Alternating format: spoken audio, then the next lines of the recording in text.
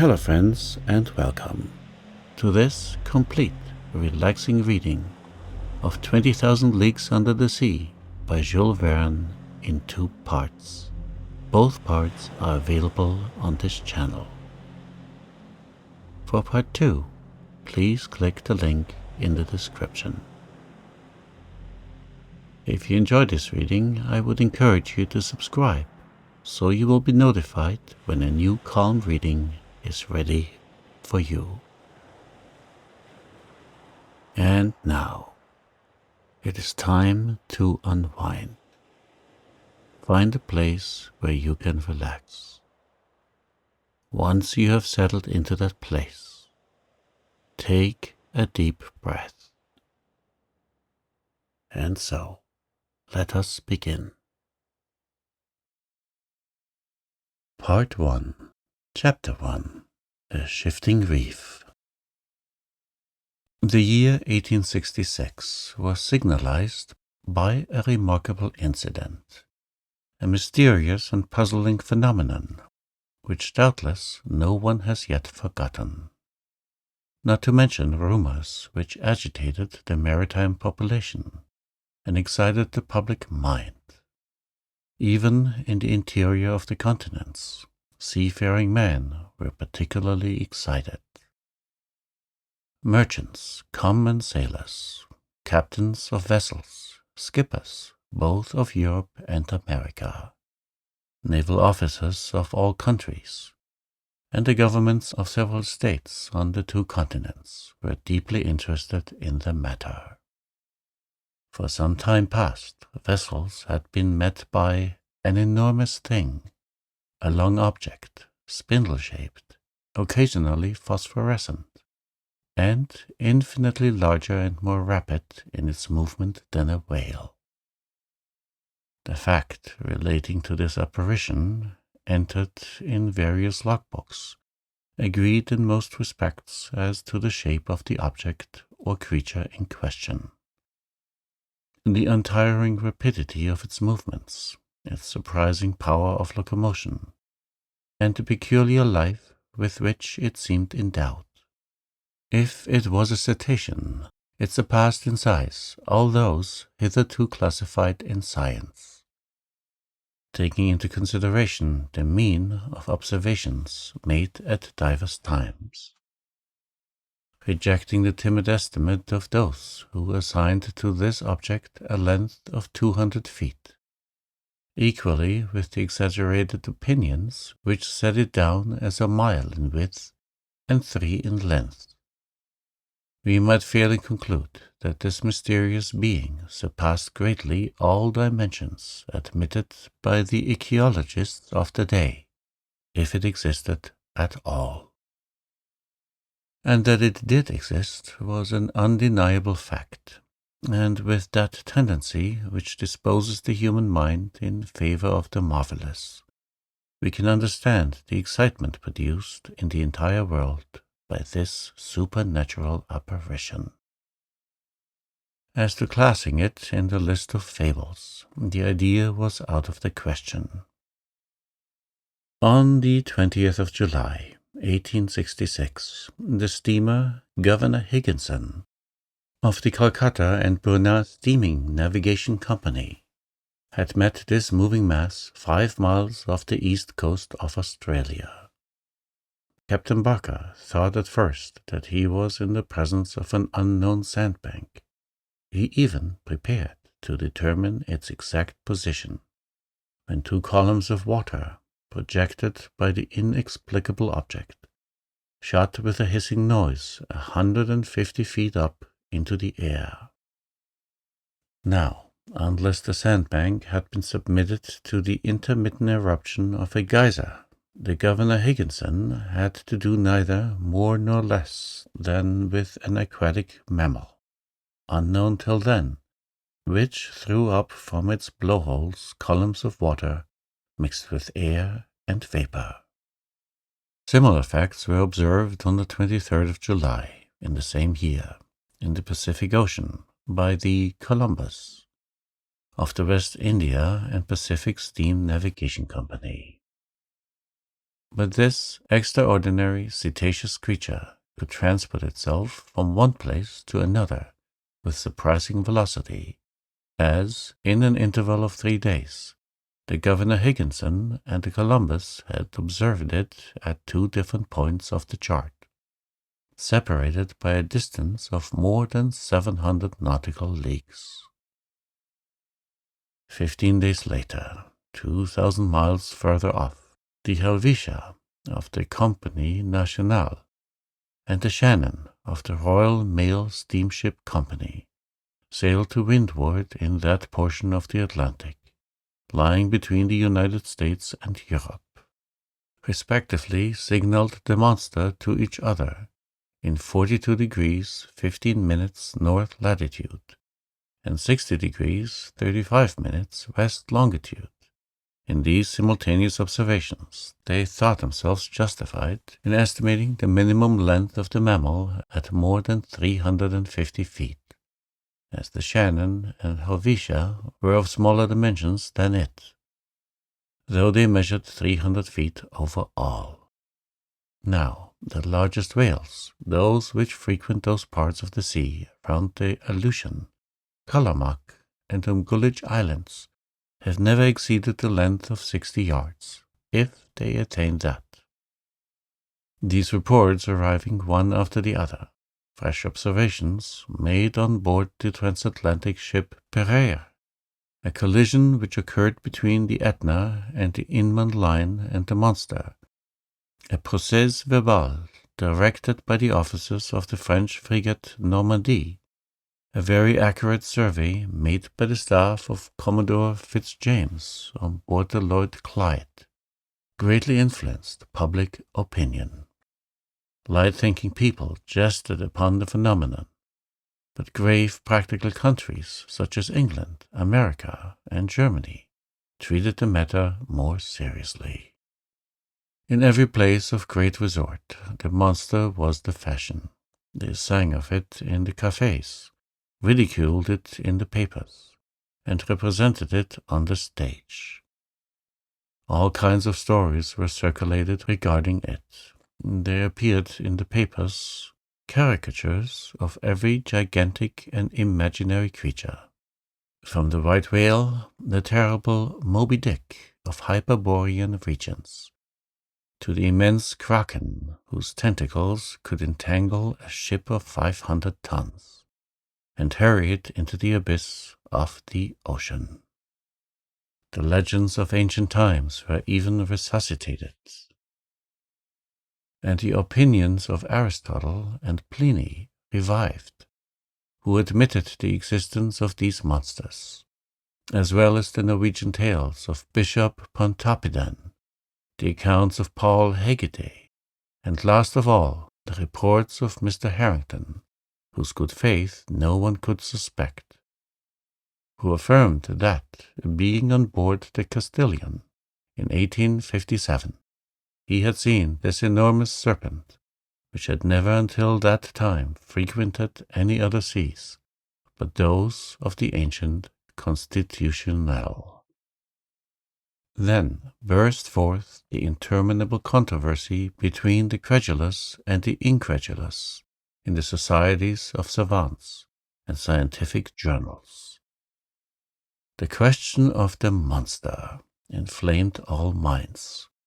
Editors of scientific journals, quarreling with believers in the supernatural, spilled seas of ink during this memorable campaign, some even drawing blood, for from the sea serpent they came to direct personalities. For 6 months, war was waged with the various fortune in the leading articles of the Geographic Institution of Basel, the Royal Academy of Science of Berlin, the British Association, the Smithsonian Institute of Washington, in the discussions of the Indian Archipelago, of the Cosmos, of the Abbé Moignon, in the Mitteilung of Petermann, in the scientific chronicles of the great journals of France and other countries. The cheaper journals replied keenly and with inexhaustible zest. These satirical writers parodied the remark of Linnaeus, quoted by the adversaries of the monster, maintaining that nature did not make fools, and adjured their contemporaries not to give the lie to nature, but admitting the existence of krakens, sea serpents, Moby Dicks, and other lucubrations of delirious sailors. At length, an article in a well-known satirical journal by a favorite contributor, the chief of the staff, settled the monster, like Hippolytus, giving it the death blow amidst an universal burst of laughter. Wit had conquered science. During the first months of the year 1867, the question seemed buried, never to revive. When new facts were brought before the public, it was then no longer a scientific problem to be solved, but a real danger seriously to be avoided. The question took quite another shape. The monster became a small island, a rock. A reef, but a reef of indefinite and shifting proportions.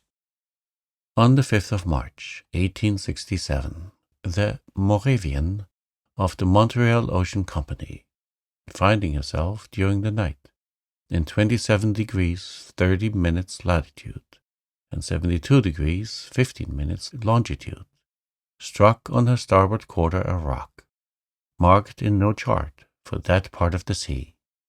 Under the combined efforts of the wind and its 400 horsepower, it was going at the rate of 13 knots. Had it not been for the superior strength of the hull of the Moravian, she would have been broken by the shock and gone down with the 237 passengers she was bringing home from Canada. The accident happened about 5 o'clock in the morning, as the day was breaking. The officers of the quarterdeck hurried to the after part of the vessel. They examined the sea with the most scrupulous attention. They saw nothing but a strong eddy about 3 cables' length distant, as if the surface had been violently agitated. The bearings of the place were taken exactly, and the Moravian continued its route without apparent danger. Had it struck on a submerged rock or on an enormous wreck? They could not tell. But on examination of the ship's bottom when undergoing repairs, it was found that part of a keel was broken.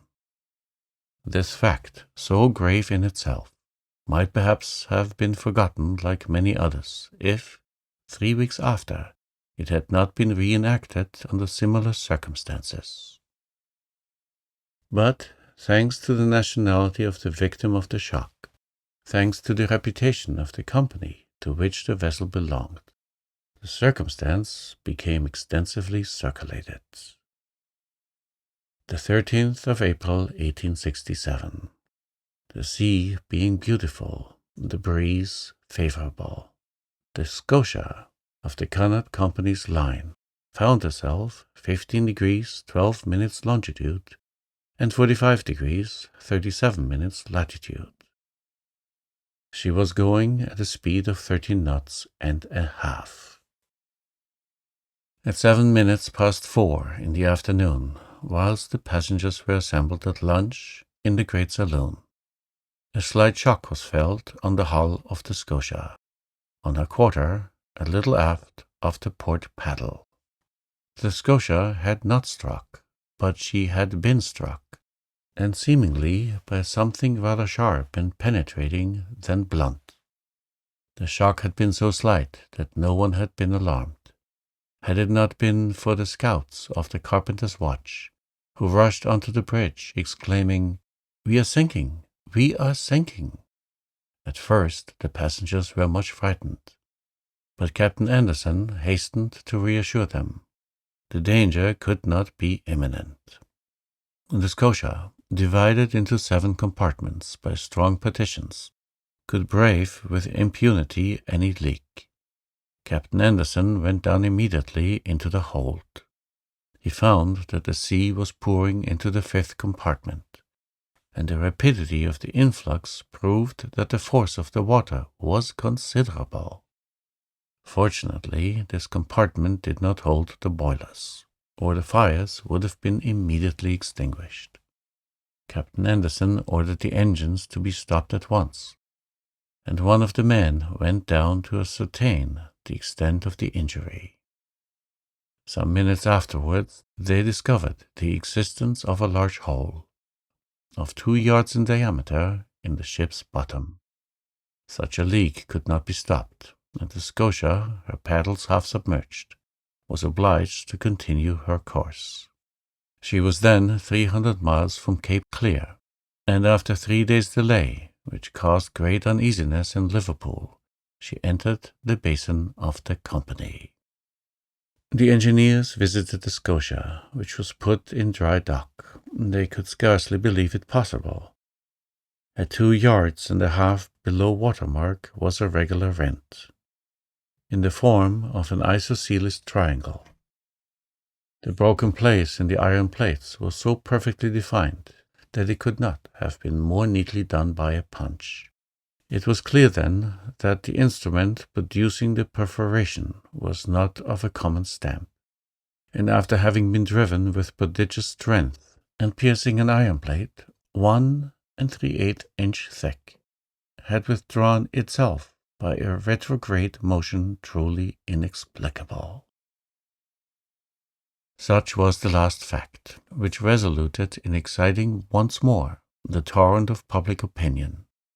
From this moment all unlucky casualties, which could not be otherwise accounted for, were put down to the monster. Upon this imaginary creature rested the responsibility of all these shipwrecks, which unfortunately were considerable. For of 3,000 ships, whose loss was annually recorded at Lloyd's, the number of sailing and steamships supposed to be totally lost, from the absence of all news, amounted to not less than 200. Now it was the monster who, justly or unjustly, was accused of their disappearance, and, thanks to it, communication between the different continents became more and more dangerous. The public demanded peremptorily that the seas should at any price be relieved from this formidable cetacean.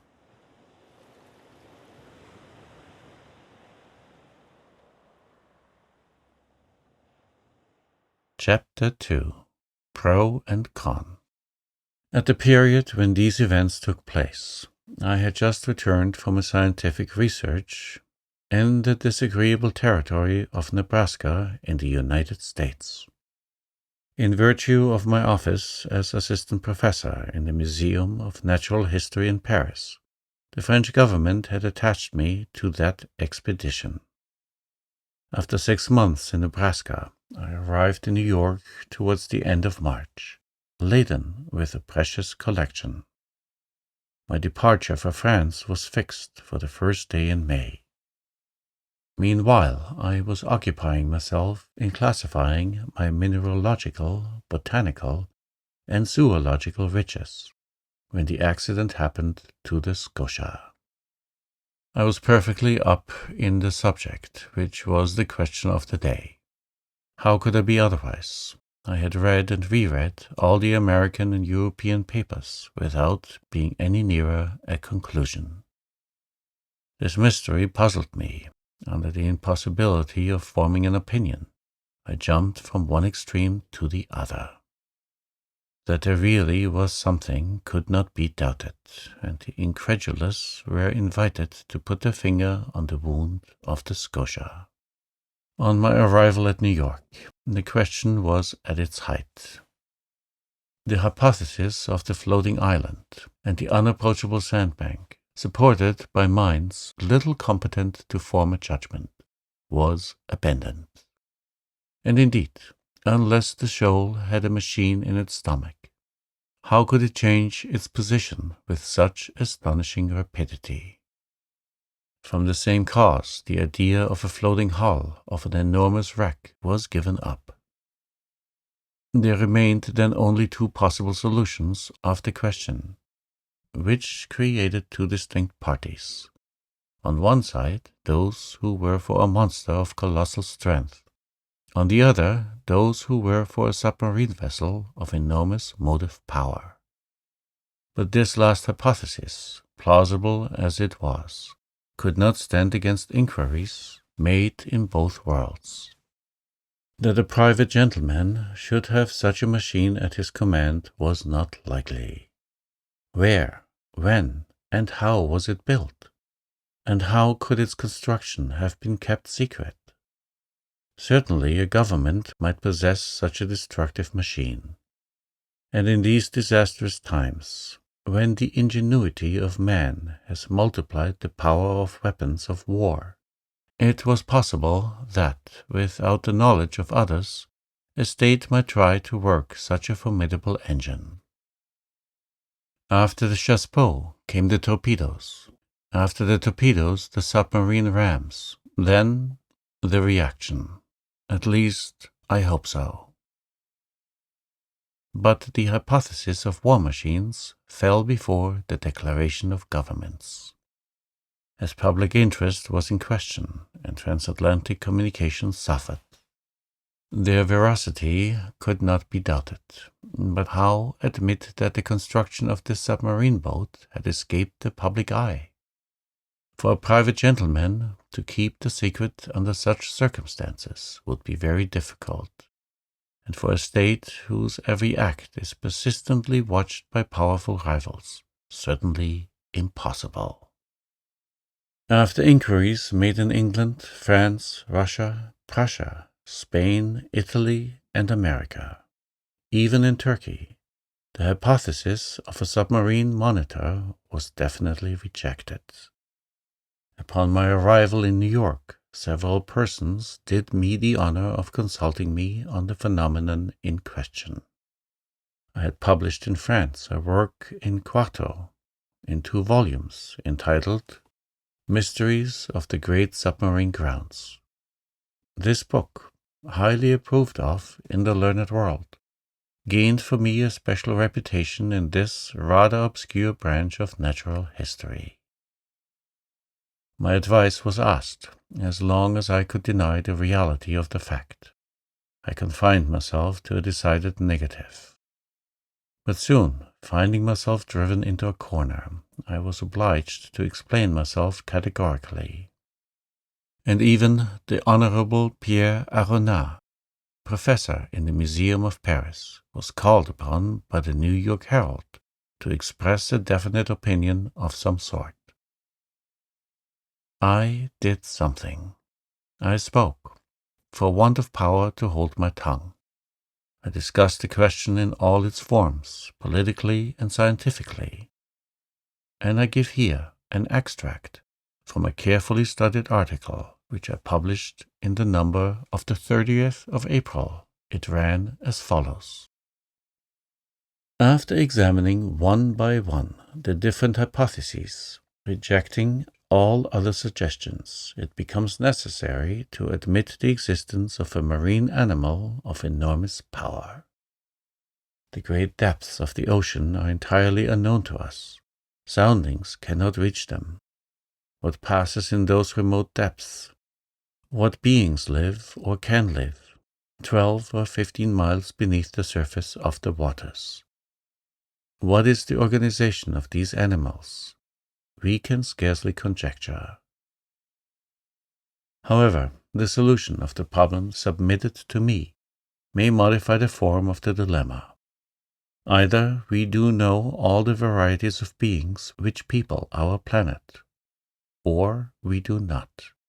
If we do not know them all, if nature has still secrets in ichthyology for us, nothing is more conformable to reason than to admit the existence of fishes, or cetaceans of other kinds, or even of new species, of an organization formed to inhabit the strata inaccessible to soundings, and which an accident of some sort, either fantastical or capricious, has brought at long intervals to the upper level of the ocean.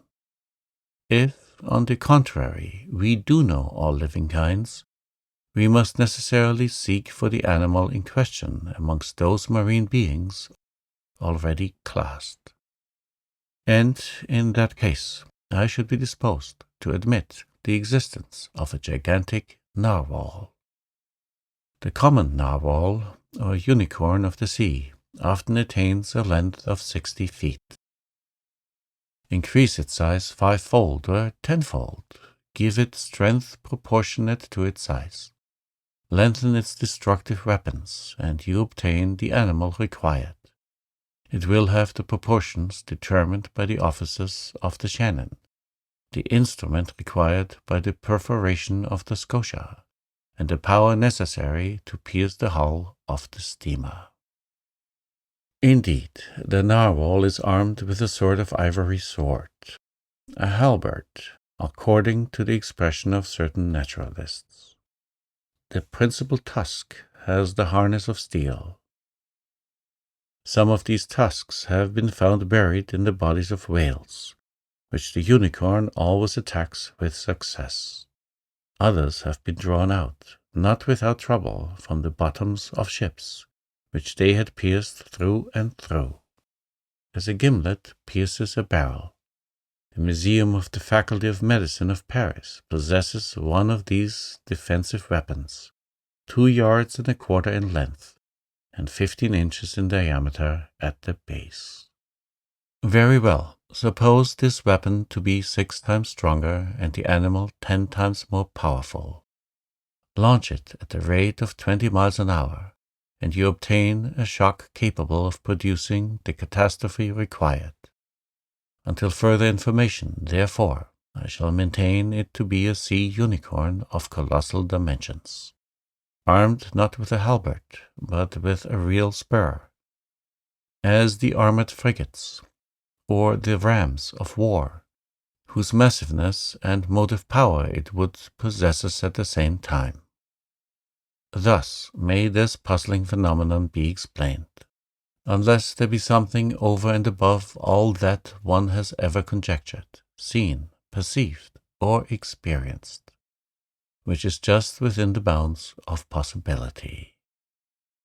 These last words were cowardly on my part, but up to a certain point I wished to shelter my dignity as professor, and not give too much cause for laughter to the Americans, who laugh well when they do laugh. I reserved for myself a way of escape. In effect, however, I admitted the existence of the monster. My article was warmly discussed, which procured it a high reputation. It rallied round it a certain number of partisans. The solution it proposed gave, at least, full liberty to the imagination.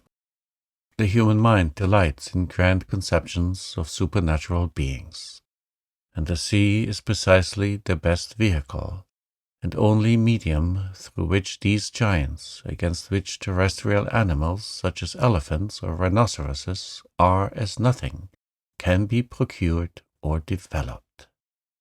The industrial and commercial papers treated the question chiefly from this point of view. The Shipping and Mercantile Gazette, the Lloyd's List, the Packet Boat, and the Maritime and Colonial Review, all papers devoted to insurance companies, which threatened to raise their rates of premium, were unanimous on this point. Public opinion had been pronounced. The United States were the first in the field, and in New York they made preparations for an expedition destined to pursue this narwhal. A frigate of great speed, the Abraham Lincoln, was put in commission as soon as possible. The arsenals were opened to Commander Farragut, who hastened the arming of the frigate. But, as it always happens, the moment it was decided to pursue the monster did not appear. For 2 months no one heard it spoken of. No ship met with it. It seemed as if this unicorn knew of the plots weaving around it. It had been so much talked of, even through the Atlantic cable, The jesters pretended that this slender fly had stopped a telegram on its passage and was making the most of it. So when the frigate had been armed for a long campaign, and provided with formidable fishing apparatus, no one could tell what course to pursue. Impatience grew apace when, on the 2nd of July, they learned that a steamer of the line of San Francisco, from California to Shanghai, had seen the animal 3 weeks before in the North Pacific Ocean. The excitement caused by this news was extreme. The ship was revictualled and well stocked with coal. 3 hours before the Abraham Lincoln left Brooklyn Pier, I received a letter worded as follows. To M. Aronat, Professor in the Museum of Paris, 5th Avenue Hotel, New York. Sir, if you will consent to join the Abraham Lincoln in this expedition, the government of the United States will with pleasure see France represented in the enterprise. Commander Farragut has a cabin at your disposal. Very cordially yours, J.B. Hobson, Secretary of Marine.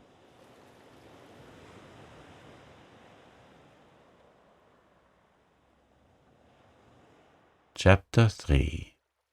I form my resolution.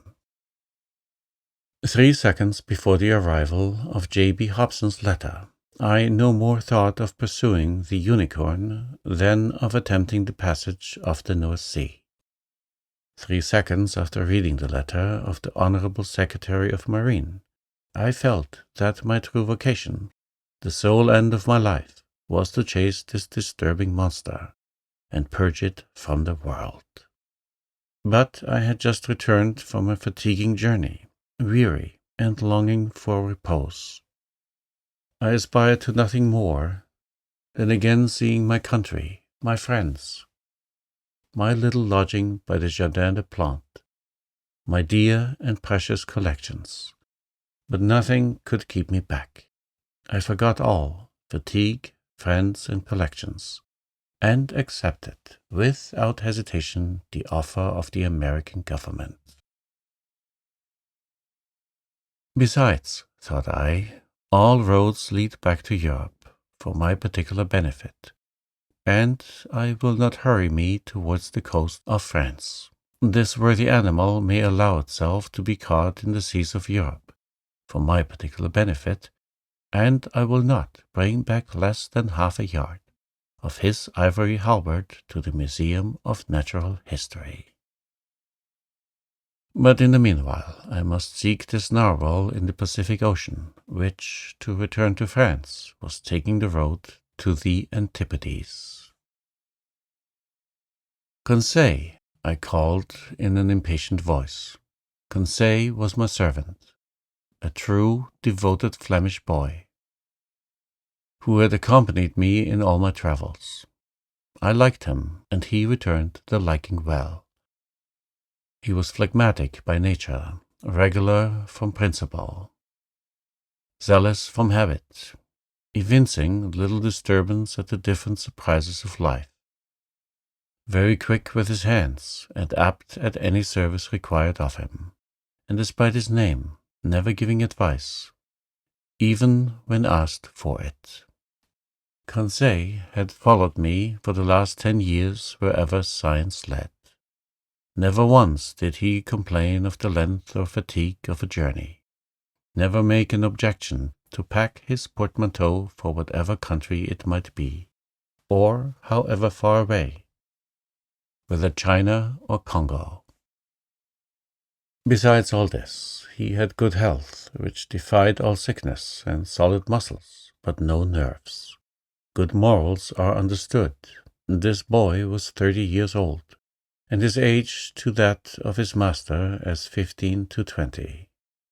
May I be excused for saying that I was 40 years old? But Conseil had one fault. He was ceremonious to a degree, and would never speak to me but in the third person, which was sometimes provoking. Conseil, said I again, beginning with feverish hands to make preparations for my departure. Certainly I was sure of this devoted boy. As a rule, I never asked him if it were convenient for him or not to follow me in my travels. But this time the expedition in question might be prolonged, and the enterprise might be hazardous in pursuit of an animal capable of sinking a frigate as easily as a nutshell. Here there was a matter for reflection, even to the most impassive man in the world. What would Conseil say? Conseil! I called a third time. Conseil appeared. "Did you call, sir?" said he, entering. "Yes, my boy. Make preparations for me and yourself too. We leave in 2 hours. "As you please, sir," replied Conseil quietly. Not an instant to lose. Lock in my trunk all traveling utensils, coats, shirts, stockings, without counting, as many as you can, and make haste. "And your collection, sir," observed Conseil. "We will think of them by and by." "What, the Architherium, the Hyracotherrium, the Oreodons, the Cheropotamus, and the other skins? They will keep them at the hotel." "And your live babirusa, sir?" "They will feed it during our absence. Besides, I will give orders to forward our menagerie to France." "We are not returning to Paris, then?" said Conseil. "Oh, certainly," I answered evasively, "by making a curve." "Will the curve please you, sir?" "Oh, it will be nothing. Not quite so direct a road, that is all. We take our passage in the Abraham Lincoln." "As you think proper, sir," coolly replied Conseil. "You see, my friend, it has to do with the monster, the famous narwhal. We are going to purge it from the seas. The author of a work in quarto in 2 volumes on the mysteries of the great submarine grounds cannot forbear embarking with Commander Farragut. A glorious mission, but a dangerous one. We cannot tell where we may go. These animals can be very capricious, but we will go whether or no. We have got a captain who is pretty wide awake." I opened a credit account for Babirusa, and, Conseil following, I jumped into a cab. Our luggage was transported to the deck of the frigate immediately.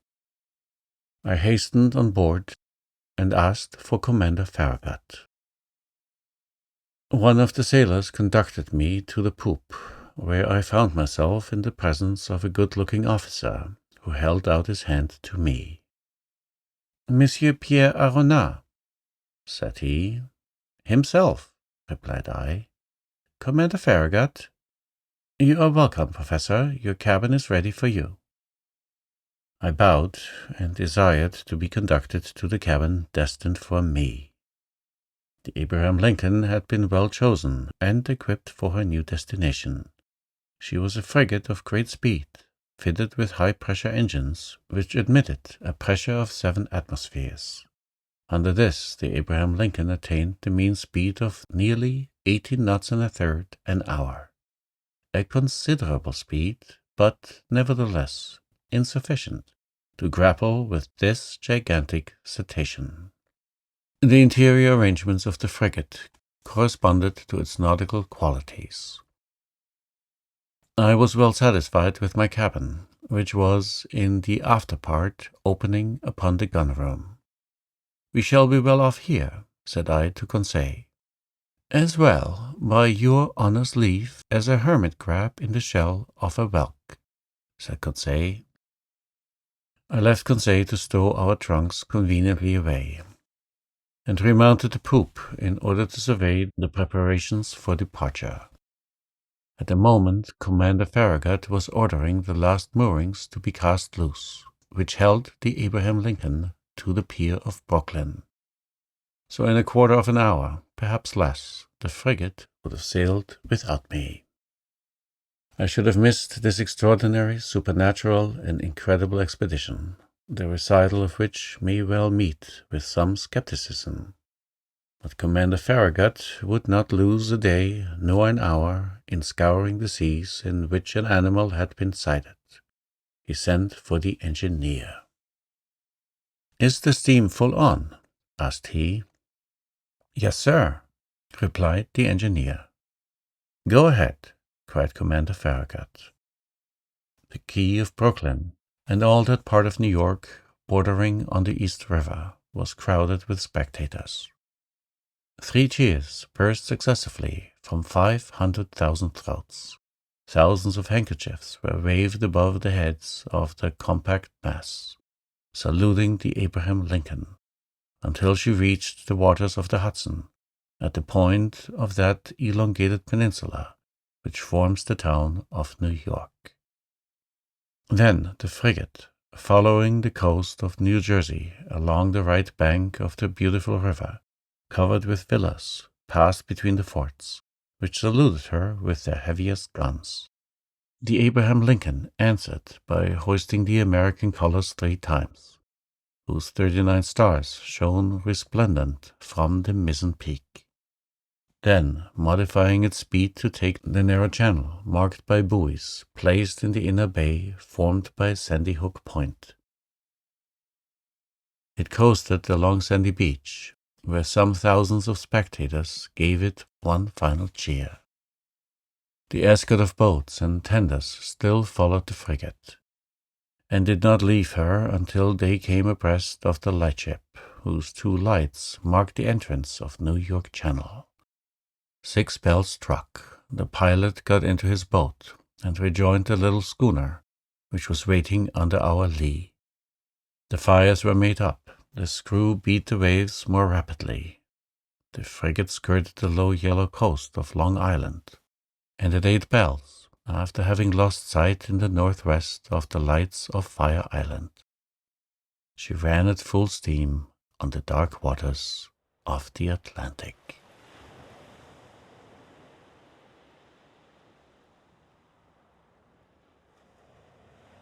Chapter 4. Ned Land. Captain Farragut was a good seaman, worthy of the frigate he commanded.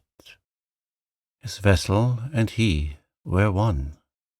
He was the soul of it. On the question of the cetacean there was no doubt in his mind, and he would not allow the existence of the animal to be disputed on board.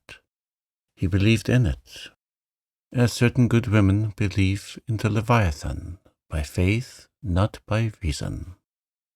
The monster did exist, and he had sworn to rid the seas of it.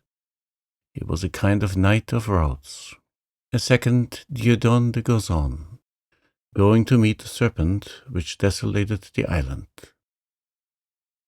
Either Captain Farragut would kill the narwhal, or the narwhal would kill the captain. There was no third course. The officers on board shared the opinion of their chief. They were ever chatting, discussing, and calculating the various chances of a meeting, watching narrowly the vast surface of the ocean. More than one took up his quarters voluntarily in the cross trees. Who would have cursed such a berth under any other circumstances? As long as the sun described its daily course, the rigging was crowded with sailors, whose feet were burnt to such an extent by the heat of the deck as to render it unbearable. Still, the Abraham Lincoln had not yet breasted the suspected waters of the Pacific. As to the ship's company, they desired nothing better than to meet the Unicorn, to harpoon it, hoist it on board, and dispatch it. They watched the sea with eager attention.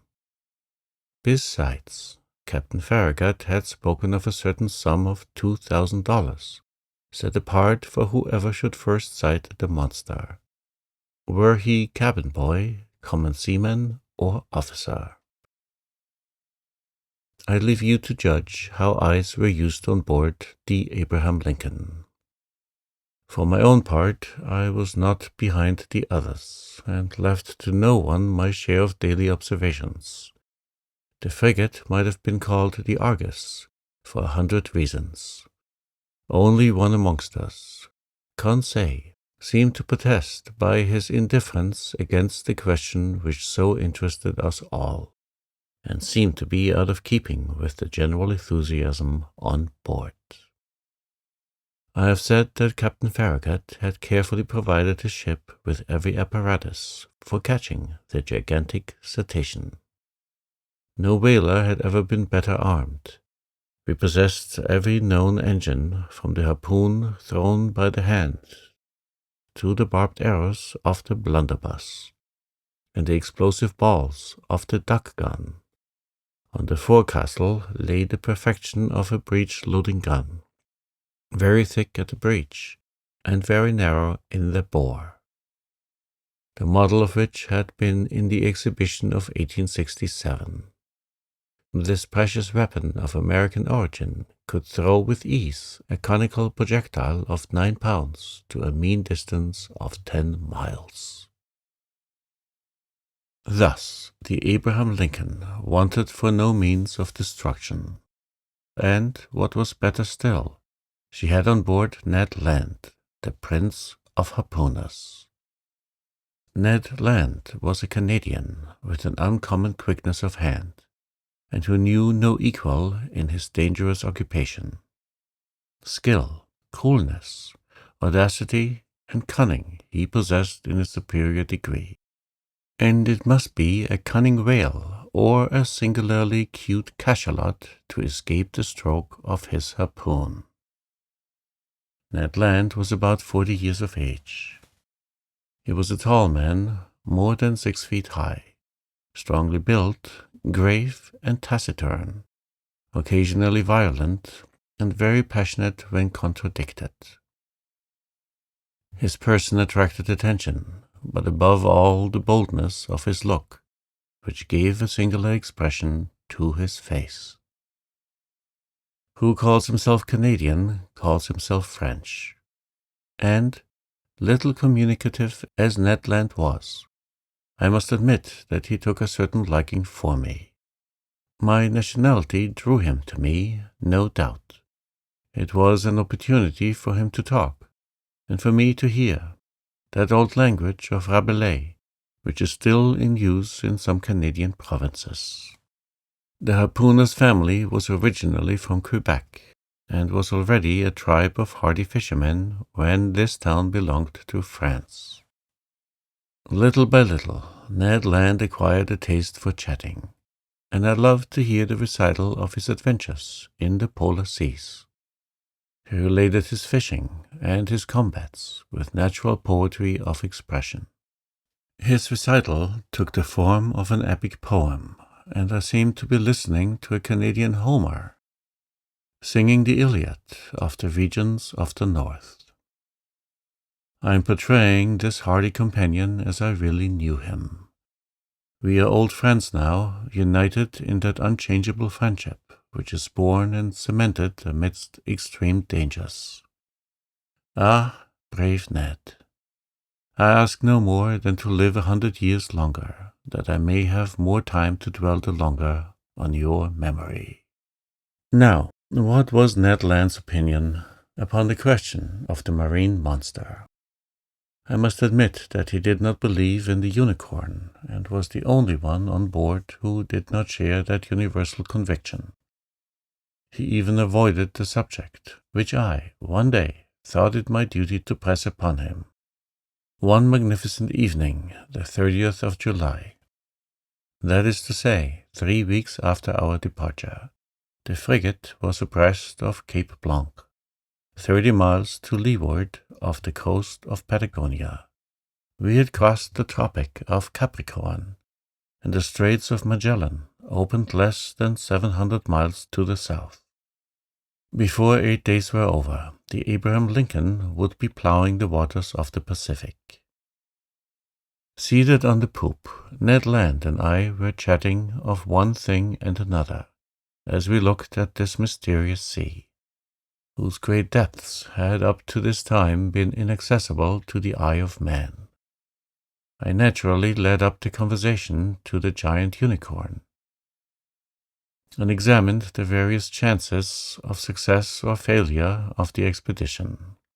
But seeing that Ned Land let me speak without saying too much himself, I pressed him more closely. "Well, Ned," said I, "is it possible that you are not convinced of the existence of this cetacean that we are following? Have you any particular reason for being so incredulous?" The harpooner looked at me fixedly for some moments before answering, struck his broad forehead with his hand, a habit of his, as if to collect himself, and said at last, "Perhaps I have, Mr. Aronnax. But Ned, you, a whaler by profession, familiarized with all the great marine mammalia, you, whose imagination might easily accept the hypotheses of enormous crustaceans, you ought to be the last to doubt under such circumstances." "That is just what deceives you, Professor," replied Ned. "That the vulgar should believe in extraordinary comets traversing space and in the existence of antediluvian monsters in the heart of the globe may well be, but neither astronomer nor geologist believes in such chimeras. As a whaler I have followed many cetacean, harpooned a great number, and killed several, but however strong or well armed they may have been, neither their tails nor their weapons would have been able even to scratch the iron plates of a steamer." "But, Ned, they tell of ships which the teeth of the narwhal have pierced through and through." "Wooden ships, that is possible," replied the Canadian. "But I have never seen it done, and until further proof, I deny that whales, cetaceans, or sea unicorns could ever produce the effect you describe." "Well, Ned," I repeated with a conviction resting on the logic of facts, "I believe in the existence of a mammal power fully organized, belonging to the branch of vertebrata, like the whales, the cachalots, or the dolphins, and furnished with a horn of defense of great penetrating power." "Huh," said the harpooner, shaking his head with the air of a man who would not be convinced. "Notice one thing, my worthy Canadian," I resumed. "If such an animal is in existence, if it inhabits the depths of the ocean, if it frequents the strata lying miles below the surface of the water, it must necessarily possess an organization the strength of which would defy all comparison." "And why this powerful organization?" demanded Ned. "Because it requires incalculable strength to keep oneself in the strata and resist their pressure. Listen to me. Let us admit that the pressure of the atmosphere is represented by the weight of a column of water, 32 feet high. In reality, the column of water would be shorter, as we are speaking of seawater, the density of which is greater than that of fresh water. Very well. When you dive, Ned, as many times 32 feet of water as there are above you, so many times does your body bear a pressure equal to that of the atmosphere. That is to say, 15 pounds for each square inch of its surface. It follows, then, that at 320 feet, this pressure equals that of 10 atmosphere, of 100 atmospheres at 3,200 feet, and of 1,000 atmosphere at 32,000 feet. That is about 6 miles, which is equivalent to saying that if you could attain this depth in the ocean, each square 3/8 of an inch of the surface of your body would bear a pressure of 5,600 pounds. Ah, my brave Ned, do you know how many square inches you carry on the surface of your body? I have no idea, Mr. Aronnax. About 6,500, and as in reality the atmospheric pressure is about 15 pounds to the square inch, your 6,500 square inches bear at this moment a pressure of 97,500 pounds. Without my perceiving it. without you perceiving it. And if you are not crushed by such a pressure, it is because the air penetrates the interior of your body with equal pressure, hence perfect equilibrium between the interior and exterior pressure, which thus neutralize each other, and which allows you to bear it without inconvenience. But in the water it is another thing. Yes, I understand, replied Ned, becoming more attentive. Because the water surrounds me, but does not penetrate. Precisely, Ned, so that at 32 feet beneath the surface of the sea, you would undergo a pressure of 97,500 pounds. At 320 feet, 10 times that pressure. At 3,200 feet, 100 times that pressure. Lastly, at 32,000 feet, 1,000 times that pressure would be 97,500,000 pounds.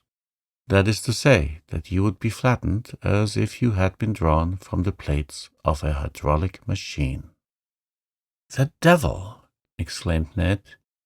Very well, my worthy harpooner, if some vertebrate several hundred yards long, and large in proportion, can maintain itself in such depths, of those whose surface is represented by millions of square inches, that is, by tens of millions of pounds, we must estimate the pressure they undergo.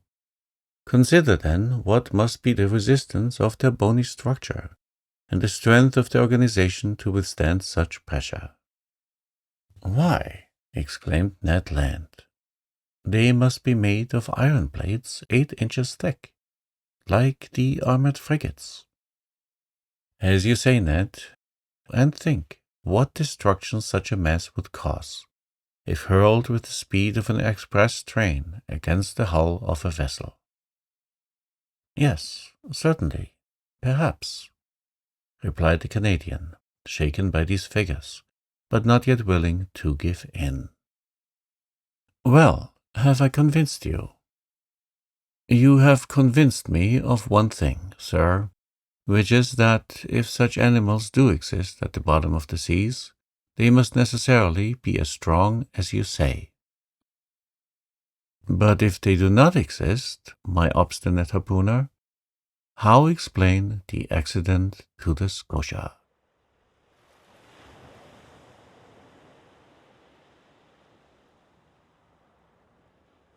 Chapter 5. At a Venture. The voyage of the Abraham Lincoln was for a long time marked by no special incident. But one circumstance happened which showed the wonderful dexterity of Ned Land, and proved what confidence we might place in him. The 30th of June, the frigate spoke to some American whalers, from whom we learned that they knew nothing about the narwhal. But one of them, the captain of the Monroe, knowing that Ned Land had shipped on board the Abraham Lincoln, begged for his help in chasing a whale they had in sight. Commander Farragut, desirous of seeing Ned Land at work, gave him permission to go on board the Monroe, and fate served our Canadian so well that, instead of one whale, he harpooned 2 with a double blow, striking one straight to the heart and catching the other after some minutes' pursuit. Decidedly, if the monster ever had to do with Ned Land's harpoon, I would not bet in its favor. The frigate skirted the southeast coast of America with great rapidity. The 3rd of July, we were at the opening of the Straits of Magellan, level with Cape Vierge. But Commander Farragut would not take a tortuous passage, but double Cape Horn. The ship's crew agreed with him, and certainly it was possible that they might meet the narwhal in this narrow pass. Many of the sailors affirmed that the monster could not pass there, that he was too big for that. The 6th of July, about 3 o'clock in the afternoon, the Abraham Lincoln, at 15 miles to the south, doubled the solitary island, this lost rock at the extremity of the American continent, to which some Dutch sailors gave the name of their native town, Cape Horn. The course was taken towards the northwest, and the next day the screw of the frigate was at last beating the waters of the Pacific. "Keep your eyes open," called out the sailors, and they were opened widely, both eyes and glasses, a little dazzled, it is true, by the prospect of $2,000, had not an instant's repose. Day and night they watched the surface of the ocean, and even nyctalopes, whose faculty of seeing in the darkness multiplies their chances 100-fold, would have had enough to do to gain the prize. I myself, for whom money had no charms, was not the least attentive on board. Giving but few minutes to my meals, but a few hours to sleep, indifferent to either rain or sunshine, I did not leave the poop of the vessel, now leaning on the netting of the forecastle, now on the taffrail. I devoured with great eagerness the soft foam which whitened the sea as far as the eye could reach. And how often have I shared the emotion of the majority of the crew, when some capricious whale raised its black back above the waves. The poop of the vessel was crowded in a moment. The cabins poured forth a torrent of sailors and officers, each with heaving breast and troubled eye watching the course of the cetacean. I looked and looked till I was nearly blind, whilst Conseil, always phlegmatic, kept repeating in a calm voice, "If, sir, you would not squint so much, you would see better." But vain excitement. The Abraham Lincoln checked its speed and made for the animal signal, a simple whale or a common cachalot, which soon disappeared amidst a storm of execration. But the weather was good. The voyage was being accomplished under the most favorable auspices. It was then the bad season in Australia, the July of that zone corresponding to our January in Europe. But the sea was beautiful and easily scanned round a vast circumference. The 20th of July, the Tropic of Capricorn was cut by 105 degrees of longitude, and the 27th of the same month we crossed the equator on the 110th meridian. This passed, the frigate took a more decided westerly direction, and scoured the central waters of the Pacific. Commander Farragut thought, and with reason, that it was better to remain in deep water and keep clear of continents or islands, which the beast itself seemed to shun, perhaps because there was not enough water for him, suggested a great part of the crew. The frigate passed at some distance from the Marquesas and the Sandwich Islands, crossed the Tropic of Cancer, and made for the China Seas. We were on the theatre of the last diversions of the monster, and, to say truth, we no longer lived on board. Hearts palpitated, fearfully preparing themselves for future incurable aneurysm. The entire ship's crew were undergoing a nervous excitement, of which I can give no idea. They could not eat, they could not sleep. 20 times a day, a misconception or an optical illusion of some sailor seated on the taffrail would cause dreadful perspirations, and these emotions, 20 times repeated, kept us in a state of excitement so violent that a reaction was unavoidable. And truly, reaction soon showed itself. For 3 months, during which a day seemed an age, the Abraham Lincoln furrowed all the waters of the northern Pacific, running at rails, making sharp deviations from her course, veering suddenly from one tack to another, stopping suddenly, putting on steam, and backing ever and anon at the risk of deranging her machinery. And not one point of the Japanese or American coast was left unexplored. The warmest partisans of the enterprise now became its most ardent detractors. A reaction mounted from the crew to the captain himself, and certainly, had it not been for resolute determination on the part of Captain Farragut, the frigate would have headed due southward. This useless search could not last much longer. The Abraham Lincoln had nothing to reproach herself with. She had done her best to succeed. Never had an American ship's crew shown more zeal or patience. Its failure could not be placed to their charge. There remained nothing but to return. This was represented to the commander. The sailors could not hide their discontent, and the service suffered. I will not say there was a mutiny on board, but after a reasonable period of obstinacy, Captain Farragut, as Columbus did, asked for 3 days' patience. If in 3 days the monster did not appear, the man at the helm should give 3 turns of the wheel, and the Abraham Lincoln would make for the European seas. This promise was made on the 2nd of November. It had the effect of rallying the ship's crew. The ocean was watched with renewed attention. Each one wished for a last glance in which to sum up his remembrance. Glasses were used with feverish activity. It was a grand defiance given to the giant narwhal, and he could scarcely fail to answer the summons and appear. 2 days passed. The steam was at half pressure.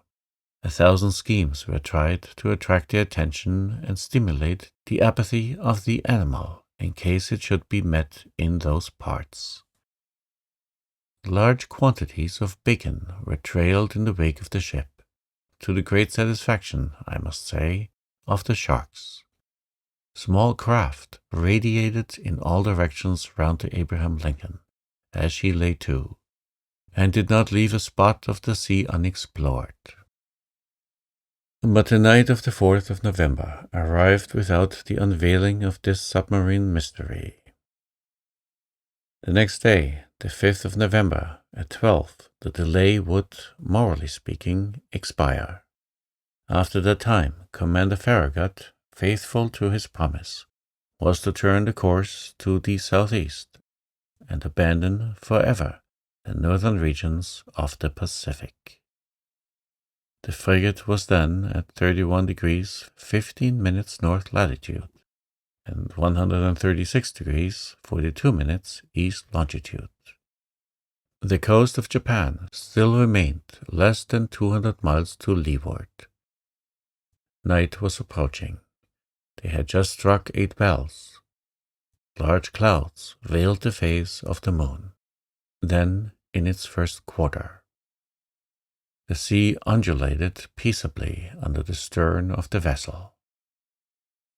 At that moment I was leaning forward on the starboard netting. Conseil, standing near me, was looking straight before him. The crew, perched in the ratlines, examined the horizon, which contracted and darkened by degrees. Officers with their night glasses scoured the growing darkness.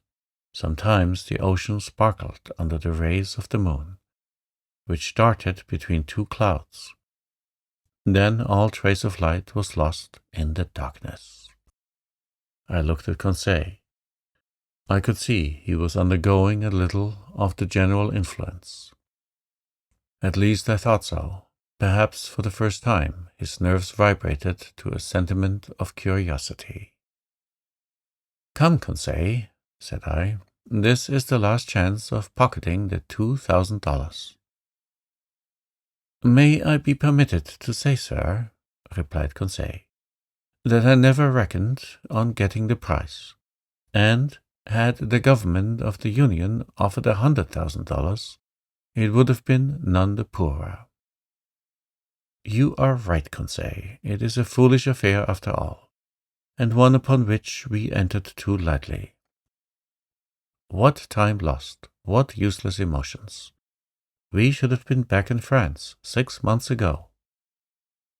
"In your little room, sir," replied Conseil, "and in your museum, sir, and I should have already classed all your fossils, sir, and the Barbarossa would have been installed in its cage in the Jardin des Plantes, and have drawn all the curious people of the capital. As you say, Conseil, I fancy we shall run a fair chance of being laughed at for our pains. That's tolerably certain, replied Conseil quietly. I think they will make fun of you, sir, and, must I say it? Go on, my good friend. Well, sir, you will only get your deserts. Indeed. When one has the honor of being a savant, as you are, sir, one should not expose oneself to— Conseil had not time to finish his compliment. In the midst of general silence, a voice had just been heard. It was the voice of Ned Land, shouting, "Look out there! The very thing we are looking for, on our weather beam."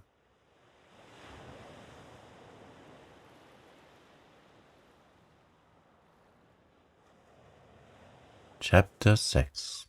At Full Steam. At this cry, the whole ship's crew hurried towards the harpooner. Commander, officers, masters, sailors, cabin boys. Even the engineers left their engines, and the stokers their furnaces. The order to stop her had been given, and the frigate now simply went on by her own momentum. The darkness was then profound, and however good the Canadian's eyes were, I asked myself how he had managed to see, and what he had been able to see. My heart beat, as if it would break, but Ned Land was not mistaken, and we all perceived the object he pointed to. At 2 cables' length from the Abraham Lincoln, on the starboard quarter, the sea seemed to be illuminated all over. It was not a mere phosphoric phenomenon. The monster emerged some fathoms from the water, and then threw out that very intense but inexplicable light mentioned in the report of several captains. This magnificent irradiation must have been introduced by an agent of great shining power. The luminous part traced on the sea an immense oval, much elongated, the center of which condensed the burning heat, whose overpowering brilliancy died out by successive gradations. "It is only an agglomeration of phosphoric particles," cried one of the officers. "No, sir, certainly not," I replied. "Never did folates or sulphate produce such a powerful light. That brightness is of an essentially electrical nature. Besides, see, it moves. It is moving forwards, backwards. It is darting towards us." A general cry rose from the frigate. "Silence," said the captain. "Up with the helm. Reverse the engines." The steam was shut off, and the Abraham Lincoln, beating to port, described a semicircle. "Right the helm. Go ahead," cried the captain. These orders were executed, and the frigate moved rapidly from the burning light. I was mistaken. She tried to sheer off, but the supernatural animal approached with a velocity double her own. We gasped for breath. Stupefaction, more than fear, made us dumb and motionless. The animal gained on us, sporting with the waves. It made the round of the frigate, which was then making 14 knots, and enveloped it with its electric rings like luminous dust. Then it moved away, 2 or 3 miles, leaving a phosphorescent track, like those volumes of steam that the express trains leave behind. All at once, from the dark line of the horizon, whither it retired to gain its momentum, the monster rushed suddenly towards the Abraham Lincoln, with alarming rapidity, stopped suddenly about 20 feet from the hull, and died out, not diving under the water, for its brilliancy did not abate, but suddenly, and as if the source of this brilliant emanation was exhausted. Then it reappeared on the other side of the vessel, as if it had turned and slid under the hull. Any moment a collision might have occurred, which would have been fatal to us. However, I was astonished at the maneuvers of the frigate. She fled and did not attack. On the captain's face, generally so impassive, was an expression of unaccountable astonishment.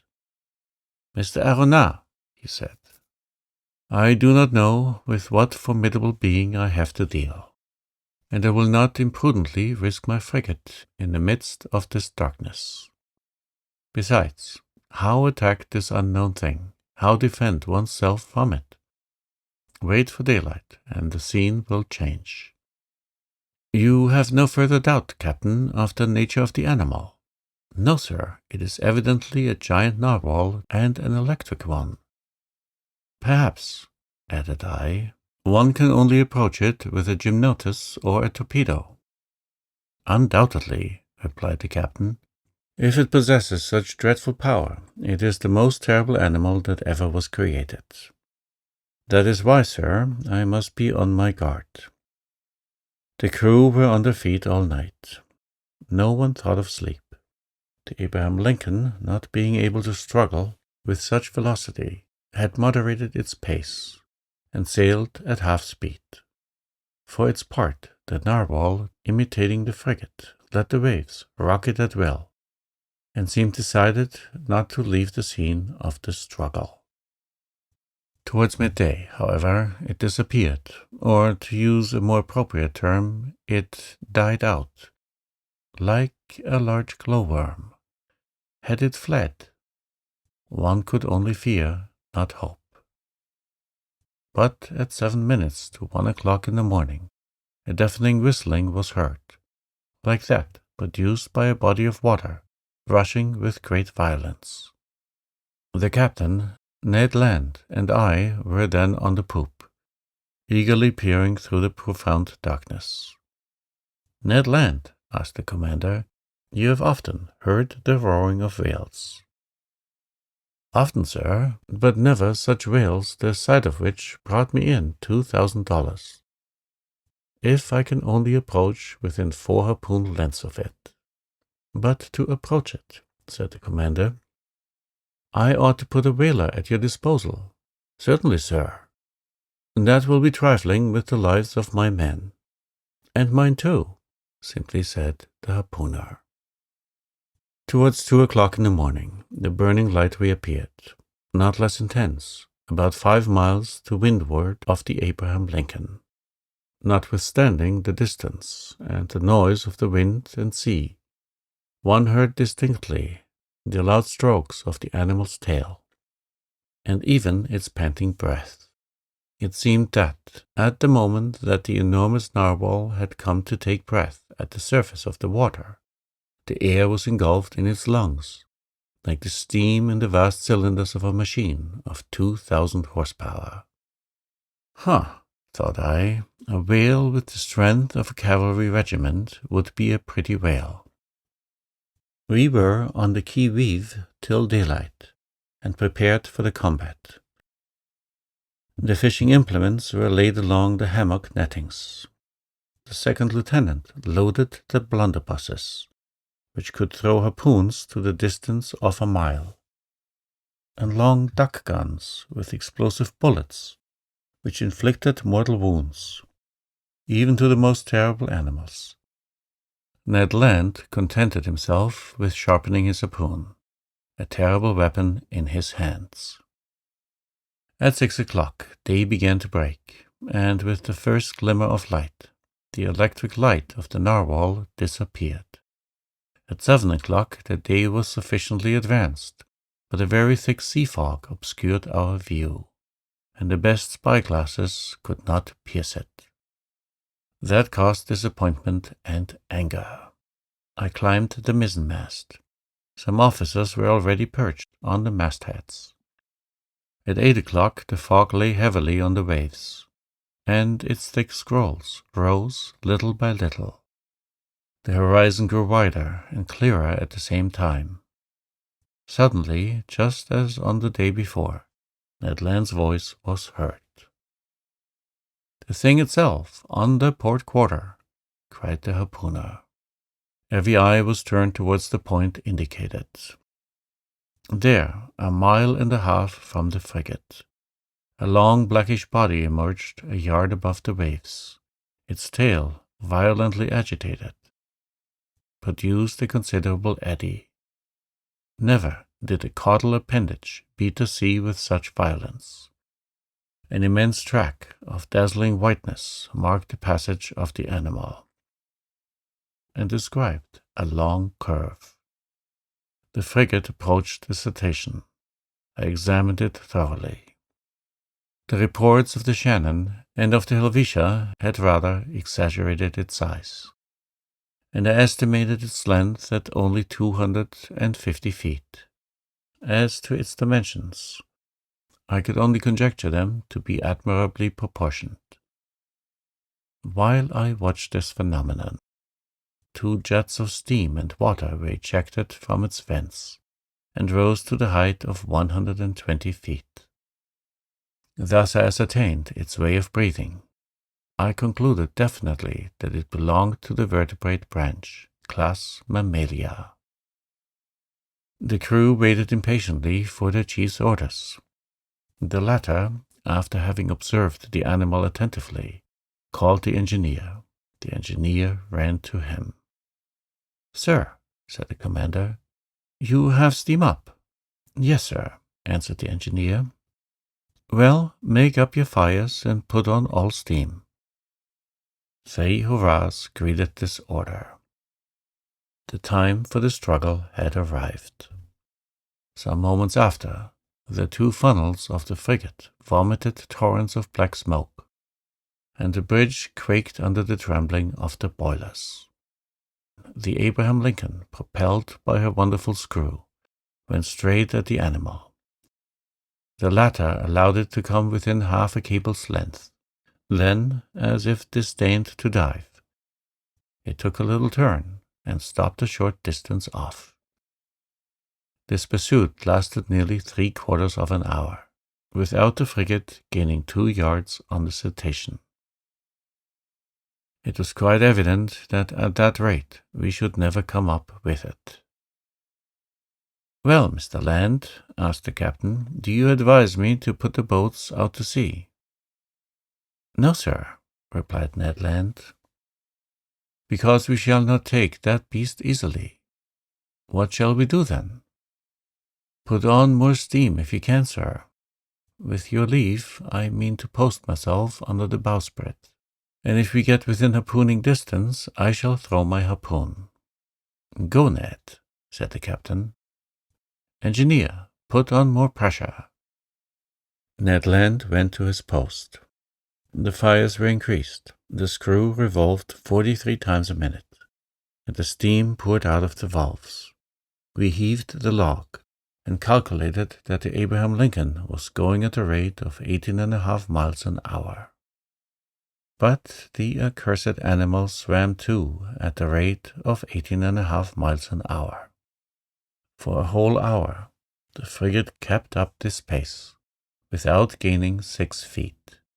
It was humiliating for one of the swiftest sailors in the American Navy. A stubborn anger seized the crew. The sailors abused the monster, who, as before, disdained to answer them. The captain no longer contented himself with twisting his beard. He nodded. The engineer was again called. "You have turned full steam in?" "Yes, sir," replied the engineer. The speed of the Abraham Lincoln increased. The masts trembled down to their stepping holes, and the clouds of smoke could hardly find way out of the narrow funnels. They heaved the log a second time. "Well?" asked the captain of the man at the wheel. 19 miles and 3/10, sir." "Clap on more steam." The engineer obeyed. The manometer showed 10 degrees. But the cetacean grew warm itself, no doubt, for without straining itself, it made 19 3/10 miles. What a pursuit! No, I cannot describe the emotion that vibrated through me. Ned Land kept his post, harpoon in hand. Several times the animal let us gain upon it. "We shall catch it! We shall catch it!" cried the Canadian. But just as he was going to strike, the cetacean stole away with a rapidity that could not be estimated at less than 30 miles an hour. And even during our maximum of speed, it bullied the frigate, going round and round it. A cry of fury broke from everyone. At noon we were no further advanced than at 8 o'clock in the morning. The captain then decided to take more direct means. "Ah," said he, "that animal goes quicker than the Abraham Lincoln. Very well. We will see whether it will escape these conical bullets. Send your men to the forecastle, sir." The forecastle gun was immediately loaded and slewed round, but the shot passed some feet above the cetacean, which was half a mile off. "Another, more to the right," cried the commander, "and $5 to whoever will hit that infernal beast." An old gunner with a grey beard, that I can see now, with steady eye and grey face, went up to the gun and took a long aim. A loud report was heard, with which were mingled the cheers of the crew. The bullet did its work. It hit the animal, but not fatally, and sliding off the rounded surface, was lost in 2 miles' depth of sea. The chase began again, and the captain, leaning towards me, said, "I will pursue that beast till my frigate bursts up." "Yes," answered I, "and you will be quite right to do it. I wish the beast would exhaust itself, and not be insensible to fatigue like a steam engine." But it was of no use. Hours passed without its showing any sign of exhaustion. However, it must be said in praise of the Abraham Lincoln that she struggled on indefatigably. I cannot reckon the distance she made under 300 miles during this unlucky day, November the 6th. But night came on and overshadowed the rough ocean. Now I thought our expedition was at an end, and that we should never again see the extraordinary animal. I was mistaken. At 10 minutes to 11 in the evening, the electric light reappeared, 3 miles to windward of the frigate, as pure, as intense as during the preceding night. The narwhal seemed motionless, perhaps tired with its day's work. It slept, letting itself float with the undulation of the waves. Now was a chance of which the captain resolved to take advantage. He gave his orders. The Abraham Lincoln came up half steam, and advanced cautiously so as not to awake its adversary. It is no rare thing to meet in the middle of the ocean whales so sound asleep that they can be successfully attacked, and Ned Land had harpooned more than one during its sleep. The Canadian went to take his place under the bowsprit. The frigate approached noiselessly, stopped at 2 cables' length from the animal, and, following its track, no one breathed. A deep silence reigned on the bridge. We were not 100 feet from the burning focus, the light of which increased and dazzled our eyes. At this moment, leaning on the forecastle bulwark, I saw below me Ned Land, grappling the martingale in one hand, brandishing his terrible harpoon in the other, scarcely 20 feet from the motionless animal. Suddenly his arm straightened, and the harpoon was thrown. I heard the sonorous stroke of the weapon, which seemed to have struck a hard body. The electric light went out suddenly, and 2 enormous waterspouts broke over the bridge of the frigate, rushing like a torrent from stem to stern, overthrowing men and breaking the lashings of the spars. A fearful shock followed, and, thrown over the rail without having time to stop myself, I fell into the sea.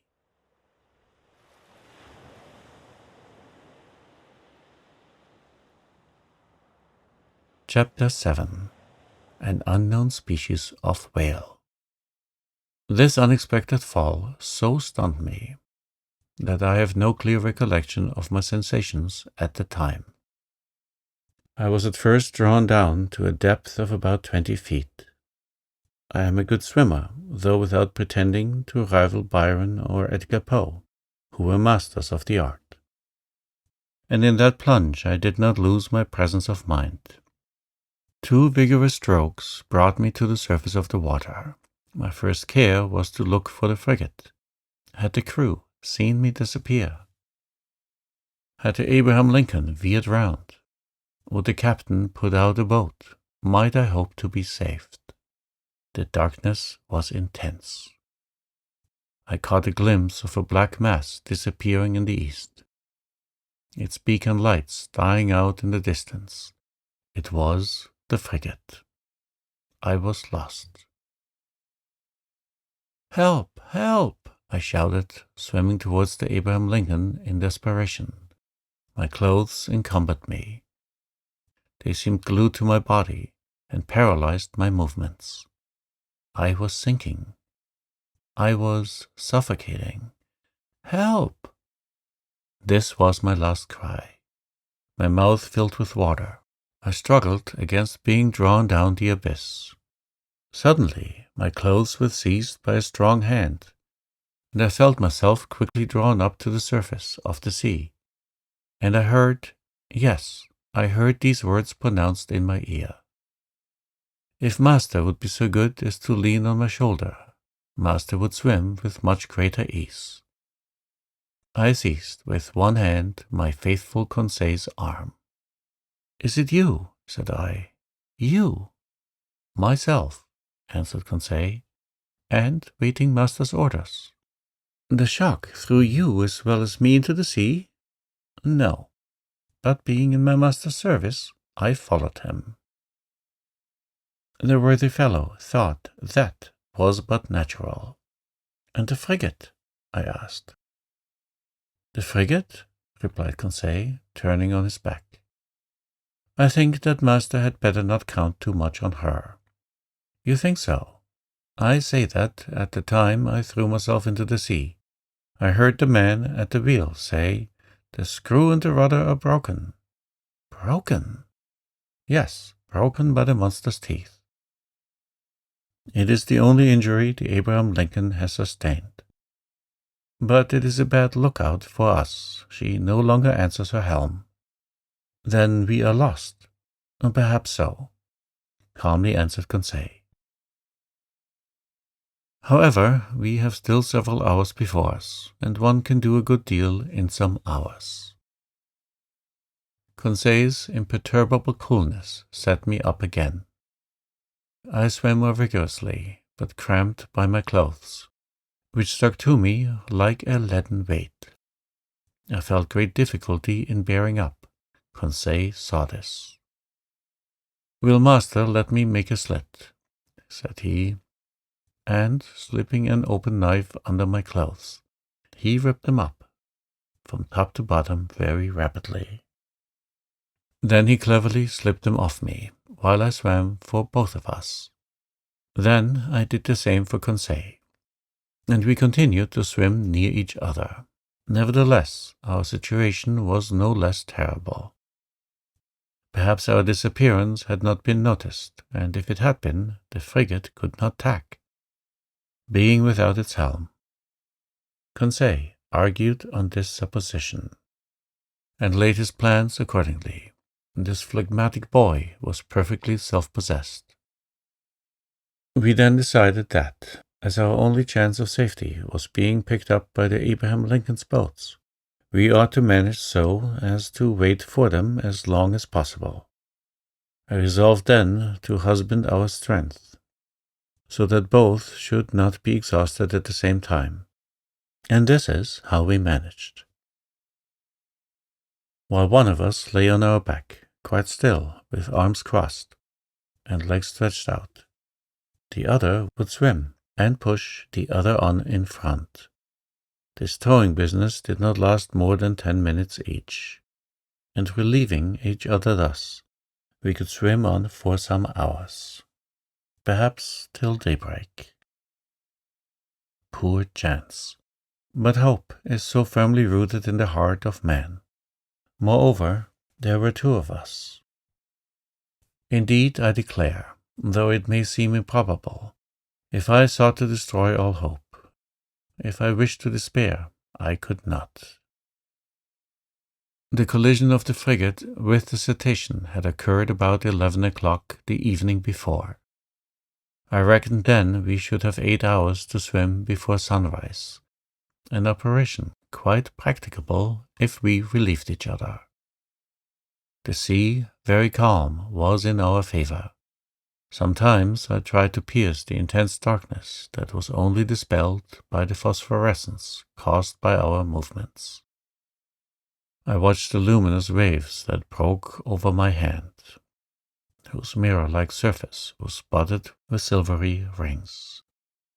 One might have said that we were in a bath of quicksilver. Near 1 o'clock in the morning, I was seized by dreadful fatigue. My limbs stiffened under the strain of violent cramp. Conseil was obliged to keep me up, and our preservation devolved on him alone. I heard the poor boy pant. His breathing became short and hurried. I found that he could not keep up much longer. "Leave me," I said to him. "Leave my master? Never," replied he. "I would drown first." Just then the moon appeared through the fringes of a thick cloud that the wind was driving to the east. The surface of the sea glittered with its rays. This kindly light reanimated us. My head got better again. I looked at all points of the horizon. I saw the frigate. She was 5 miles from us, and looked like a dark mass, hardly discernible, but no boats. I would have cried out, but what good would it have been at such a distance? My swollen lips could utter no sounds. Conseil could articulate some words, and I heard him repeat at intervals, "Help! Help!" Our movements were suspended for an instant.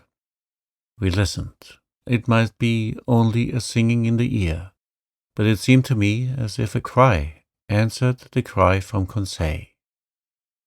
"Did you hear?" I murmured. "Yes, yes." And Conseil gave one more despairing call. This time there was no mistake. A human voice responded to ours. Was it the voice of another unfortunate creature, abandoned in the middle of the ocean, some other victim of the shock sustained by the vessel? Or rather, was it a boat from the frigate that was hailing us in the darkness? Conseil made a last effort, and, leaning on my shoulder, while I struck out in a despairing effort, he raised himself half out of the water. Then he fell back exhausted. "What did you see?" "I saw," murmured he.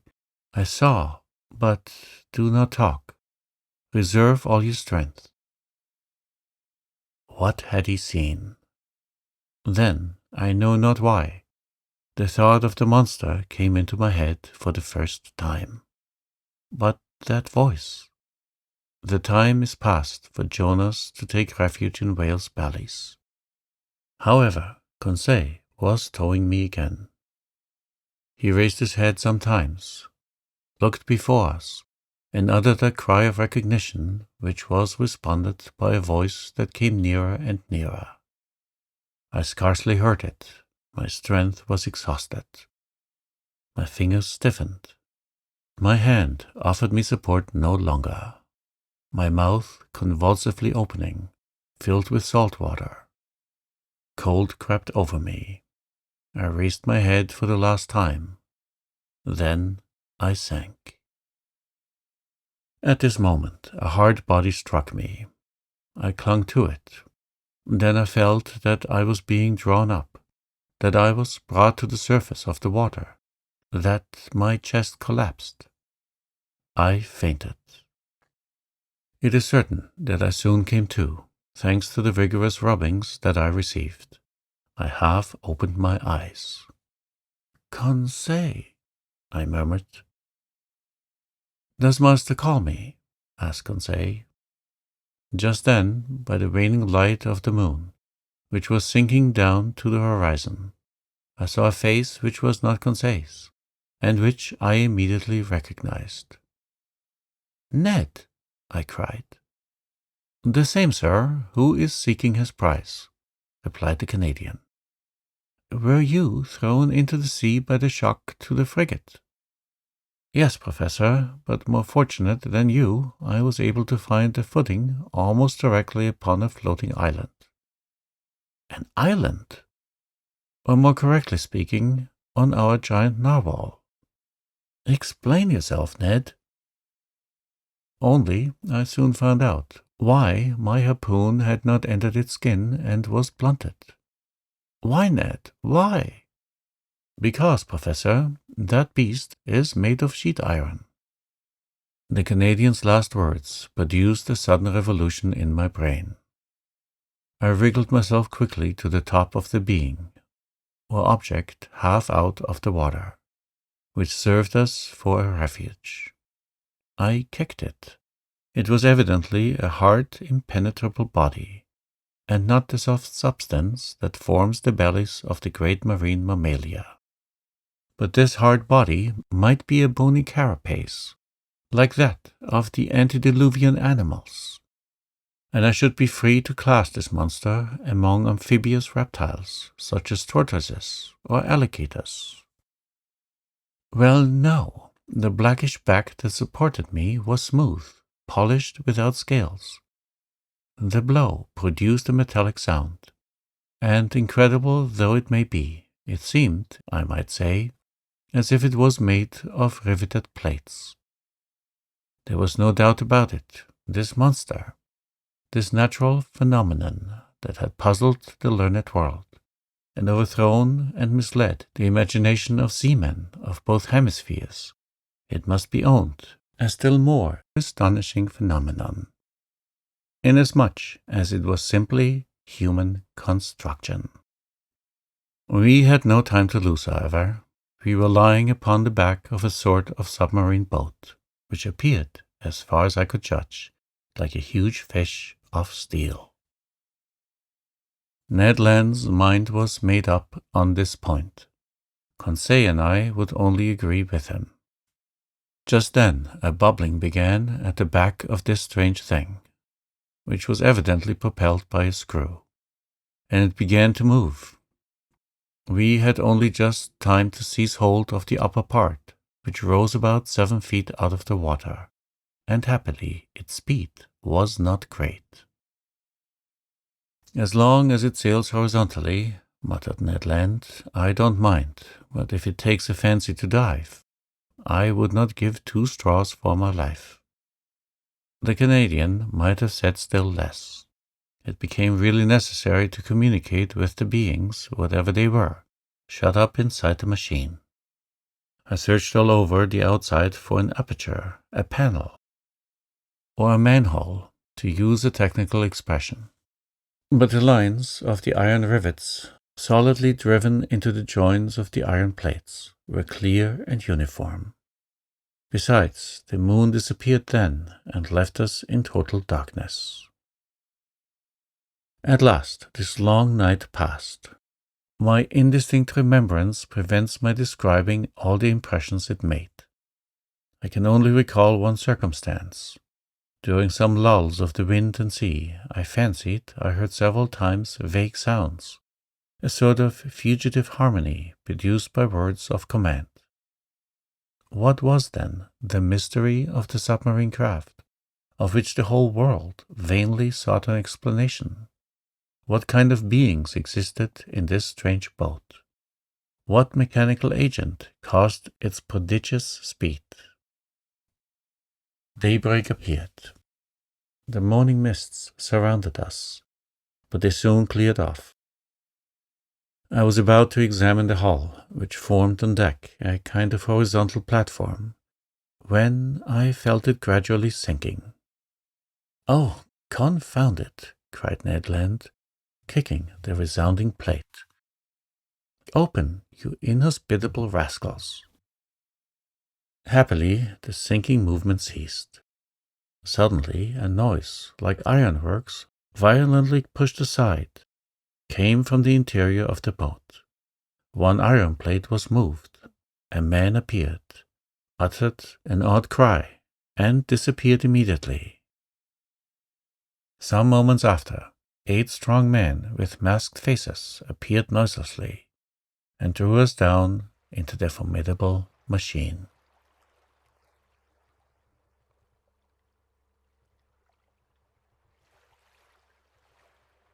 Chapter 8.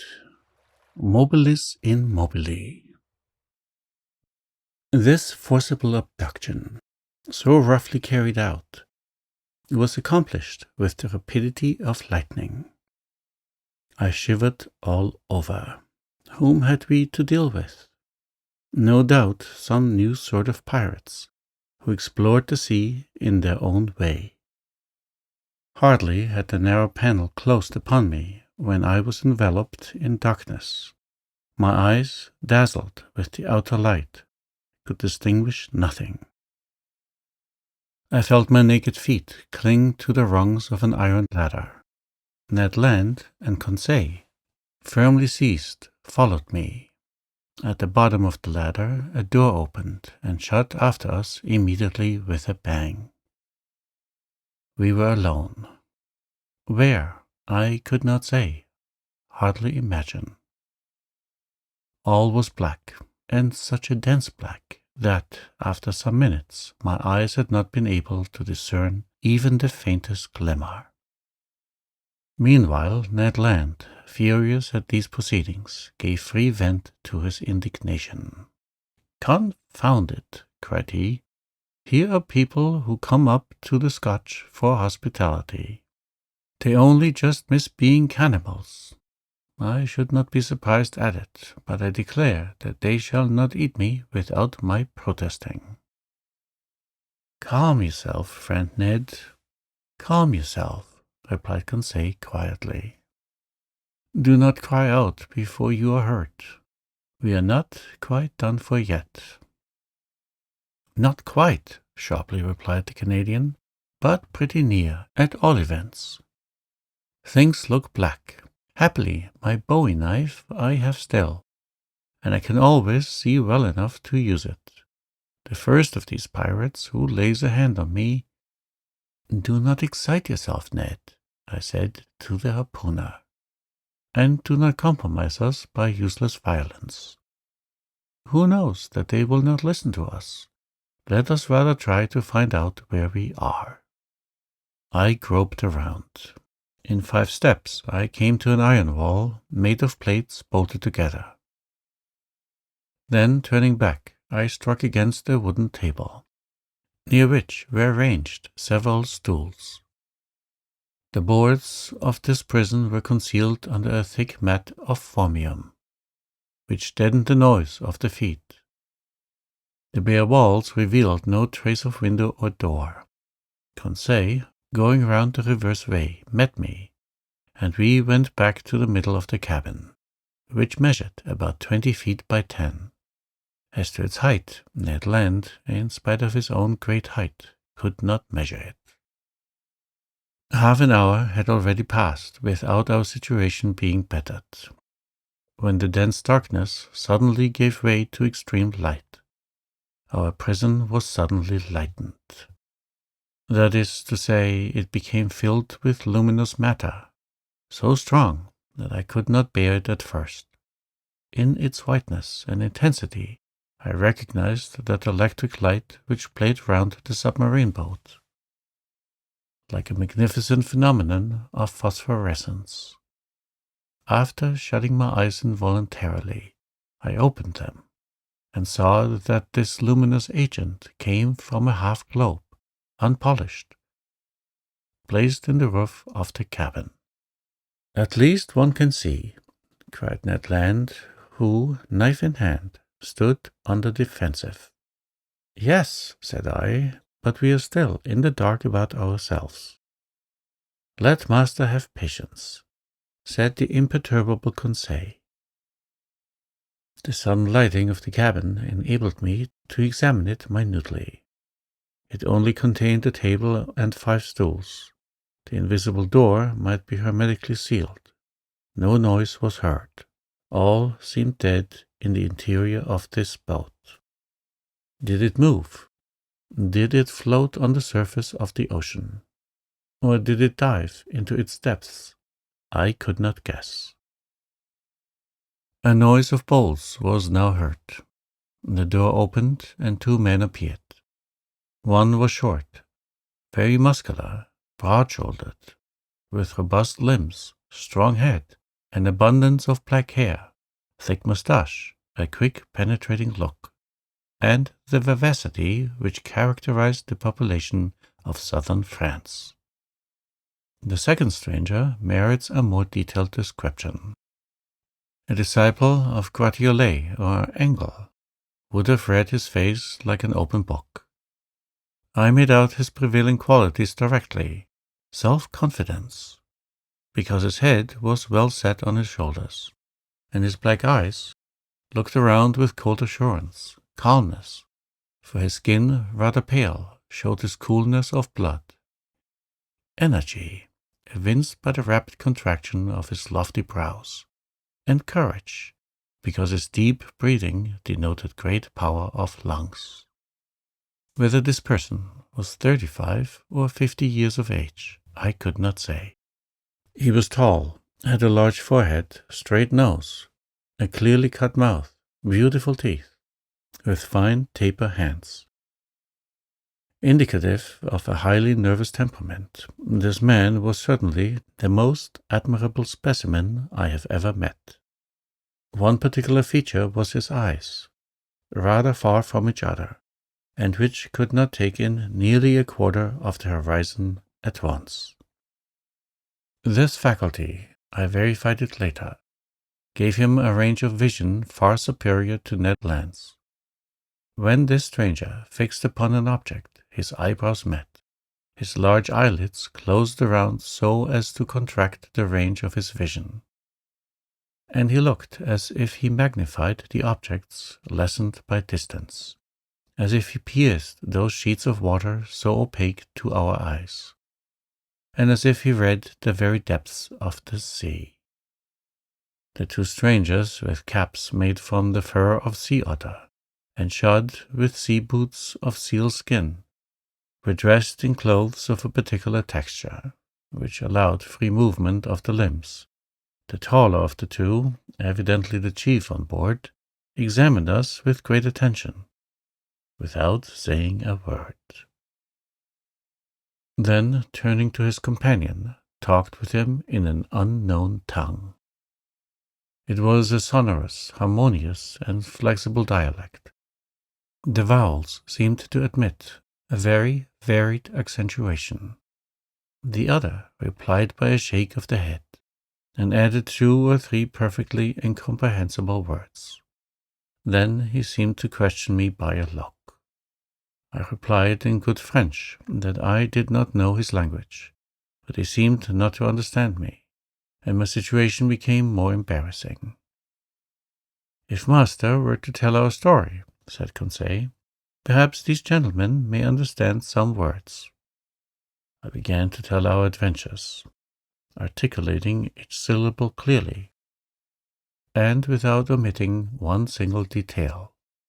I announced our names and rank, introducing in person Professor Aronnax, his servant Conseil, and Master Ned Land, the harpooner. The man with the soft, calm eyes listened to me quietly, even politely, and with extreme attention, but nothing in his countenance indicated that he had understood my story. When I finished, he said not a word. There remained one resource: to speak English. Perhaps they would know this almost universal language. I knew it as well as the German language well enough to read it fluently, but not to speak it correctly. But anyhow, we must make ourselves understood. Go on in your turn, I said to the harpooner. Speak your best Anglo-Saxon and try to do better than I. Ned did not back off and recommenced our story. This, to his great disgust, the harpooner did not seem to have made himself more intelligible than I had. Our visitors did not stir. They evidently understood neither language of Arago nor of Faraday. Very much embarrassed, after having vainly exhausted our speaking resources, I knew not what part to take. When Conseil said, "If master will permit me, I will relate it in German."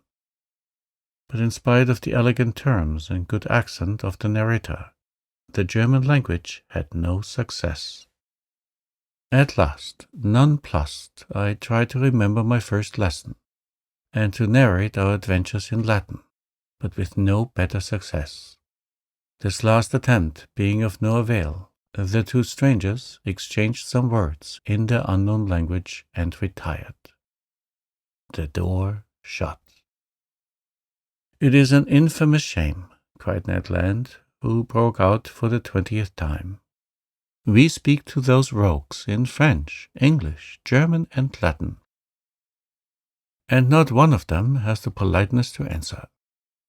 "Calm yourself," I said to the impetuous Ned. "Anger will do no good." "But do you see, Professor," replied our irascible companion, "that we shall absolutely die of hunger in this iron cage?" "Bah," said Conseil philosophically. "We can hold out some time yet." "My friends," I said, "we must not despair. We have been worse off than this. Do me the favor to wait a little before forming an opinion upon the commander and crew of this boat." "My opinion is formed," replied Ned Land sharply. "They are rascals." "Good. And from what country?" "From the land of rogues." "My brave Ned, that country is not clearly indicated on the map of the world. But I admit that the nationality of the two strangers is hard to determine. Neither English, French, nor German, that is quite certain. However, I am inclined to think that the commander and his companion were born in low latitudes. There is southern blood in them, but I cannot decide by their appearance whether they are Spaniards, Turks, Arabians, or Indians. As to the language, it is quite incomprehensible." "There is the disadvantage of not knowing all languages," said Conseil, "or the disadvantage of not having one universal language." As he said these words, the door opened. A steward entered. He brought us clothes, coats and trousers, made of a stuff I did not know. I hastened to dress myself, and my companions followed my example. During that time, the steward, dumb, perhaps deaf, had arranged the table and laid 3 plates. "This is something like," said Conseil. "Bah," said the rancorous harpooner. "What do you suppose they eat here? Tortoise liver, filleted shark, and beefsteaks from sea dogs." "We shall see," said Conseil. The dishes, of bell metal, were placed on the table, and we took our places. Undoubtedly we had to do with civilized people, and, had it not been for the electric light which flooded us, I could have fancied I was in the dining room of the Adelphi Hotel at Liverpool, or at the Grand Hotel in Paris. I must say, however, that there was neither bread nor wine. The water was fresh and clear, but it was water, and did not suit Ned Land's taste. Amongst the dishes which were brought to us, I recognized several fish delicately dressed. But of some, although excellent, I could give no opinion. Neither could I tell to what kingdom they belonged, whether animal or vegetable. As to the dinner service, it was elegant and in perfect taste. Each utensil, spoon, fork, knife, plate, had a letter engraved on it, with a motto above it, of which this is an exact facsimile: MOBILIS in MOBILI. N. The letter N was no doubt the initial of the name of the enigmatic person who commanded at the bottom of the sea. Ned and Conseil did not reflect much. They devoured the food, and I did likewise. I was, besides, reassured as to our fate, and it seemed evident that our hosts would not let us die of want. However, everything has an end. Everything passes away, even the hunger of people who have not eaten for 15 hours. Our appetite satisfied, we felt overcome with sleep. "Faith, I shall sleep well," said Conseil. "So shall I," replied Ned Land. My two companions stretched themselves on the cabin carpet, and were soon sound asleep. For my own part, too many thoughts crowded my brain. Too many insoluble questions pressed upon me. Too many fancies kept my eyes half open. Where were we? What strange power carried us on? I felt, or rather fancied I felt, the machine sinking down to the lowest beds of the sea. Dreadful nightmares beset me. I saw in these mysterious asylums a world of unknown animals, amongst which this submarine boat seemed to be of the same kind. Living, moving, and formidable as they. Then my brain grew calmer, my imagination wandered into vague unconsciousness, and I soon fell into a deep sleep.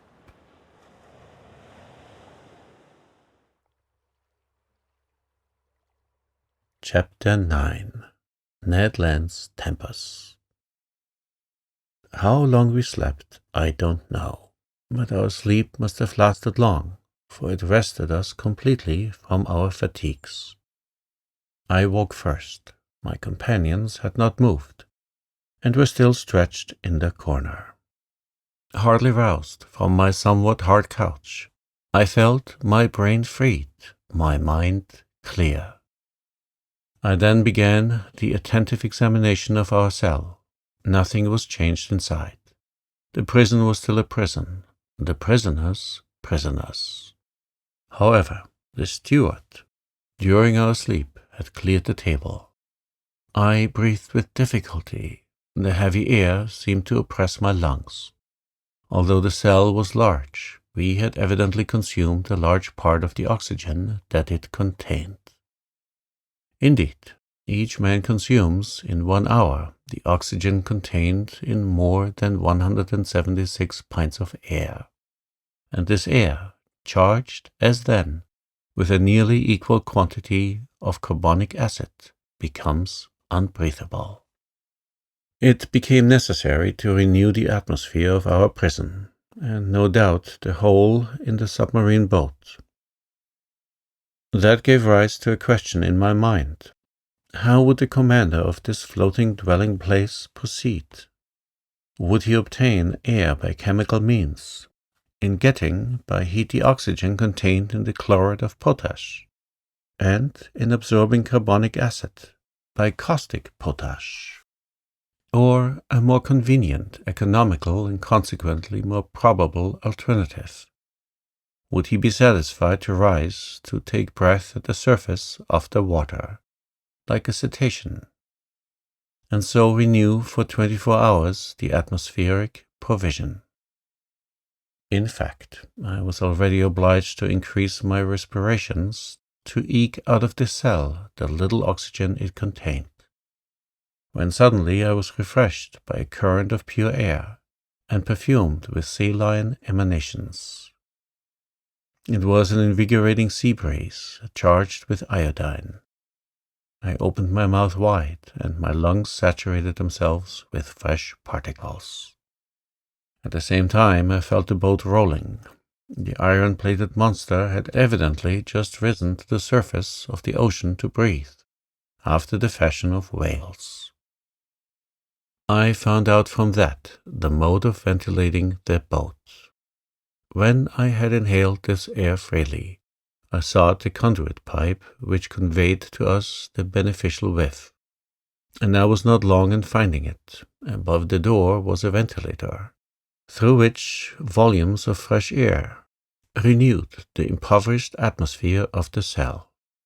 I was making my observations when Ned and Conseil awoke almost at the same time, under the influence of this reviving air. They rubbed their eyes, stretched themselves, and were on their feet in an instant. "Did master sleep well?" asked Conseil, with his usual politeness. "Very well, my brave boy. And you, Mr. Land?" "Soundly, Professor, but I don't know if I am right or not. There seems to be a sea breeze." A seaman could not be mistaken, and I told the Canadian all that had passed during his sleep. "Good," said he. "That accounts for those roarings we heard when the supposed narwhal sighted the Abraham Lincoln." "Quite so, Master Land. It was taking breath. Only, Mr. Aronnax, I have no idea what o'clock it is, unless it is dinner time." "Dinner time, my good fellow. Say rather breakfast time, for we certainly have begun another day." "So," said Conseil, "we have slept 24 hours. That is my opinion." "I will not contradict you," replied Ned Land, "but dinner or breakfast, the steward will be welcome, whichever he brings. Master Land, we must conform to the rules on board, and I suppose our appetites are in advance of the dinner hour." "That is just like you, friend Conseil," said Ned impatiently. "You are never out of temper, always calm. You would return thanks before grace, and die of hunger rather than complain." Time was getting on, and we were fearfully hungry, and this time the steward did not appear. It was rather too long to leave us, if they really had good intentions toward us. Ned Land, tormented by the cravings of hunger, got still more angry, and notwithstanding his promise, I dreaded an explosion when he found himself with one of the crew. For 2 hours more, Ned Land's temper increased. He cried, he shouted, but in vain. The walls were deaf. There was no sound to be heard in the boat. All was still as death. It did not move, for I should have felt the trembling motion of the hull under the influence of the screw. Plunged in the depths of the waters, it belonged no longer to earth. This silence was dreadful. I felt terrified. Conseil was calm. Ned Land roared. Just then a noise was heard outside. Steps sounded on the metal flags. The locks were turned, the door opened, and the steward appeared. Before I could rush forward to stop him, the Canadian had thrown him down and held him by the throat. The steward was choking under the grip of his powerful hand. Conseil was already trying to unclasp the harpooner's hand from his half-suffocated victim, and I was going to fly to the rescue when suddenly I was nailed to the spot by hearing these words in French. "Be quiet, Master Land, and you, Professor, will you be so good as to listen to me?"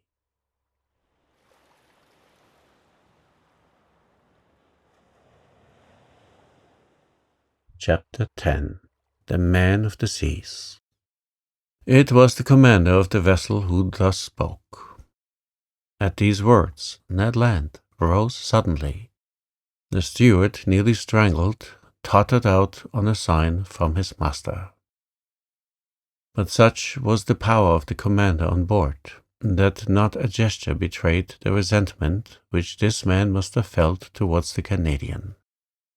Conseil, interested in spite of himself, I stupefied, awaited in silence the result of this scene. The commander, leaning against the corner of a table with his arms folded, scanned us with profound attention. Did he hesitate to speak? Did he regret the words which he had just spoken in French? One might almost think so. After some moments of silence, which not one of us dreamed of breaking, "Gentlemen," said he, in a calm and penetrating voice, "I speak French, English, German, and Latin equally well. I could, therefore, have answered you at our first interview, but I wish to know you first, then to reflect. The story told by each one, entirely agreeing in the main points, convinced me of your identity. I know now that chance has brought before me Monsieur Pierre Aronat, Professor of Natural History at the Museum of Paris, entrusted with a scientific mission abroad, Conseil, his servant, and Ned Land, of Canadian origin, harpooner on board the frigate Abraham Lincoln, of the Navy of the United States of America." I bowed assent. It was not a question that the commander put to me. Therefore, there was no answer to be made. This man expressed himself with perfect ease, without any accent. His sentences were well turned, his words clear, and his fluency of speech remarkable. Yet I did not recognize him a fellow countryman. He continued the conversation in these terms. "You have doubtless thought, sir, that I have delayed long in paying you this second visit. The reason is that, your identity recognized, I wish to weigh maturely what part to act towards you. I have hesitated much. Most annoying circumstances have brought you into the presence of a man who has broken all the ties of humanity. You have come to trouble my existence." "Unintentionally," said I. "Unintentionally," replied the stranger, raising his voice a little. "Was it unintentionally that the Abraham Lincoln pursued me all over the seas? Was it unintentionally that you took passage in this frigate? Was it unintentionally that your cannonballs rebounded off the plating of my vessel? Was it unintentionally that Mr. Ned Land struck me with his harpoon?" I detected a restrained irritation in these words. But to these recriminations I had a very natural answer to make, and I made it. "Sir," said I, "no doubt you are ignorant of the discussions which have taken place concerning you in America and Europe. You do not know that divers accidents, caused by collisions with your submarine machine, have excited public feeling in the two continents. I omit these hypotheses without number by which it was sought to explain the inexplicable phenomenon of which you alone possess the secret. But you must understand that, pursuing you over the high seas of the Pacific, the Abraham Lincoln believed itself to be chasing some powerful sea monster, of which it was necessary to rid the ocean at any price." A half smile curled the lips of the commander. Then, in a calmer tone, "Monsieur Aronat," he replied, "dare you affirm that your frigate would not as soon have pursued and cannonaded a submarine boat as a monster?" This question embarrassed me, for certainly Captain Farragut might not have hesitated. He might have thought it his duty to destroy a contrivance of this kind, as he would a gigantic narwhal. "You understand then, sir," continued the stranger, "that I have the right to treat you as enemies?" I answered nothing purposely, for what good would it be to discuss such a proposition when force could destroy the best arguments? "I have hesitated some time," continued the commander. "Nothing obliged me to show you hospitality. If I choose to separate myself from you, I should have no interest in seeing you again. I could place you upon the deck of this vessel, which has served you as a refuge. I could sink beneath the waters and forget that you had ever existed. Would not that be my right?" It might be the right of a savage, I answered, but not that of a civilized man. Professor, replied the commander quickly, I am not what you call a civilized man. I have done with society entirely, for reasons which I alone have the right of appreciating. I do not, therefore, obey its laws, and I desire you never to allude to them before me again. This was said plainly.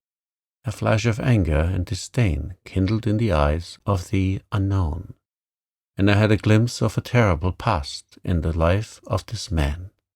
Not only had he put himself beyond the pale of human laws, but he had made himself independent of them, free in the strictest acceptation of the word, quite beyond their reach. Who then would dare to pursue him at the bottom of the sea, when, on its surface, he defied all attempts made against him?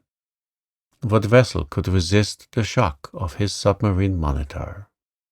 What cuirass, however thick, could withstand the blows of his spur? No man could demand from him an account of his actions. God, if he believed in one, his conscience, if he had one, were the sole judges to whom he was answerable. These reflections crossed my mind rapidly, while the stranger personage was silent, absorbed, and as if wrapped up in himself. I regarded him with fear mingled with interest, as doubtless Oedipus regarded the Sphinx. After rather a long silence, the commander resumed the conversation. I have hesitated, said he, but I have thought that my interest might be reconciled with that pity to which every human being has a right. You will remain on board my vessel. Since fate has cast you there, you will be free, and in exchange for this liberty I shall only impose one single condition. Your word of honor to submit to it will suffice. Speak, sir, I answered. I suppose this condition is one which a man of honor may accept. Yes, sir, it is. It is possible that certain events, unforeseen, may oblige me to consign you to your cabins for some hours or some days, as the case may be. As I desire never to use violence, I expect from you, more than all the others, a passive obedience. In thus acting, I take all the responsibility. I acquit you entirely, for I make it an impossibility for you to see what ought not to be seen. Do you accept this condition? Then things took place on board, which, to say the least, were singular, and which ought not to be seen by people who were not placed beyond the pale of social laws.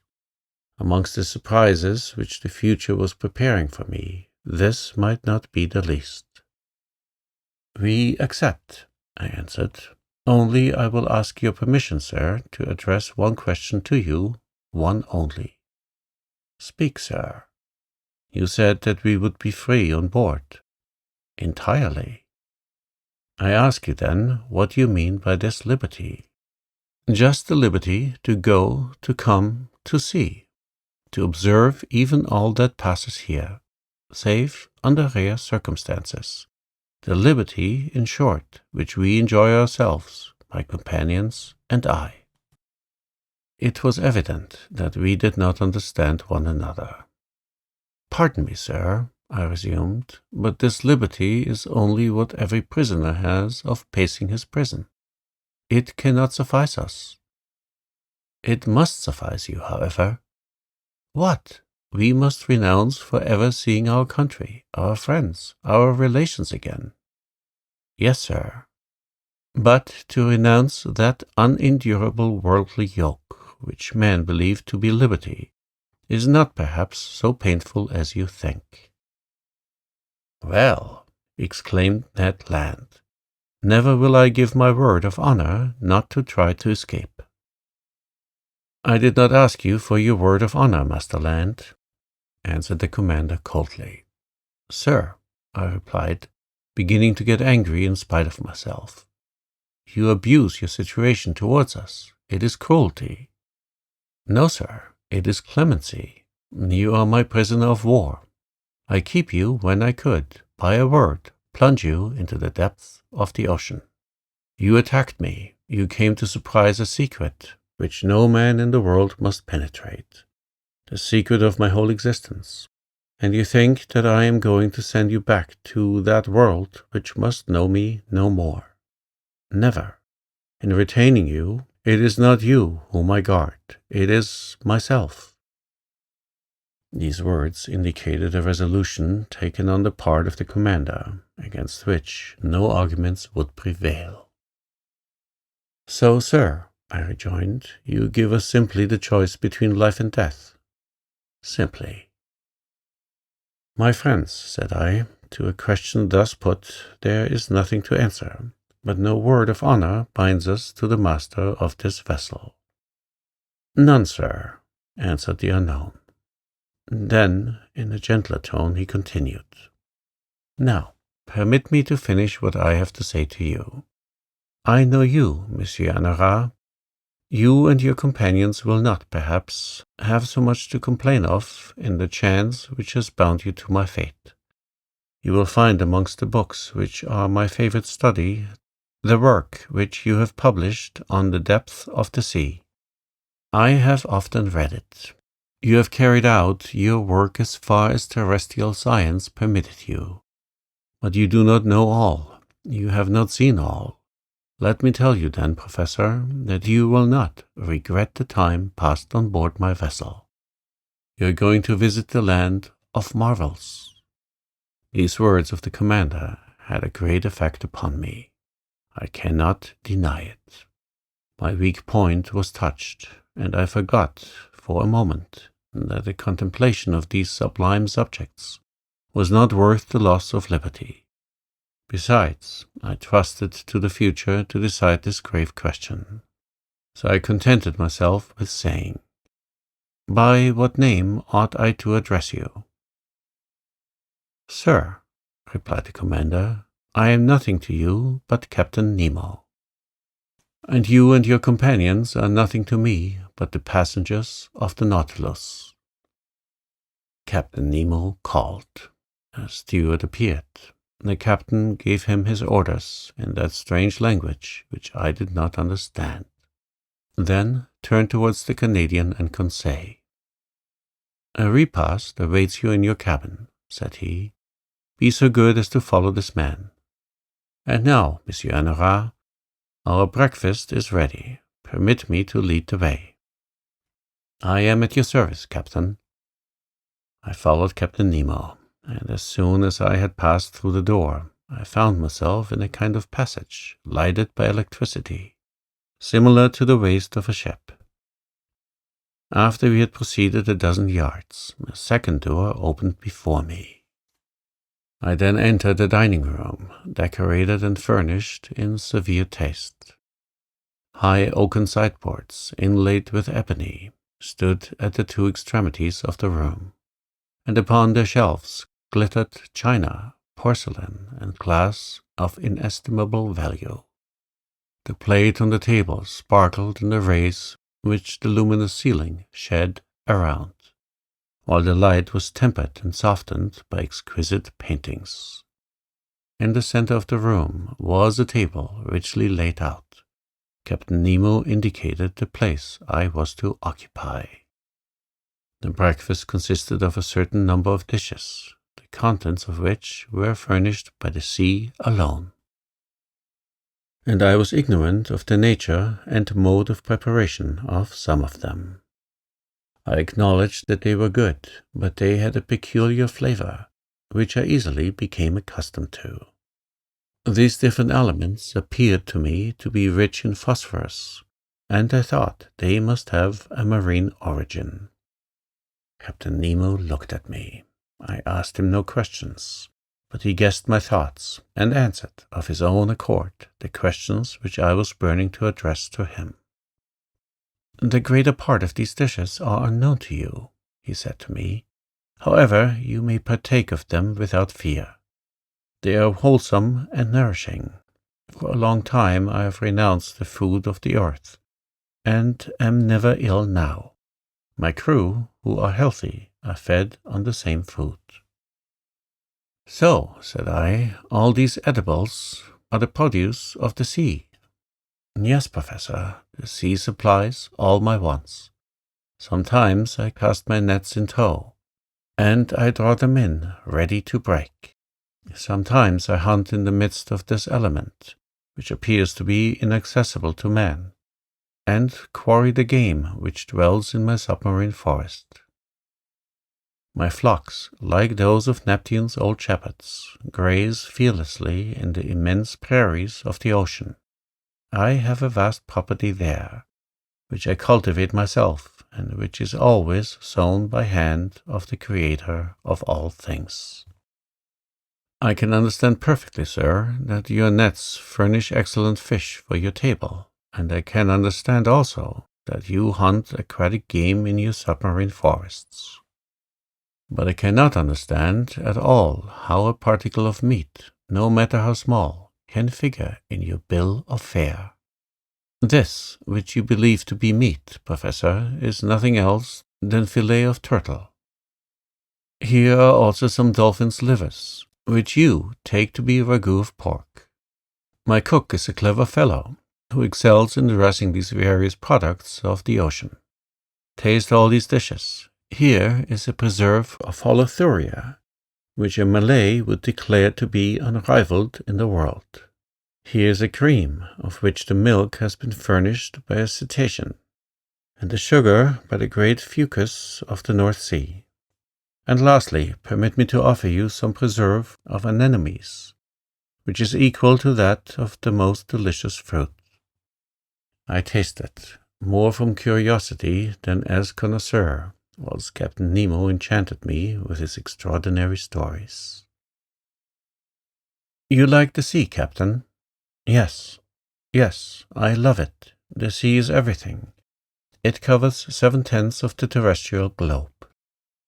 Its breath is pure and healthy. It is an immense desert where man is never lonely, for he feels life stirring on all sides. The sea is only the embodiment of a supernatural and wonderful existence. It is nothing but love and emotion. It is the living infinite, as one of your poets has said. In fact, Professor, nature manifests herself in it by her three kingdoms: mineral, vegetable, and animal. The sea is the vast reservoir of nature. The globe began with sea, so to speak, and who knows if it will not end with it. In it is supreme tranquility. The sea does not belong to despots. Upon its surface, man can still exercise unjust laws, fight, tear one another to pieces, and be carried away with terrestrial horrors. But at 30 feet below its level, their reign ceases, their influence is quenched, and their power disappears. Ah, sir, live in the bosom of the waters. There only is independence. There I recognize no masters. There I am free." Captain Nemo suddenly became silent in the midst of this enthusiasm by which he was quite carried away. For a few moments he paced up and down, much agitated. Then he became more calm, regained his accustomed coldness of expression,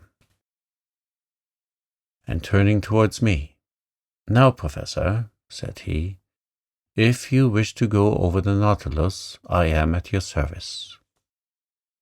Captain Nemo rose. I followed him. A double door, contrived at the back of the dining room, opened, and I entered a room equal in dimensions to that which I had just quitted. It was a library, high pieces of furniture of black-violet ebony inlaid with brass. Supported upon their wide shelves, a great number of books uniformly bound. They followed the shape of the room, terminating at the lower part in huge divans, covered with brown leather, which were curved to afford the greatest comfort. light movable desks, made to slide in and out at will, allowed one to rest one's book while reading. In the center stood an immense table, covered with pamphlets, amongst which were some newspapers, already of old date. The electric light flooded everything. It was shed from 4 unpolished globes, half sunk in the volutes of the ceiling. I looked with real admiration at this room, so ingeniously fitted up, and I could scarcely believe my eyes. "Captain Nemo," said I to my host, who had just thrown himself on one of the divans. "This is a library which would do honor to more than one of the continental palaces, and I am absolutely astounded when I consider that it can follow you to the bottom of the seas. Where could one find greater solitude?" "Greater solitude or silence, Professor," replied Captain Nemo. "Did your study in the museum afford you such perfect quiet?" "No, sir, and I must confess that it is a very poor one after yours. You must have 6,000 or 7,000 volumes here." 12,000, Monsieur Anara. These are the only ties which bind me to the earth. But I had done with the world on the day when my Nautilus plunged for the first time beneath the waters. That day I bought my last volumes, my last pamphlets, my last papers. And from that time I wish to think that men no longer think or write. These books, Professor, are at your service besides, and you can make use of them freely." I thanked Captain Nemo, and went up to the shelves of the library.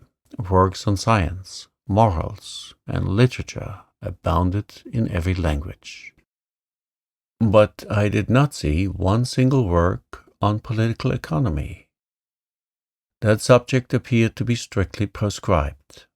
Strange to say, all these books were irregularly arranged, in whatever language they were written, and this medley proved that the captain of the Nautilus must have read indiscriminately the books which he took up by chance. "Sir," said I to the captain, "I thank you for having placed this library at my disposal. It contains treasures of science, and I shall profit by them." "This room is not only a library," said Captain Nemo, "it is also a smoking room." "A smoking room?" I cried. "Then one may smoke on board?" "Certainly." "Then, sir, I am forced to believe that you have kept up a communication with Havana." "Not any," answered the captain, "except this cigar, Monsieur Anara, and though it does not come from Havana, you will be pleased with it, if you are a connoisseur." I took the cigar which was offered to me. Its shape recalled the London ones, but it seemed to be made of leaves of gold. I lighted it at a little brazier, which was posed upon an elegant bronze stem, and drew the first whiffs with the delight of a lover of smoking, who has not smoked for 2 days. "It is excellent, but it is not tobacco." "No," answered the captain. "This tobacco comes neither from Havana nor from the East. It is a kind of seaweed, rich in nicotine, with which the sea provides me, but somewhat sparingly." At that moment Captain Nemo opened a door which stood opposite to that by which I had entered the library, and I passed into an immense drawing-room, splendidly lighted. It was a vast, 4-sided room, 30 feet long, 18 wide, and 15 high. A luminous ceiling, decorated with light arabesques, shed a soft, clear light over all the marvels accumulated in this museum. For it was, in fact, a museum, in which an intelligent and prodigal hand had gathered all the treasures of nature and art with the artistic confusion which distinguished the painter's studio. 30 first-rate pictures, uniformly framed, separated by bright drapery, ornamented the walls, which were hung with tapestry of severe design. I saw works of great value, the great part of which I had admired in the special collections of Europe, and in the exhibitions of paintings. The several schools of the old masters were represented by a Madonna of Raphael, a Virgin of Leonardo da Vinci, a Nymph of Correggio, a Woman of Titan, an Adoration of Veronese, an Assumption of Murillo, a Portrait of Holbein, a Monk of Velasquez, a Martyr of Ribera, a Fair of Rubens, 2 Flemish landscapes of Teniers, 3 little genre pictures of Gerard Dow, Metsu, and Paul Potter, 2 specimens of Géricault and Prudhon, and some sea pieces of Bakhuysen and Vernet. Amongst the works of modern painters were pictures with the signatures of Delacroix, Ingres, Decamps, Dricon, Meissonier, d'Aubigny, etc., and some admirable statues in marble and bronze. After the finest antique models stood upon pedestals in the corners of this magnificent museum. Amazement, as the captain of the Nautilus had predicted, had already begun to take possession of me. "Professor," said the strange man, "you must excuse the unceremonious way in which I receive you, and the disorder of this room." "Sir," I answered, "without seeking to know who you are, I recognize in you an artist." "An amateur, nothing more, sir. Formerly, I loved to collect these beautiful works created by the hand of man. I sought them greedily, and ferreted them out indefatigably, and I have been able to bring together some objects of great value. These are my last souvenirs of that world which is dead to me. In my eyes, your modern artists are already old. They have 2,000 or 3,000 years of existence. I confound them in my own mind. Masters have no age."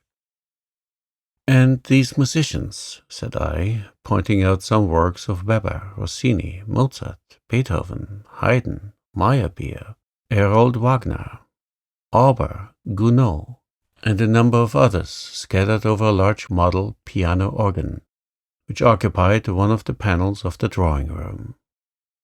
"These musicians," replied Captain Nemo, "are the contemporaries of Orpheus, for in the memory of the dead all chronicle differences are effaced. And I am dead, Professor, as much dead as those of your friends who are sleeping 6 feet under the earth." Captain Nemo was silent, and seemed lost in a profound reverie. I contemplated him with deep interest, analyzing in silence the strange expression of his countenance. Leaning on his elbow against an angle of a costly mosaic table, he no longer saw me. He had forgotten my presence. I did not disturb this reverie, and continued my observation of the curiosities which enriched this drawing-room. Under elegant glass cases, fixed by copper rivets, were classed and labelled the most precious productions of the sea, which had ever been presented to the eye of a naturist. My delight as a professor may be conceived. The division containing the zoophytes presented the most curious specimens of the 2 groups of polypi and echinoderms. In the first group, the tubipores, were gorgons arranged like a fan, soft sponges of Syria, ices of the Moluccas, pennachules, and admirable virgularia of the Norwegian seas, variegated umbellularia, acleonare, a whole series of madrepores, which my master, Milne Edwards, has so cleverly classified, amongst which I remarked some wonderful flabuline aquiline of the island of Bourbon, the Neptune's car of the Antilles, superb varieties of corals. In short, every species of those curious polypi of which entire islands are formed, which will one day become continents.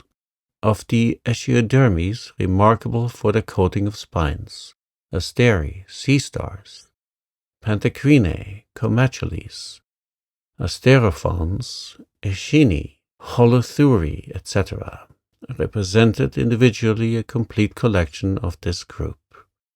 A somewhat nervous conchiliologist would certainly have fainted before other more numerous cases, in which were classified the specimens of mollusks.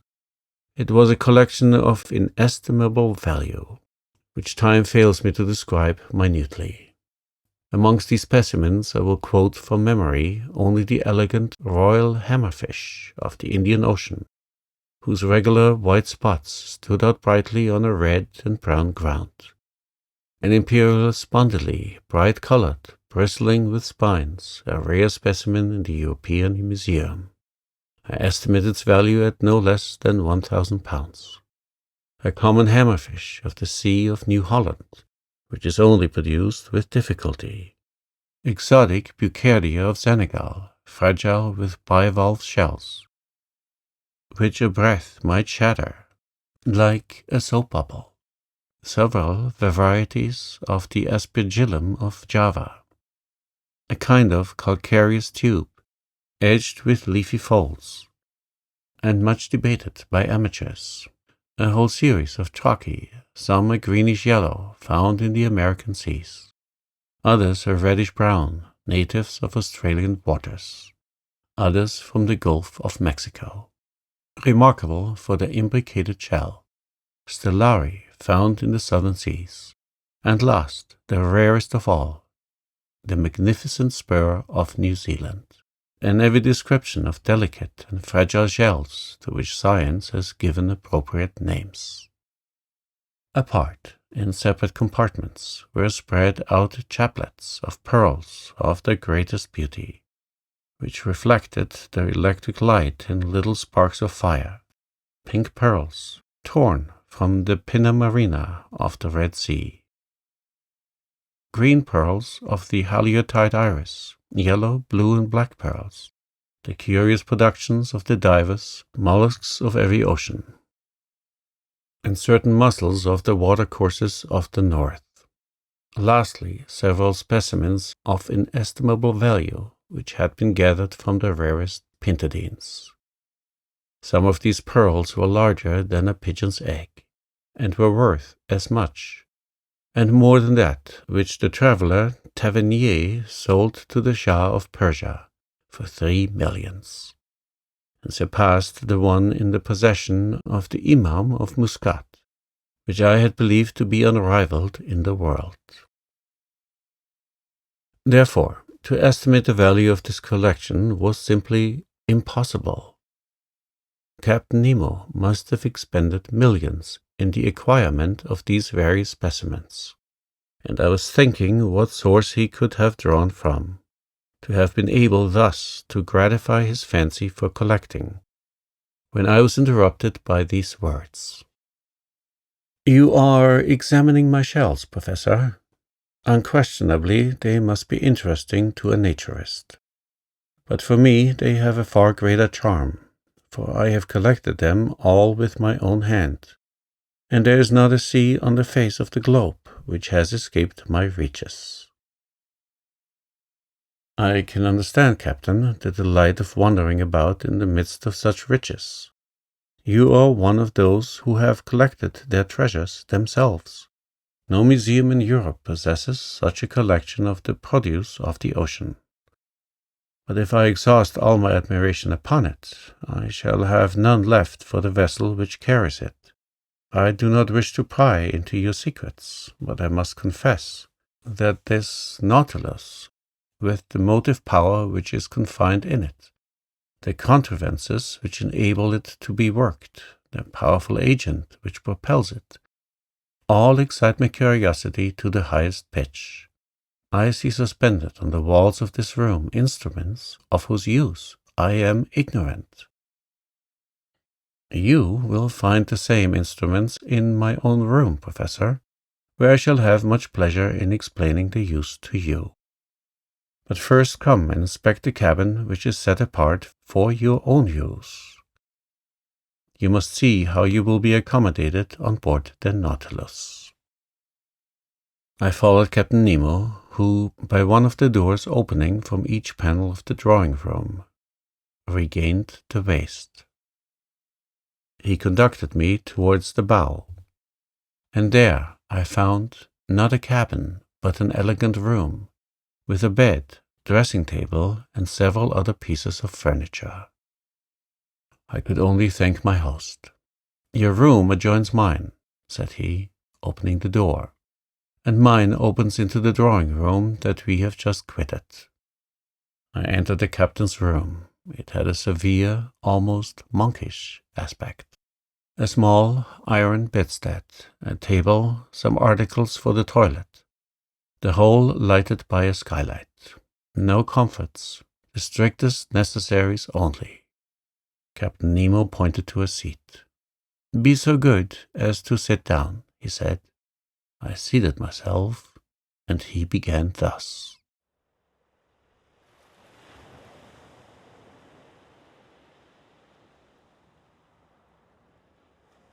Chapter 11.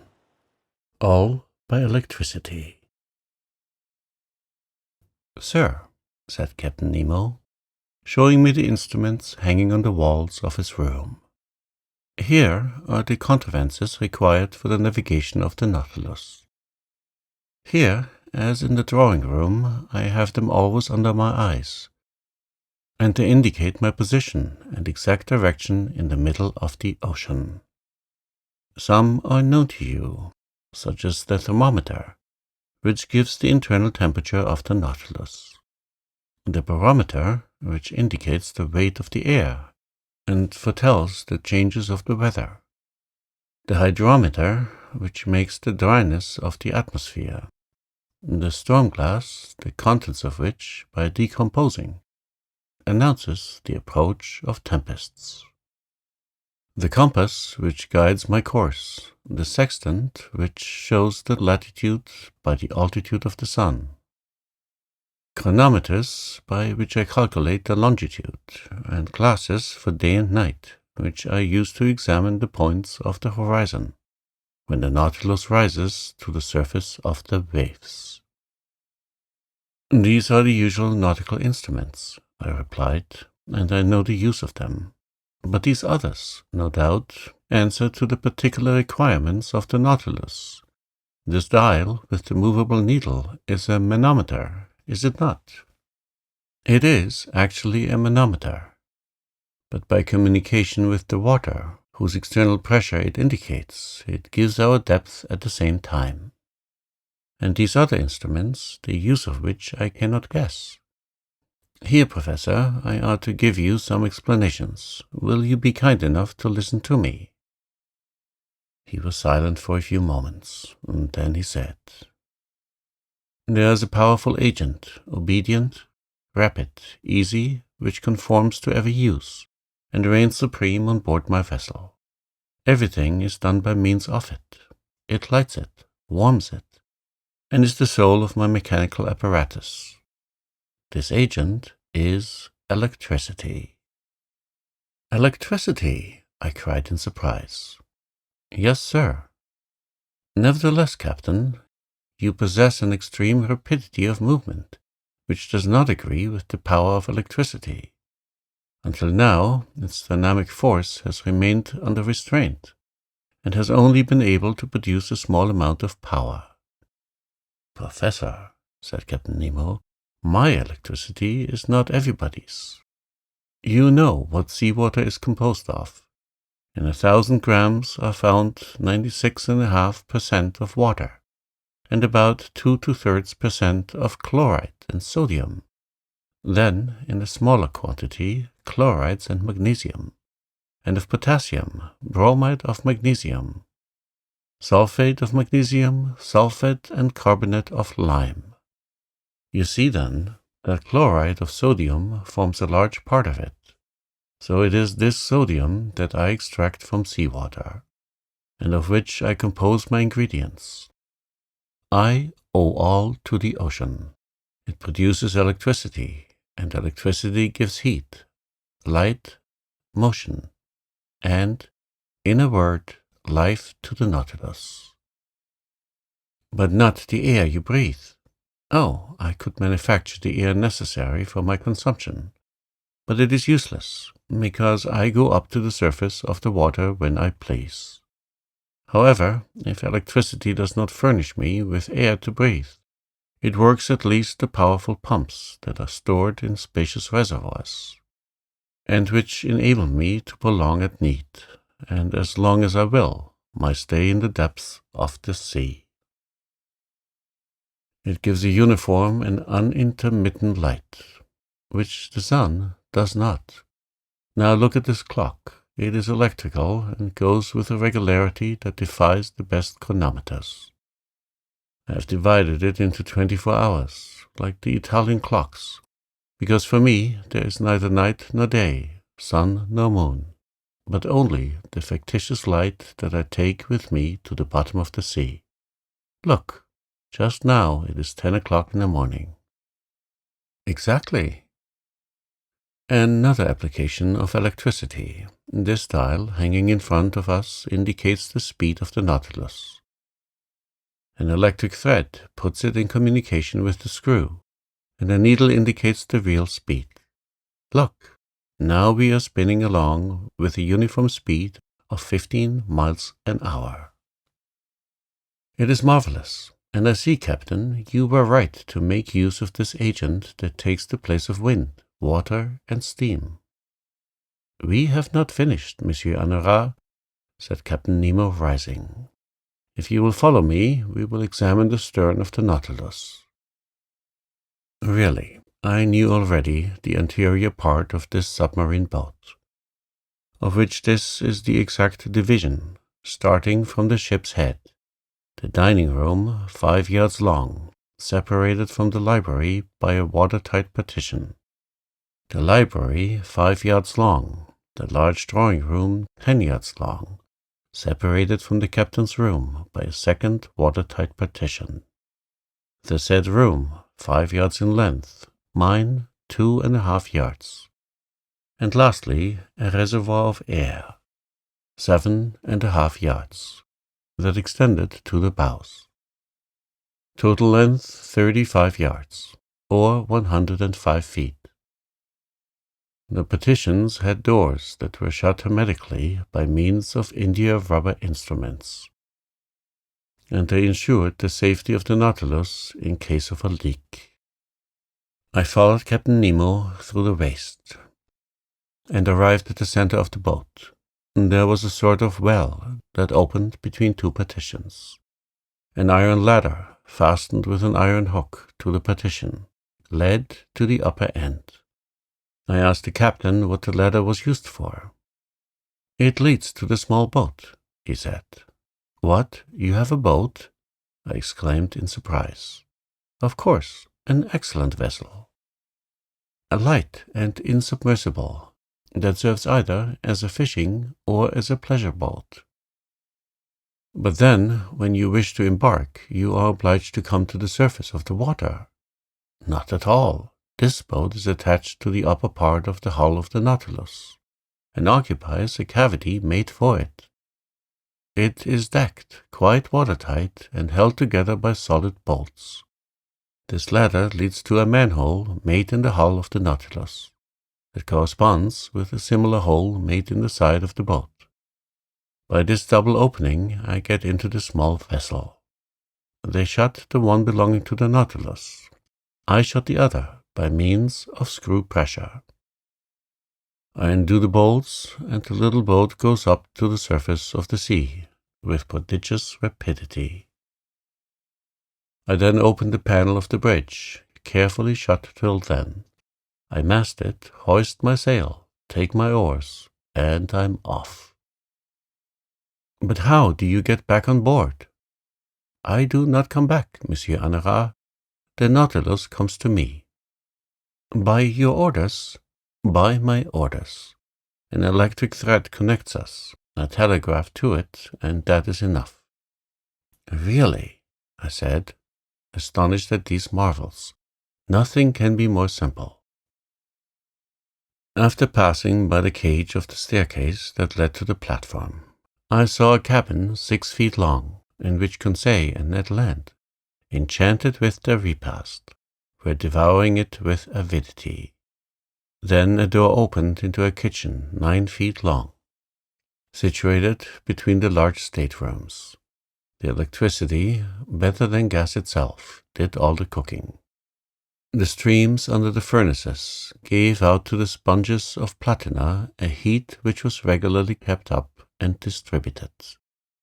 They also heated a distilling apparatus which, by evaporation, furnished excellent drinkable water.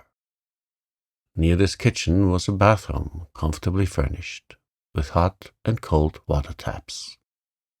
Next to the kitchen was the berth room of the vessel, 16 feet long, but the door was shut, and I could not see the management of it, which might have given me an idea of the number of men employed on board the Nautilus. At the bottom was a fourth partition that separated this office from the engine room. A door opened, and I found myself in the compartment where Captain Nemo, certainly an engineer of a very high order, had arranged his locomotive machinery. This engine room, clearly lighted, did not measure less than 65 feet in length.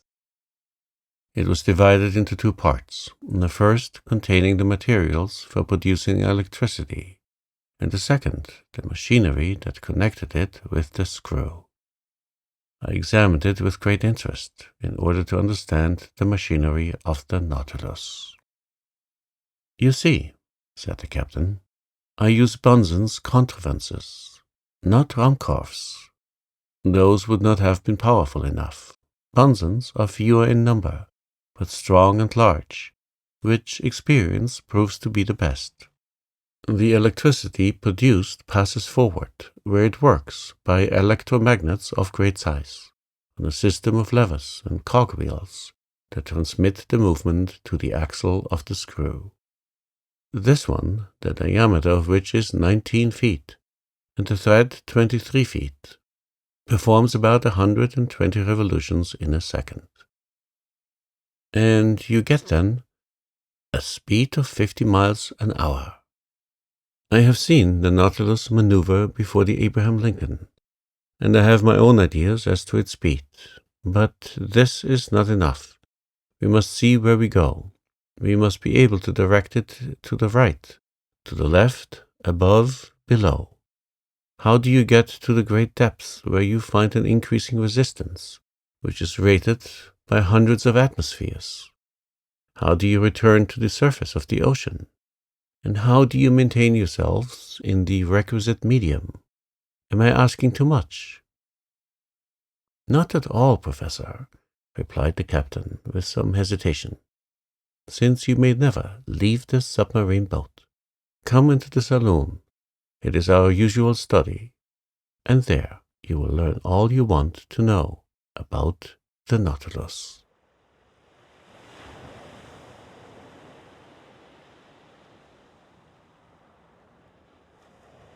Chapter 12. Some Figures. A moment after, we were seated on a divan in the saloon smoking. The captain showed me a sketch that gave the plan, section, and elevation of the Nautilus. Then he began his description in these words. "Here, Monsieur Anara, are the several dimensions of the boat you are in. It is an elongated cylinder with conical ends.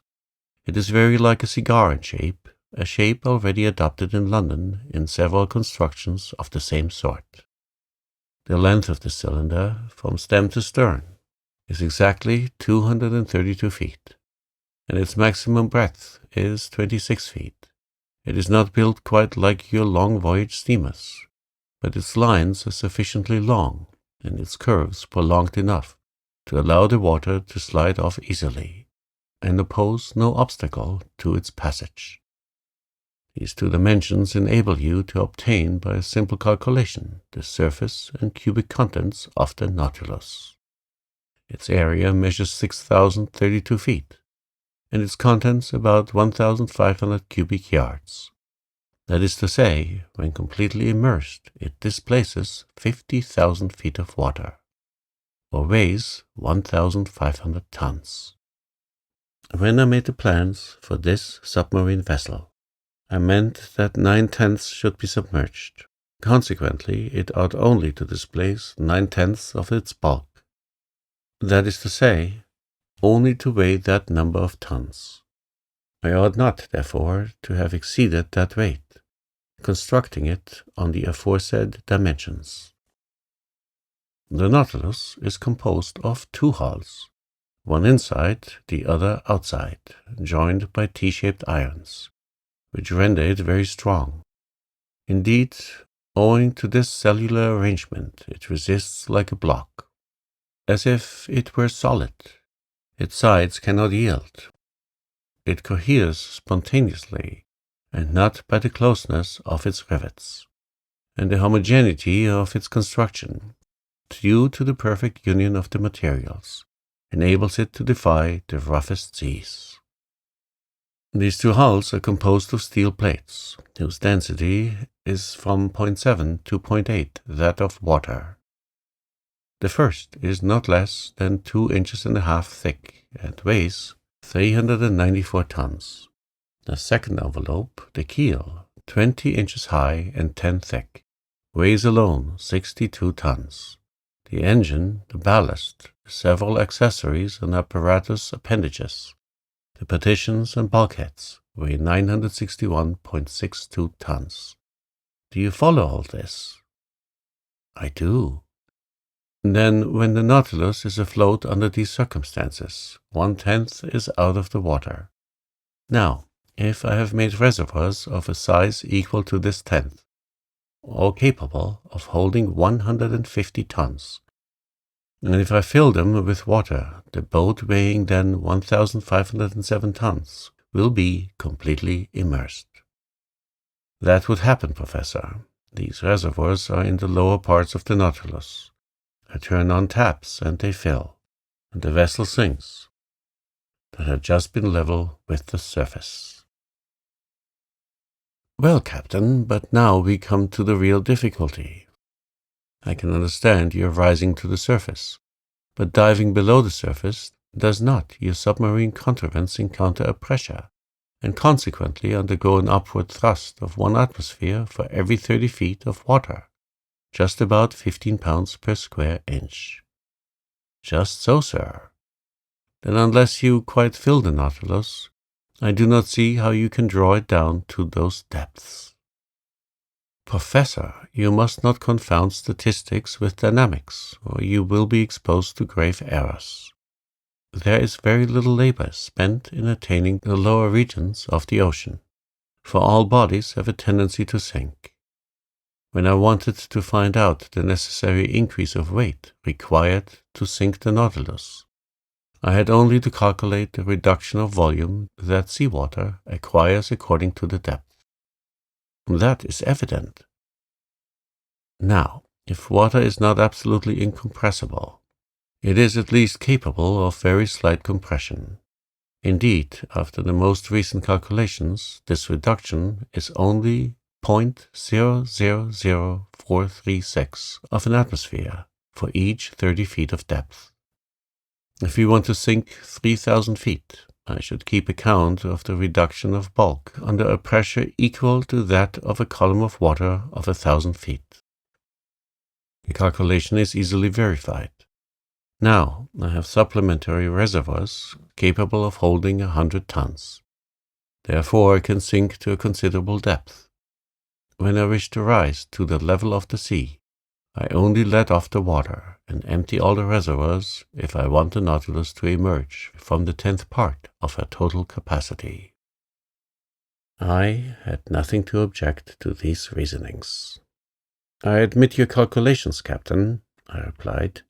I should be wrong to dispute them, since daily experience confirms them, but I foresee a real difficulty in the way. What, sir? When you are about 1,000 feet deep, the walls of the Nautilus bear pressure of 100 atmospheres. If, then, just now you were to empty the supplementary reservoirs, to lighten the vessel, and to go up to the surface, the pumps must overcome the pressure of 100 atmospheres. which is 1,500 pounds per square inch. From that, a power. That electricity alone can give, said the captain hastily. I repeat, sir, that the dynamic power of my engines is almost infinite. The pumps of the Nautilus have an enormous power, as you must have observed when their jets of water burst like a torrent upon the Abraham Lincoln. Besides, I use subsidiary reservoirs only to attain a mean depth of 750 to 1,000 fathoms, and that with a view of managing my machines. Also, when I have a mind to visit the depths of the ocean 5 or 6 miles below the surface, I make use of slower but not less infallible means. What are they, Captain? That involves my telling you how the Nautilus is worked. I am impatient to learn.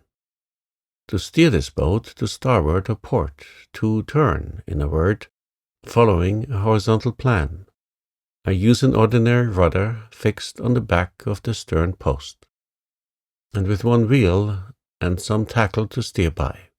But I can also make the Nautilus rise and sink and rise, by a vertical movement by means of 2 inclined planes fastened to its sides, opposite the center of flotation, planes that move in every direction, and that are worked by powerful levers from the interior.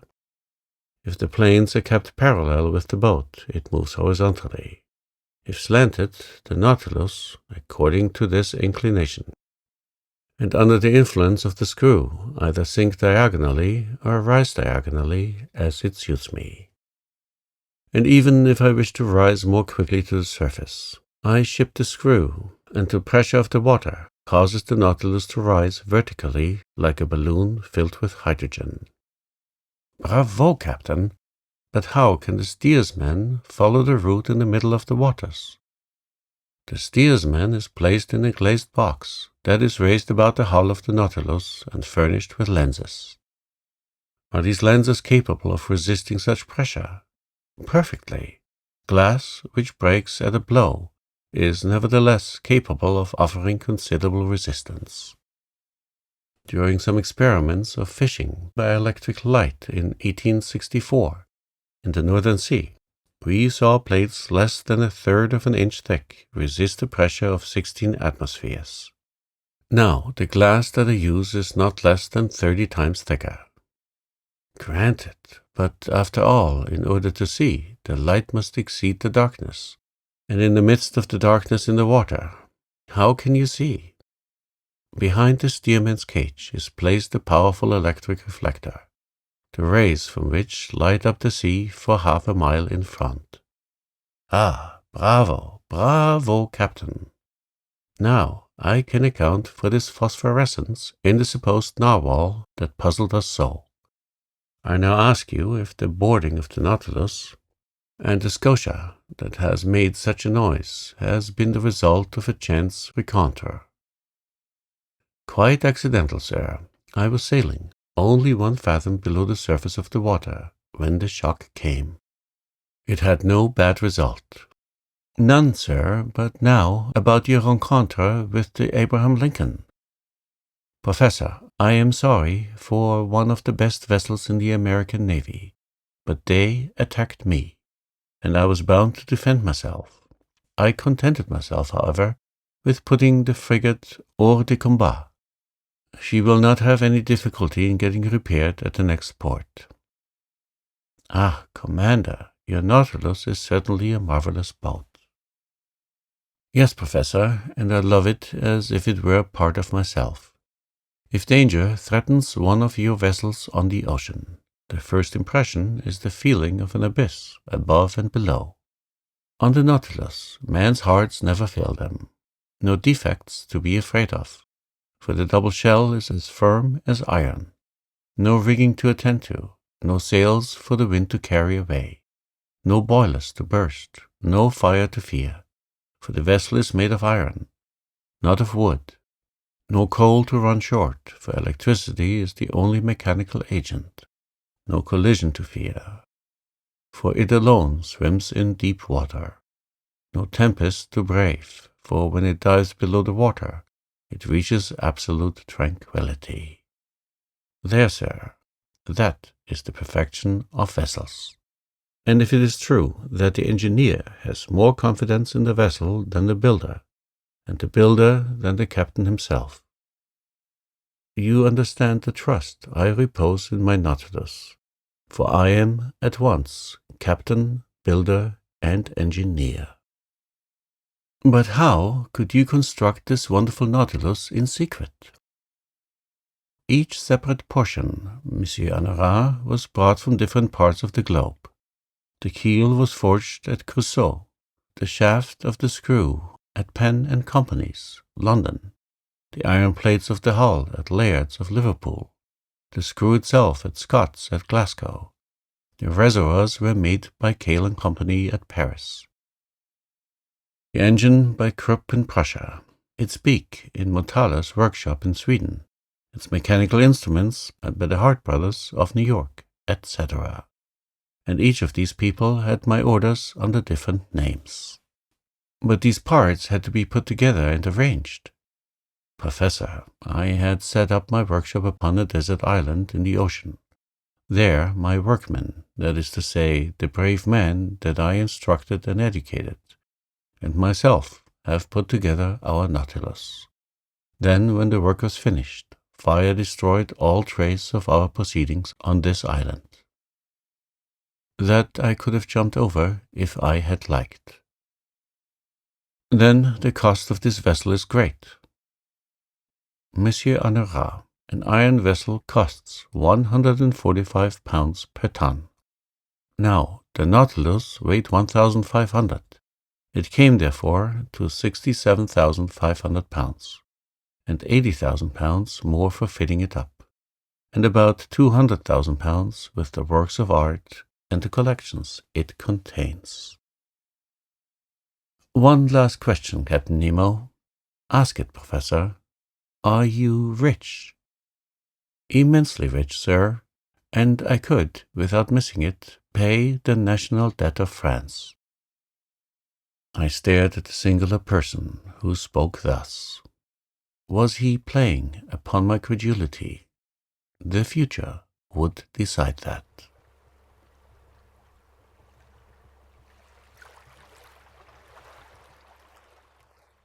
Chapter 13. The Black River.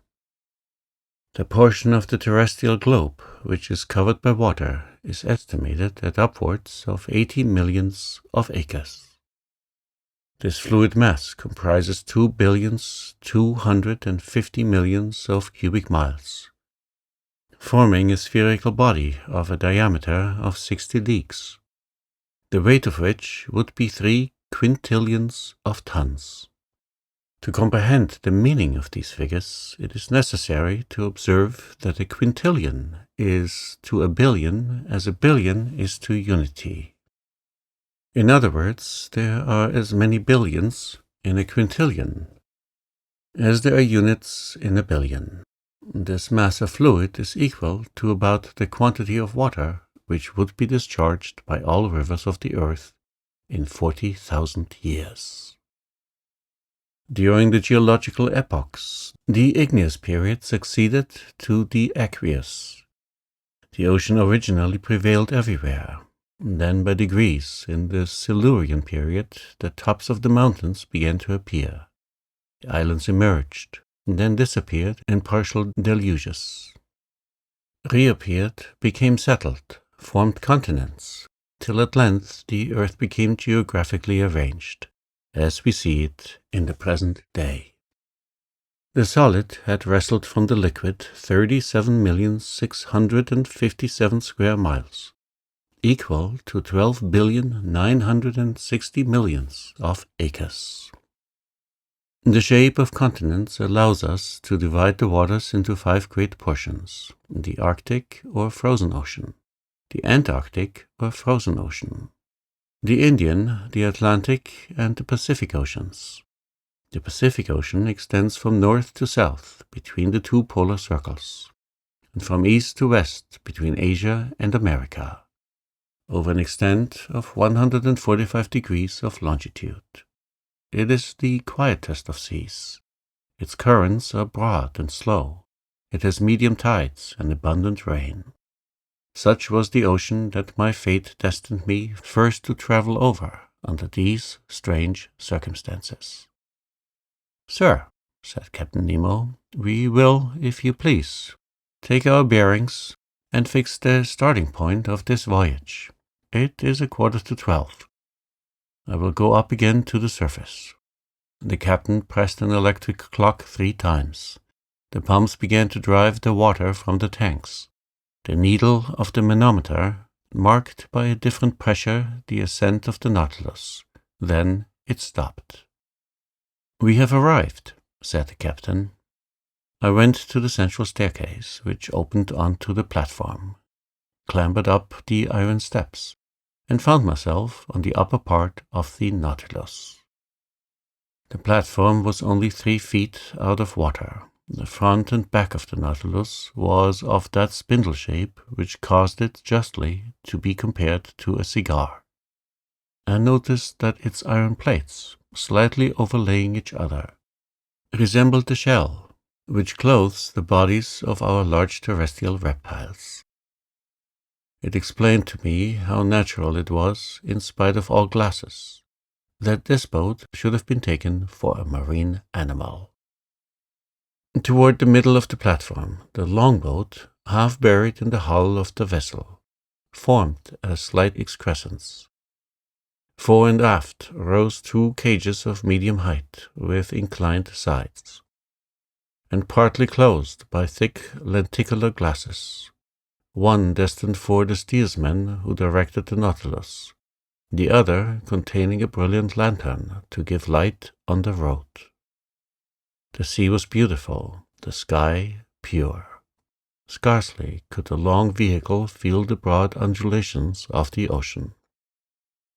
A light breeze from the east rippled the surface of the waters. The horizon, free from fog, made observation easy. Nothing was in sight. Not a quicksand, not an island. A vast desert. Captain Nemo, by the help of his sextant, took the altitude of the sun, which ought also to give the latitude. He waited for some moments till its disk touched the horizon. Whilst taking observations, not a muscle moved. The instrument could not have been more motionless in a hand of marble. 12 o'clock, sir," said he. "When you like." I cast a last look upon the sea, slightly yellowed by the Japanese coast, and descended to the saloon. "And now, sir, I leave you to your studies," added the captain.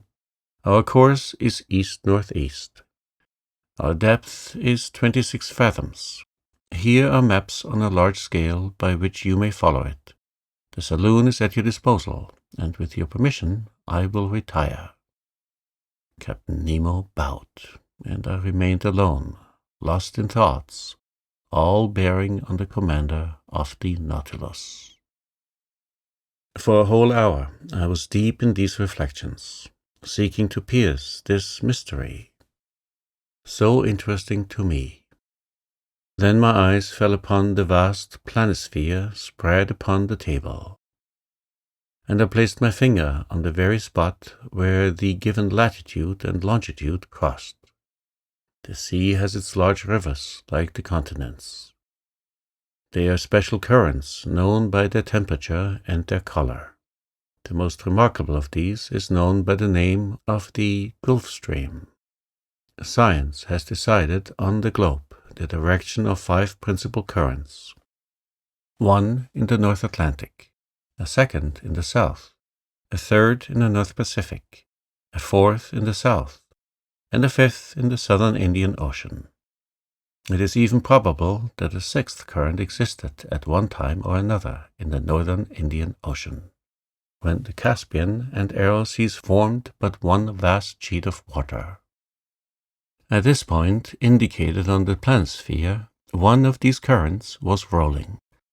The Kuroskivo of the Japanese, the Black River, which, leaving the Gulf of Bengal, where it was warmed by the perpendicular rays of a tropical sun, crossed the Straits of Malacca along the coast of Asia, turns into the North Pacific to the Aleutian Islands, carrying with it trunks of camphor trees and other indigenous productions, and edging the waves of the ocean with the pure indigo of its warm water.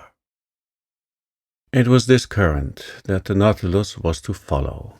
I followed it with my eye, saw it lose itself in the vastness of the Pacific, and felt myself drawn with it when Ned Land and Conseil appeared at the door of the saloon. My two brave companions remained petrified at the sight of the wonders spread before them. "Where are we? Where are we?" exclaimed the Canadian. "In the museum at Quebec." "My friends," I answered, making a sign for them to enter, "you are not in Canada, but on board the Nautilus, 50 yards below the level of the sea." "But, Monsieur Aronnax," said Ned Land, "can you tell me how many men there are on board? 10, 20, 50, 100? "I cannot answer you, Mr. Land. It is better to abandon for a time all idea of seizing the Nautilus or escaping from it.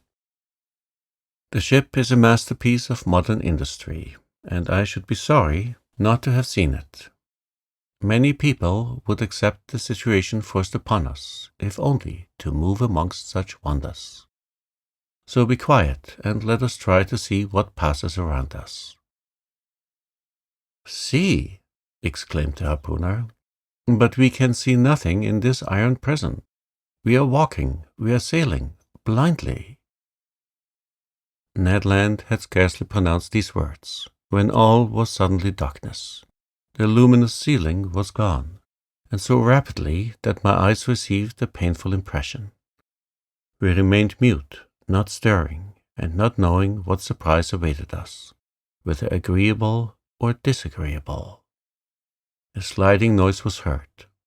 One would have said that panels were working at the sides of the Nautilus. "It is the end of the end," said Ned Land. Suddenly, light broke at each side of the saloon, through two oblong openings. The liquid mass appeared vividly lit up by the electric gleam. Two crystal plates separated us from the sea. At first I trembled at the thought that this frail partition might break, but strong bands of copper bound them, giving an almost infinite power of resistance. The sea was distinctly visible for a mile all around the Nautilus. What a spectacle! What pen can describe it? Who could paint the effects of the light through those transparent sheets of water, and the softness of the successive gradations from the lower to the superior strata of the ocean? We know the transparency of the sea and that its clearness is far beyond that of rock water. The mineral and organic substances which it holds in suspension heightens its transparency. In certain parts of the ocean, the Antilles, under 75 fathoms of water, can be seen with surprising clearness a bed of sand. The penetrating power of the solar rays does not seem to cease for a depth of 150 fathoms. But in this middle fluid, travelled over by the Nautilus, the electric brightness was produced even in the bosom of the waves. It was no longer luminous water, but liquid light. On each side, a window opened into this unexplored abyss. The obscurity of the saloon showed to advantage the brightness outside, and we looked out as if this pure crystal had been the glass of an immense aquarium. "You wish to see, friend Ned? Well, you see now." "Curious, curious," muttered the Canadian, who, forgetting his ill temper, seemed to submit to some irresistible attraction. And one would come further than this to admire such a sight. "Ah," thought I to myself, "I understand the life of this man. He has made a world apart for himself, in which he treasures all his greatest wonders." For 2 whole hours, an aquatic army escorted the Nautilus. During the games, their bounds, while rivaling each other in beauty, brightness, and velocity. I distinguished the green labre, the banded mullet, marked by a double line of black, the round-tailed goby, of a white color, with violet spots on the back, the Japanese gombrus, a beautiful mackerel of those seas, with a blue body and silvery head, the brilliant azurors, whose name alone defies description. Some banded spares, with variegated fins of blue and yellow, the woodcocks of the sea, some specimens of which attain a yard in length, Japanese salamanders, spider lampreys, serpents 6 feet long, with eyes small and lively, and a huge mouth bristling with teeth, with many other species. Our imagination was kept at its height. Interjections followed quickly on each other. Ned named the fish, and Conseil classed them. I was in ecstasies with the vivacity of their movements, and the beauty of their forms. Never had it been given to me to surprise these animals, alive and at liberty in their natural element. I will not mention all the varieties which passed before my dazzled eyes, all the collection of the seas of China and Japan. These fish, more numerous than the birds of the air, came, attracted, no doubt, by the brilliant focus of the electric light. Suddenly there was daylight in the saloon. The iron panels closed again, and the enchanting vision disappeared. But for a long time I dreamt on, till my eyes fell on the instruments hanging on the partition. The compass still showed the course to be east-northeast. The manometer indicated a pressure of 5 atmospheres, equivalent to a depth of 25 fathoms, and the electric log gave a speed of 15 miles an hour. I expected Captain Nemo, but he did not appear. The clock marked the hour of 5. Ned Land and Conseil returned to their cabin, and I retired to my chamber. My dinner was ready. It was composed of turtle soup, made of the most delicate hawksbills of a surmullet, served with puff paste, the liver of which, prepared by itself, was most delicious, and fillets of the emperor holocanthus, the savour of which seemed to me superior even to salmon. I passed the evening reading, writing, and thinking.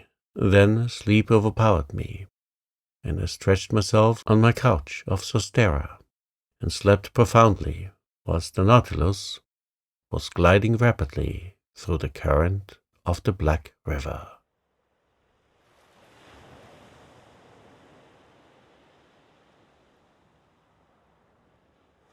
Chapter 14. A Note of Invitation. The next day was the 9th of November. I awoke after a long sleep of 12 hours. Conseil came, according to custom, to know how I had passed the night, and to offer his services. He had left his friend the Canadian sleeping like a man who had never done anything else all his life. I let the worthy fellow chatter as he pleased, without caring to answer him. I was preoccupied by the absence of the captain during our sitting of the day before, and hoping to see him today.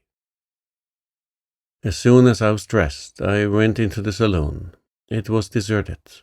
I plunged into the study of the shell treasures hidden behind the glass. I revelled also in great herbals filled with the rarest marine plants, which, although dried up, retained their lovely colours.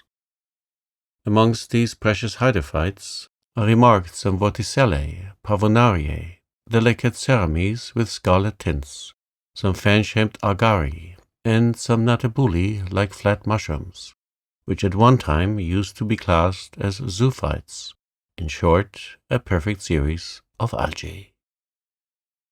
The whole day passed without my being honored by a visit from Captain Nemo. The panels of the saloon did not open. Perhaps they did not wish us to tire of these beautiful things. The course of the Nautilus was east-northeast. Her speed 12 knots. The depth below the surface between 25 and 30 fathoms. The next day, the 10th of November, the same desertion, the same solitude. I did not see one of the ship's crew. Ned and Conseil spent the greater part of the day with me. They were astonished at the inexplicable absence of the captain. Was this singular man ill? Had he altered his intentions with regard to us? After all, as Conseil said, we enjoyed perfect liberty. We were delicately and abundantly fed. Our host kept to his terms of the treaty. We could not complain, and, indeed, the singularity of our fate reserved such wonderful compensation for us that we had no right to accuse it as yet. That day I commenced the journal of these adventures, which has enabled me to relate them with most scrupulous exactitude and minute detail. I wrote it on paper made from a zostera marina. 11th November, early in the morning, the fresh air spreading over the interior of the Nautilus told me that we had come to the surface of the ocean to renew our supply of oxygen. I directed my steps to the central staircase and mounted the platform. It was 6 o'clock.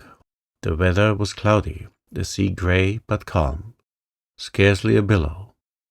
Captain Nemo, whom I hoped to meet, would he be there? I saw no one but the steersman imprisoned in his glass cage. Seated upon the projection formed by the hull of the pinnace, I inhaled the salt breeze with delight. By degrees the fog disappeared under the action of the sun's rays. The radiant orb rose from behind the eastern horizon. The sea flamed under its glaze like a train of gunpowder. The clouds, scattered in the heights, were colored with lively tints of beautiful shades, and numerous mare's tails, which betokened wind for that day. But what was wind to this Nautilus, which tempests could not frighten? I was admiring this joyous rising of the sun, so gay and so life-giving, when I heard steps approaching the platform. I was prepared to salute Captain Nemo, but it was his second, whom I had already seen on the captain's first visit, who appeared. He advanced on the platform, not seeming to see me. With his powerful glass to his eye, he scanned every point of the horizon with great attention. This examination over, he approached the panel and pronounced the sentence in exactly these terms. I have remembered it, for every morning it was repeated under exactly the same conditions. It was thus worded: Neutron respoc loni verge. What it meant, I could not say. These words pronounced, the second descended. I thought that the Nautilus was about to return to its submarine navigation. I regained the panel and returned to my chamber. 5 days spent thus, without any change in our situation. Every morning I mounted the platform. The same phrase was pronounced by the same individual. But Captain Nemo did not appear. I had made up my mind that I should never see him again, when, on the 16th November, on returning to my room with Ned and Conseil, I found upon my table a note addressed to me. I opened it impatiently. It was written in a bold, clear hand, the characters rather pointed, recalling the German type. The note was worded as follows: 16th of November, 1867. To Professor Aronnax, on board the Nautilus. Captain Nemo invites Professor Aronnax to a hunting party, which will take place tomorrow morning in the forests of the island of Crespo.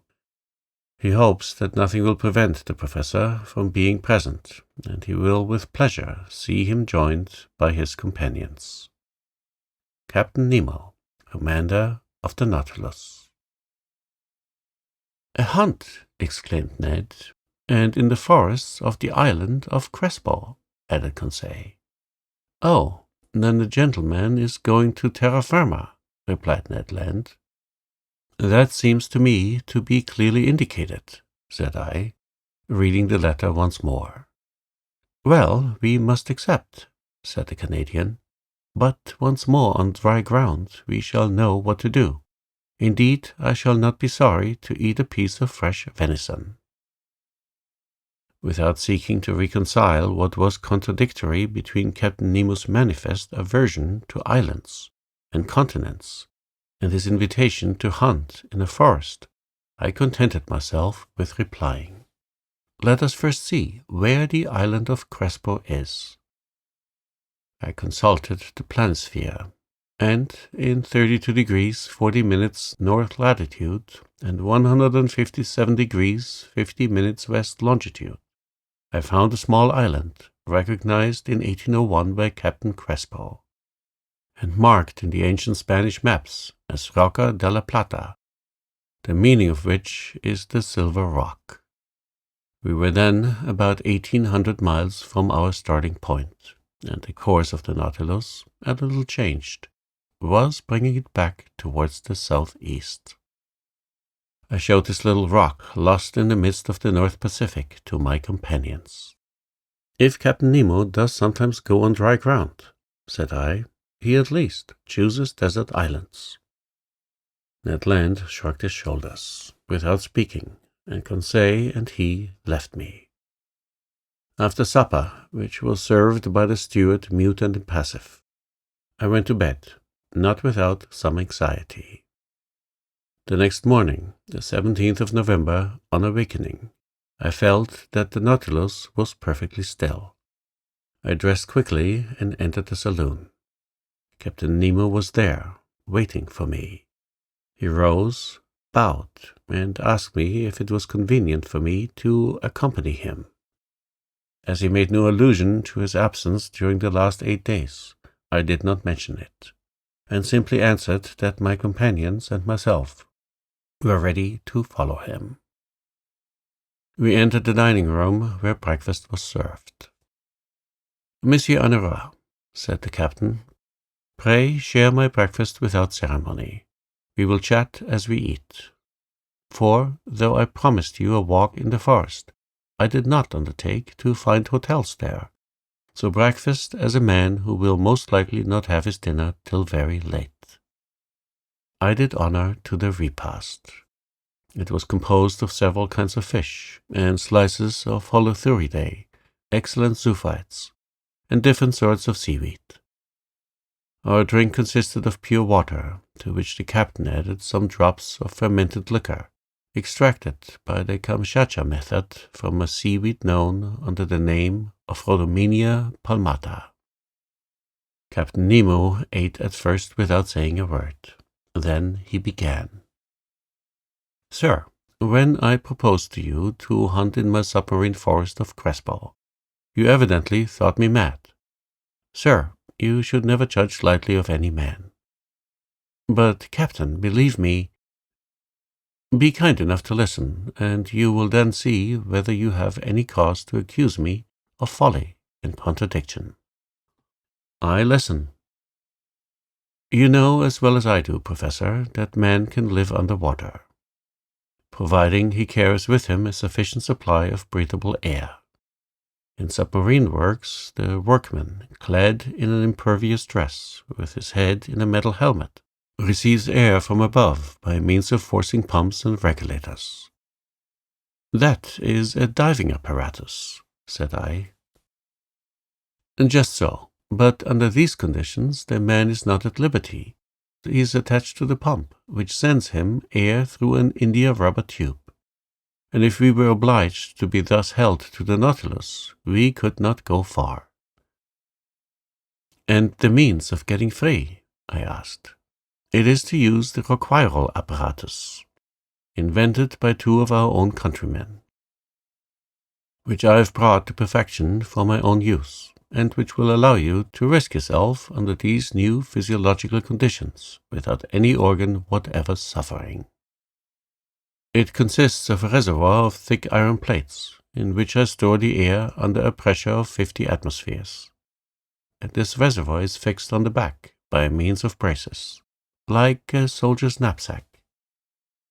Its upper part forms a box in which the air is kept by means of a bellows, and therefore cannot escape unless at its normal tension. In the requiral apparatus, such as we use, 2 India rubber pipes leave this box and join a sort of tent, which holds the nose and mouth. One is to introduce fresh air, the other to let out the foul, and the tongue closes one or the other according to the wants of the respirator. But I, in encountering great pressures at the bottom of the sea, was obliged to shut my head, like that of a diver in a ball of copper. And it is to this ball of copper that the 2 pipes, the inspirator and the expirator, open. Perfectly, Captain Nemo, but the air that you carry with you must soon be used. When it only contains 15% of oxygen, it is no longer fit to breathe. Right, but I told you, Monsieur Anara, that the pumps of the Nautilus allow me to store the air under considerable pressure, and on those conditions the reservoir of the apparatus can furnish breathable air for 9 or 10 hours. I have no further objections to make, I answered. I will only ask you one thing, Captain. How can you light your road at the bottom of the sea? With the Ruhmkorff apparatus, Monsieur Anara. One is carried on the back, the other is fastened to the waist. It is composed of a Bunsen pile, which I do not work with bichromate of potash, but with sodium. A wire is introduced, which collects the electricity produced, and directs it towards a particularly made lantern. In this lantern is a spiral glass, which contains a small quantity of carbonic gas. When the apparatus is at work, this gas becomes luminous, giving out a white and continuous light. Thus provided, I can breathe and I can see. Captain Nemo, to all my objections you make such crushing answers, that I dare no longer doubt. But if I am forced to admit the requiral and Ruhmkorff apparatus, I must be allowed some reservations with regard to the gun I am to carry. But it is not a gun for powder, answered the captain. Then it is an air gun. Doubtless. How would you have me manufacture gunpowder on board? Without either saltpeter, sulphur, or charcoal. Besides, I added, to fire under water in a medium 855 times denser than the air, we must conquer very considerable resistance. That would be no difficulty. There exist guns, according to Fulton, perfected in England by Philip Coles and Burley, in France by Fursey, and in Italy by Landi, which are furnished with a peculiar system of closing, which can fire under these conditions. But I repeat, I have no powder. I use air under great pressure, which the pumps of the Nautilus furnish abundantly. But this air must be rapidly used. Well, have I not my requiral reservoir, which can furnish it at need? A tap is all that is required. Besides, Monsieur Anara, you must see yourself that, during our submarine hunt, we can spend but little air and but few balls. But it seems to me that in this twilight and in the midst of this fluid, which is very dense compared to the atmosphere, shots could not go far, nor easily prove mortal. Sir, on the contrary, with this gun every blow is mortal, and however lightly the animal is touched, it falls as it is struck by a thunderbolt. Why? Because the balls sent by this gun are not ordinary balls, but little cases of glass, invented by Leniebreck, an Austrian chemist, of which I have a large supply. These glass cases are covered with a case of steel and weighted with a pellet of lead. They are real Leyden bottles, into which the electricity is forced to a very high tension. With the slightest shock they are discharged, and the animal, however strong it may be, falls dead. I must tell you that these cases are size number 4, and that the charge for an ordinary gun would be 10. I will argue no longer. I replied, rising from the table. I have nothing left me but to take my gun. At all events, I will go where you go. Captain Nemo then led me aft, and in passing before Ned's and Conseil's cabin, I called my two companions, who followed immediately, when they came to a kind of cell near the machinery room, in which we were to put on our walking dress.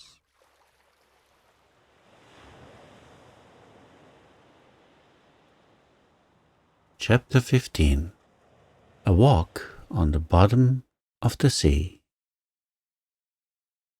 This cell was, to speak correctly, the arsenal and wardrobe of the Nautilus.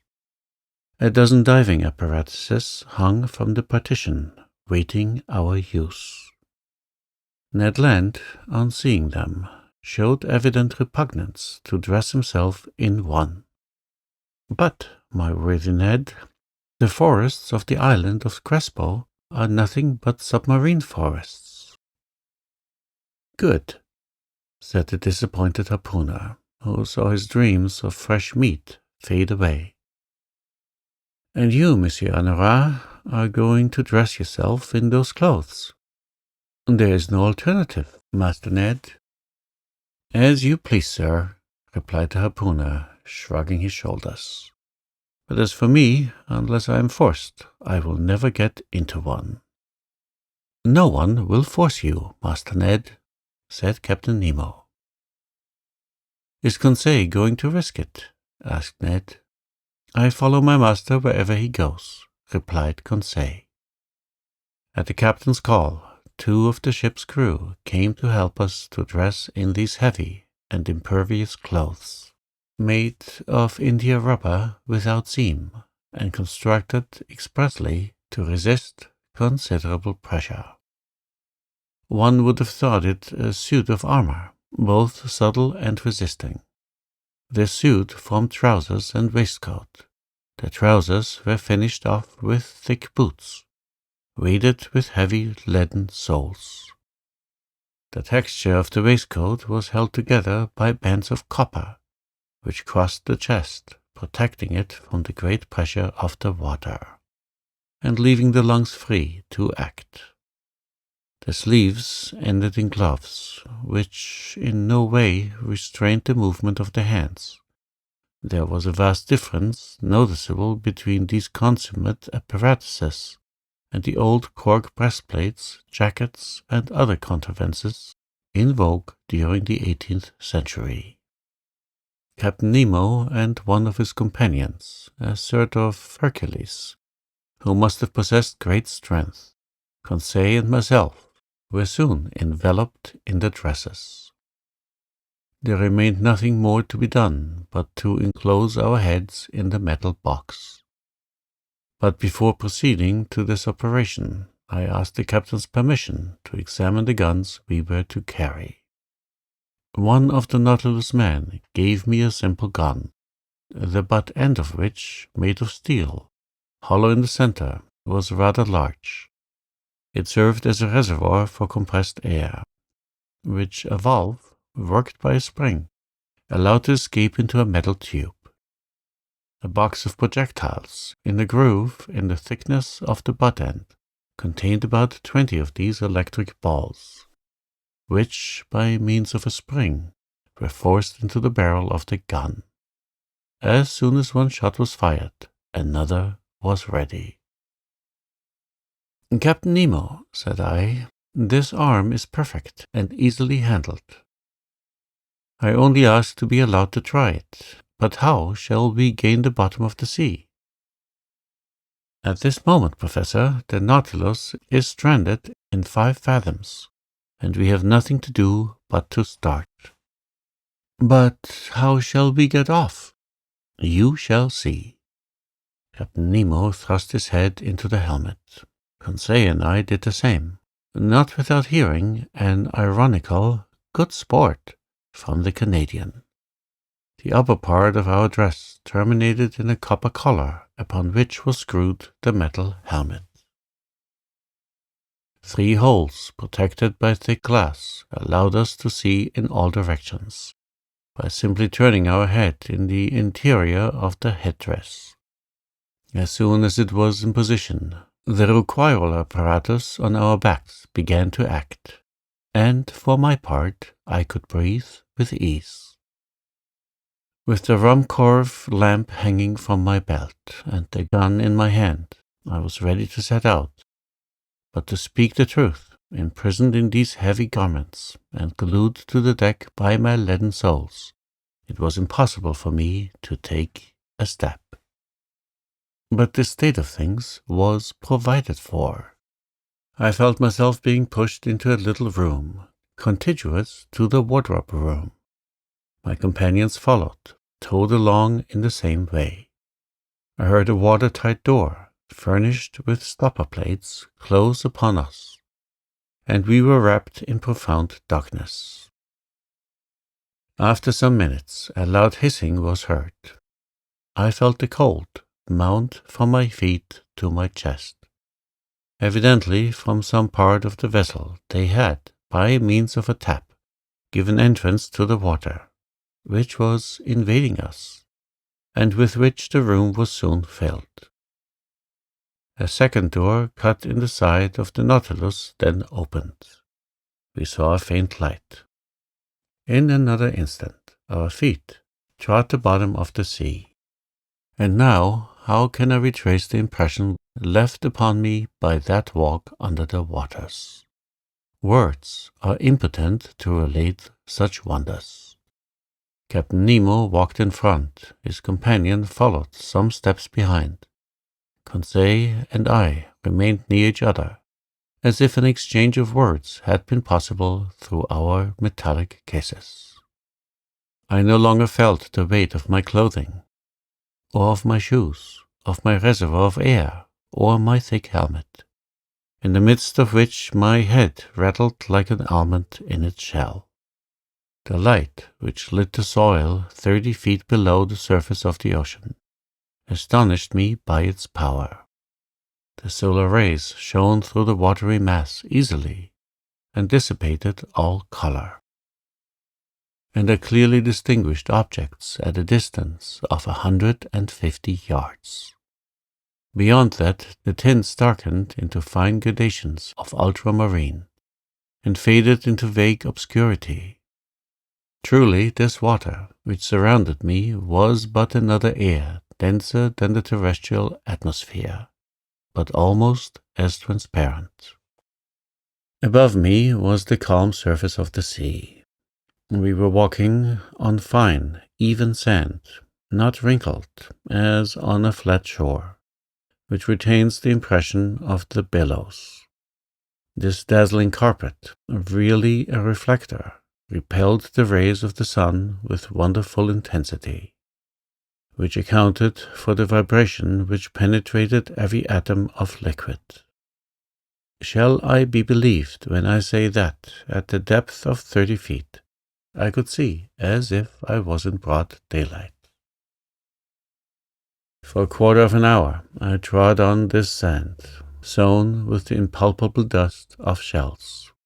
The hull of the Nautilus, resembling a long shoal, disappeared by degrees, but its lantern, when darkness should overtake us in the waters, would help to guide us on board with its distinct rays.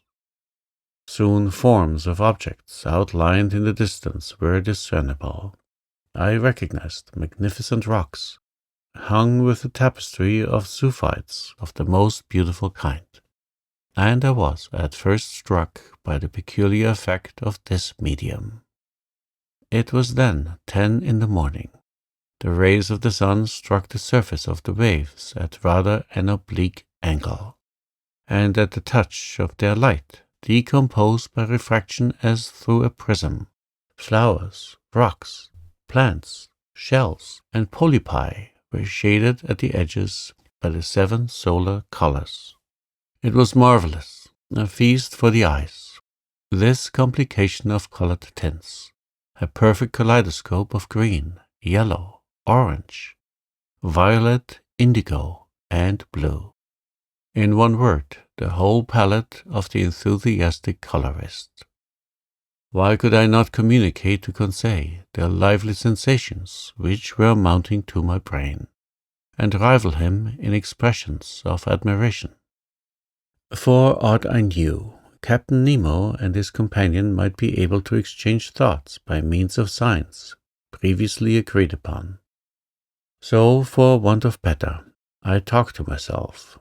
I declaimed in the copper box, which covered my head, thereby expending more air in vain words than was perhaps expedient. Various kinds of ices, clusters of pure tufted coral, prickly fungi, and anemones formed a brilliant garden of flowers. Enameled with prophytae, decked with their collarets of blue tentacles, sea stars studding their sandy bottom, together with asterophytons like fine lace embroidered by the hands of naiadas, whose festoons were waved by the gentle undulations caused by our walk.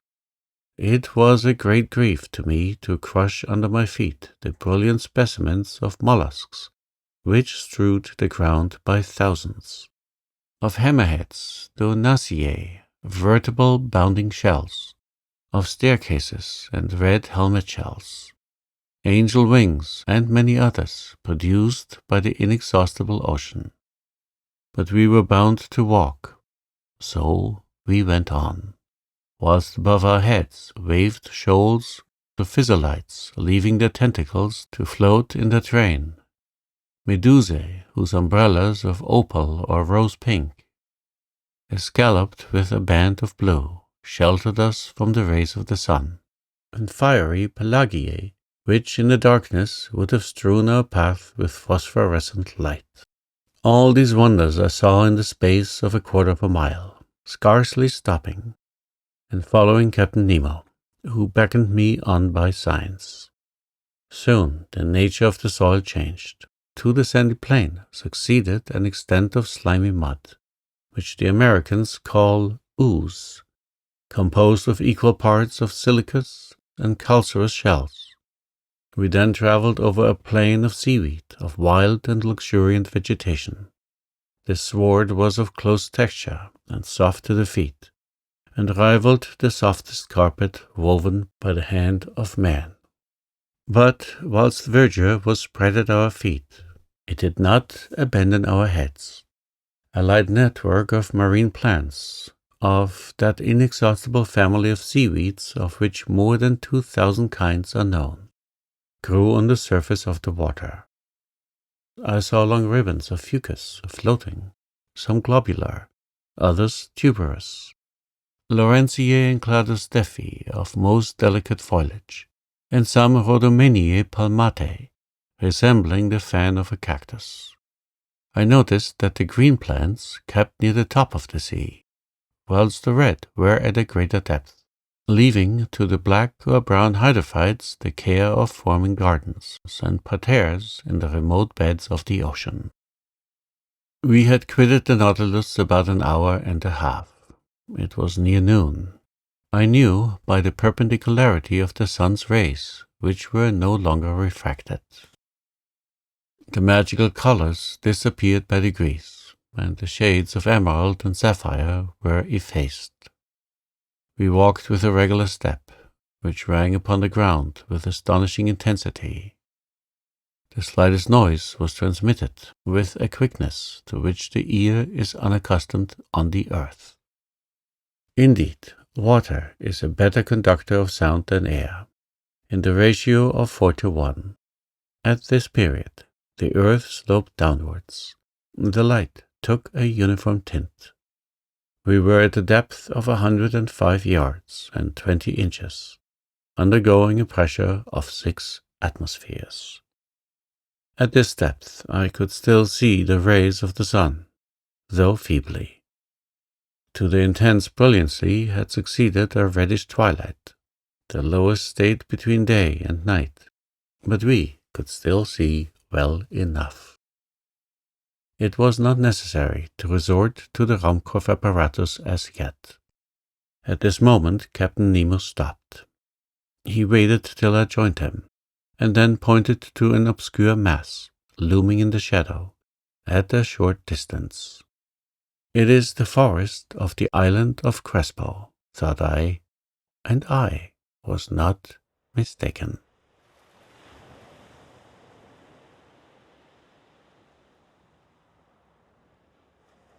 Chapter 16.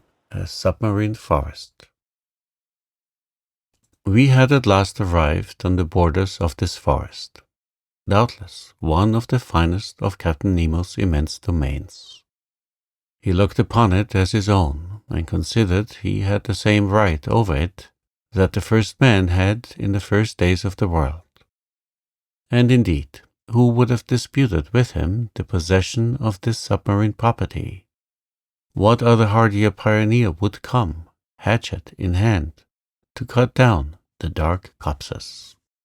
This forest was composed of large tree plants, and the moment we penetrated under its vast arcades, I was struck by the singular position of their branches, a position I had not yet observed. Not an herb which carpeted the ground, not a branch which clothed the trees, was either broken or bent, nor did they extend horizontally. All stretched up to the surface of the ocean. Not a filament, not a ribbon, however thin they might be, but kept as straight as a rod of iron. The fusi and lianas grew in rigid, perpendicular lines, due to the density of the element which had produced them. Motionless, yet when bent to one side by the hand, they directly resumed their former position. Truly, it was the region of perpendicularity. I soon accustomed myself to this fantastic position, as well as to the comparative darkness which surrounded us. The soil of the forest seemed covered with sharp blocks, difficult to avoid. The submarine flora struck me as being very perfect, and richer even than it would have been in the Arctic or tropical zones, where these productions are not so plentiful. But for some minutes I involuntarily confounded the genera, taking zoophytes and hydrophytes, animals for plants. And who would not have been mistaken? The fauna and the flora are too closely allied in this submarine world.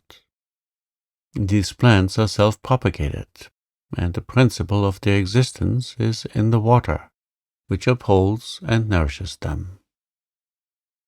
The greater number, instead of leaves, shot forth blades of capricious shapes, comprised within a scale of colors: pink, carmine, green, olive, fawn, and brown. I saw there, but not dried up, as our specimens of the Nautilus are, pavonari, spread like a fan, as if to catch the breeze. Scarlet cerames, whose laminaries extended their edible shoots of fern-shaped Nereocystis, which grow to a height of 15 feet.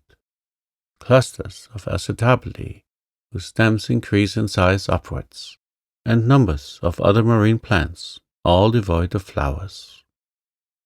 "Curious anomaly, fantastic element," said an ingenious naturalist, "in which the animal kingdom blossoms, and the vegetable does not."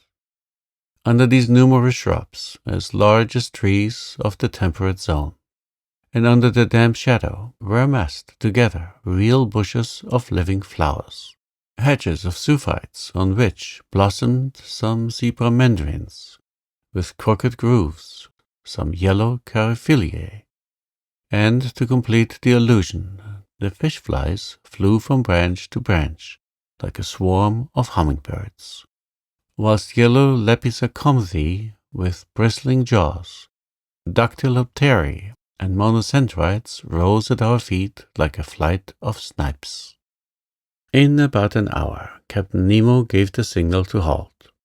I, for my part, was not sorry, and we stretched ourselves under an arbor of aleriae, the long, thin blades of which stood up like arrows. This short rest seemed delicious to me. There was nothing wanting but the charm of conversation, but impossible to speak, impossible to answer. I only put my great copper head to Conseil's. I saw the worthy fellow's eyes glistening with delight, and to show his satisfaction, he shook himself in his breastplate of air in the most comical way in the world. After 4 hours of this walking, I was surprised not to find myself dreadfully hungry. How to account for the state of the stomach, I could not tell. But instead, I felt an insurmountable desire to sleep, which happens to all divers. And my eyes soon closed behind the thick glasses, and I fell into a heavy slumber, which the movement alone had prevented before. Captain Nemo and his robust companion, stretched in the clear crystal, set us the example. How long I remained buried in this drowsiness I cannot judge. But when I woke, the sun seemed sinking towards the horizon. Captain Nemo had already risen, and I was beginning to stretch my limbs, when an unexpected apparition brought me briskly to my feet. A few steps off, a monstrous sea spider, about 38 inches high, was watching me with squinting eyes, ready to spring upon me, though my diver's dress was thick enough to defend me from the bite of this animal. I could not help shuddering with horror. Conseil and the sailor of the Nautilus awoke at this moment. Captain Nemo pointed out the hideous crustacean, which a blow from the butt end of the gun knocked over, and I saw the horrible claws of the monster writhe in terrible convulsions. This accident reminded me that other animals more to be feared might haunt these obscure depths, against whose attacks my diving dress would not protect me. I had never thought of it before, but I now resolved to be upon my guard. Indeed, I thought that this halt would mark the termination of our walk, but I was mistaken, for, instead of returning to the Nautilus, Captain Nemo continued his bold excursion. The ground was still on the incline. Its declivity seemed to be getting greater, and to be leading us to greater depths. It must have been about 3 o'clock when we reached a narrow valley, between high perpendicular walls, situated about 75 fathoms deep.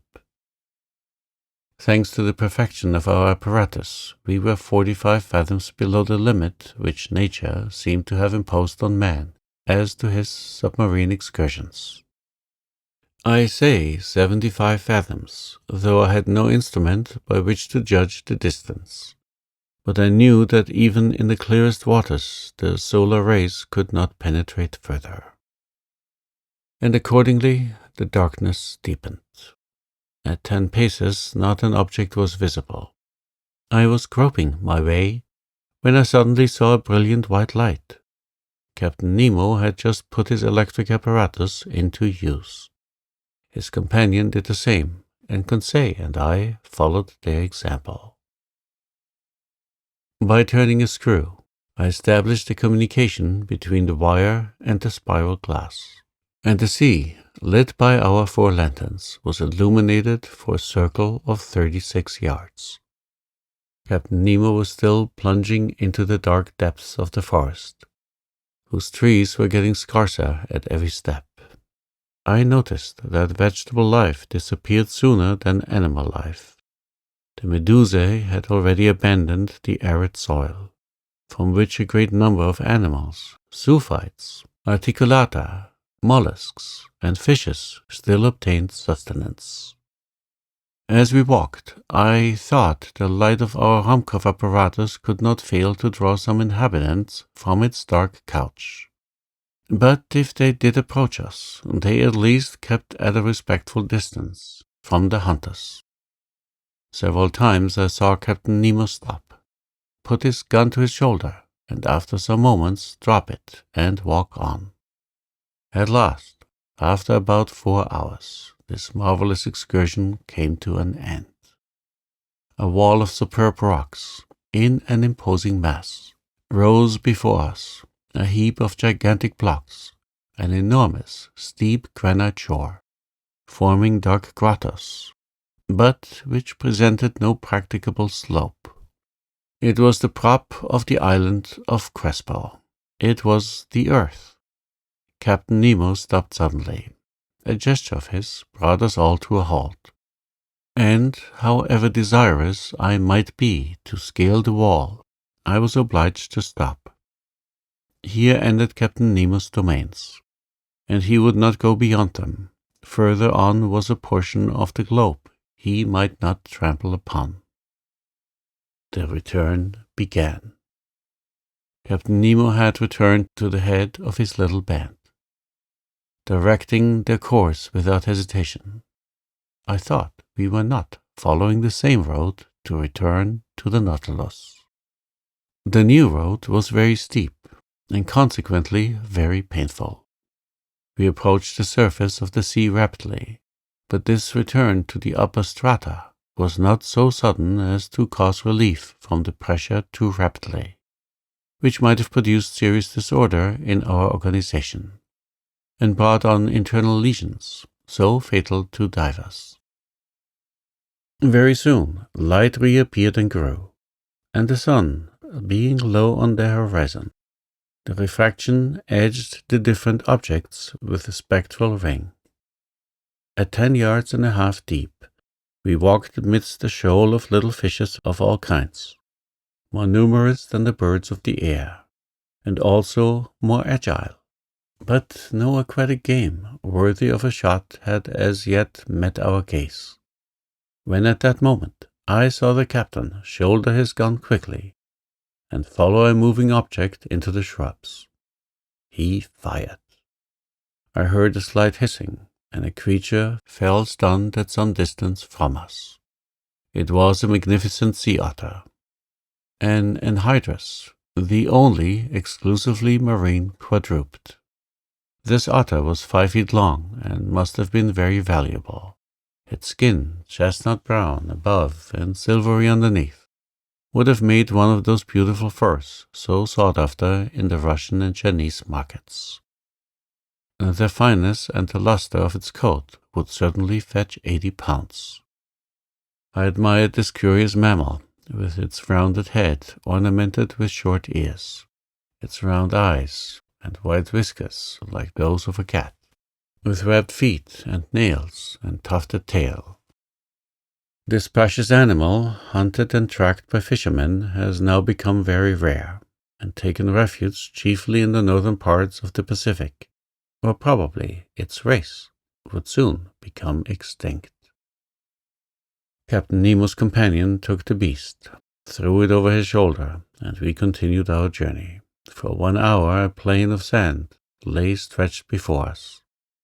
Sometimes it rose to within 2 yards and some inches of the surface of the water. I then saw our image clearly reflected, drawn inversely, and above us appeared an identical group, reflecting our movements and our actions. In a word, like us in every point, except that they walked with their heads downward and their feet in the air. Another effect I noticed, which was the passage of thick clouds, which formed and vanished rapidly. But on reflection I understood that these seeming clouds were due to the varying thickness of the reeds at the bottom, and I could even see the fleecy foam which their broken tops multiplied on the water, and the shadows of large birds passing above our heads, whose rapid flight I could discern on the surface of the sea. On this occasion I was witness to one of the finest gunshots which ever made the nerves of a hunter thrill. A large bird of great breadth of wing, clearly visible, approached, hovering over us. Captain Nemo's companion shouldered his gun and fired. Then it was only a few yards above the waves. The creature fell stunned, and the force of its fall brought it within reach of dexterous hunter's grasp. It was an albatross of the finest kind.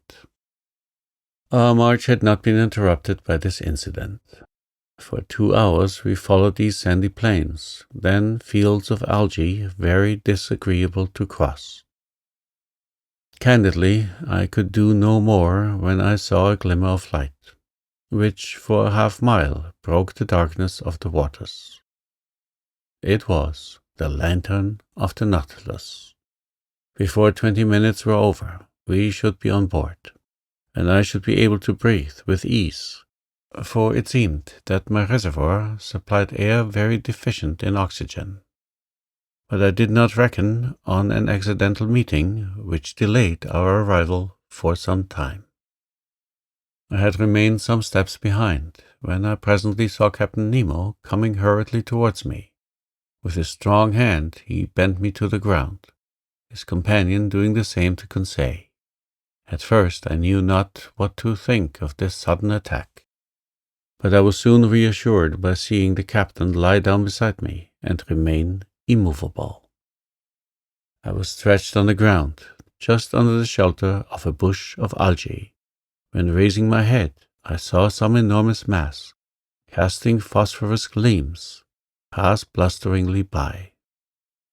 My blood froze in my veins as I recognized 2 formidable sharks which threatened us.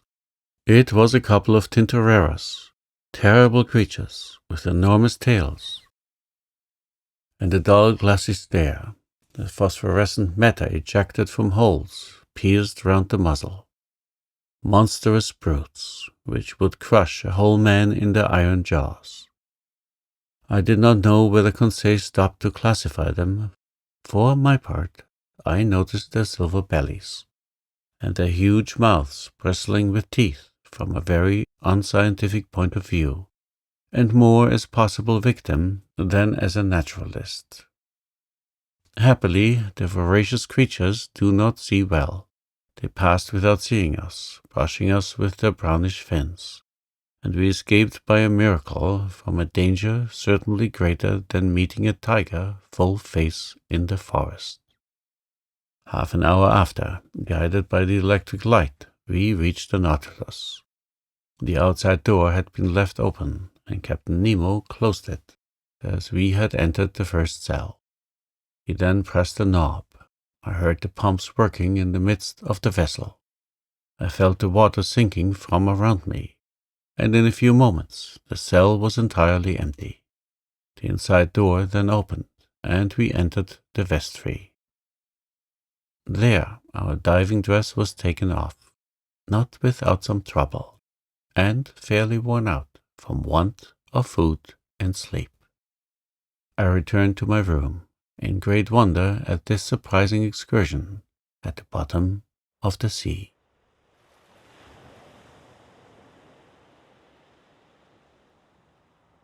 Chapter 17. 4,000 Leagues Under the Pacific. The next morning, the 18th of November, I had quite recovered from my fatigues of the day before, and I went up to the platform, just as the second lieutenant was uttering his daily phrase. I was admiring the magnificent aspect of the ocean when Captain Nemo appeared. He did not seem to be aware of my presence and began a series of astronomical observations. Then, when he had finished, he went and leaned on the cage of the watchlight and gazed abstractly on the ocean. In the meantime, a number of the sailors of the Nautilus, all strong and healthy men, had come up onto the platform. They came to draw up the nets that had been laid all night. These sailors were evidently of different nations, although the European type was visible in all of them.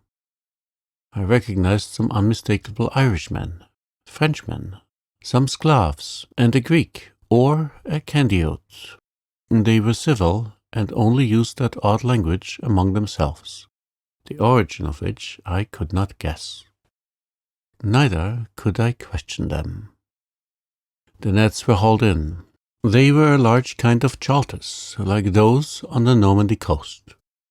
Great pockets that the waves and the chain fixed in the smaller meshes kept open.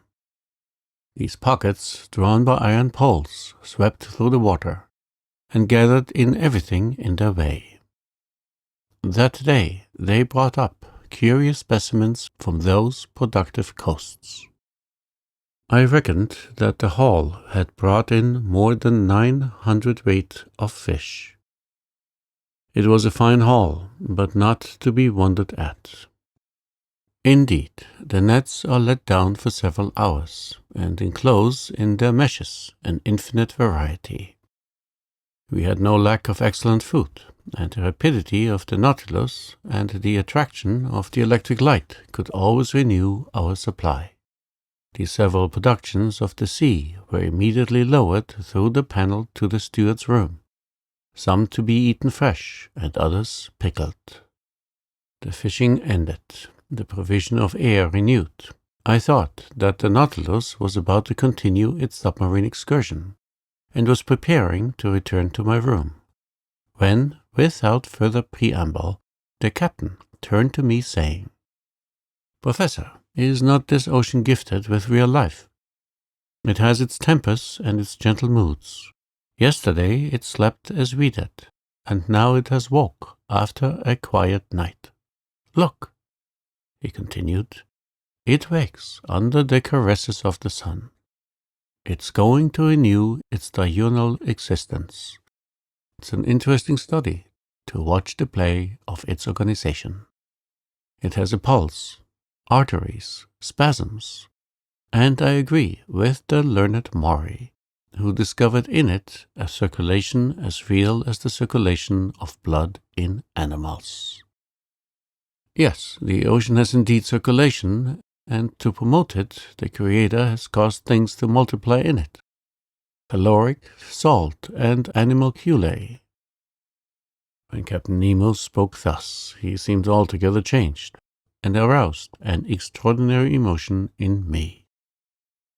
"Also," he added, "true existence is there, and I can imagine the foundations of nautical towns, clusters of submarine houses, which, like the Nautilus, would ascend every morning to breathe at the surface of the water. Free towns, independent cities.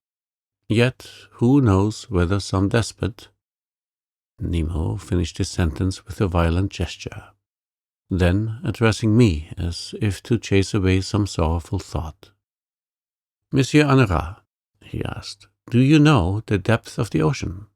"I only know, Captain, what the principal soundings have taught us." "Could you tell me them, so that I can suit them to my purpose?" "These are some," I replied, "that I remember. If I am not mistaken, a depth of 8,000 yards has been found in the North Atlantic, and 2,500 yards in the Mediterranean. The most remarkable soundings have been made in the South Atlantic, near the 35th parallel, and they gave 12,000 yards, 14,000 yards, and 15,000 yards.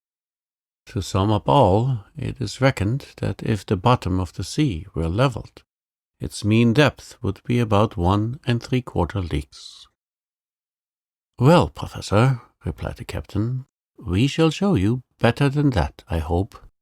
As to the mean depth of this part of the Pacific, I tell you it's only 4,000 yards. Having said this, Captain Nemo went toward the panel and disappeared down the ladder. I followed him and went into the large drawing room. The screw was immediately put in motion, and the log gave 20 miles an hour.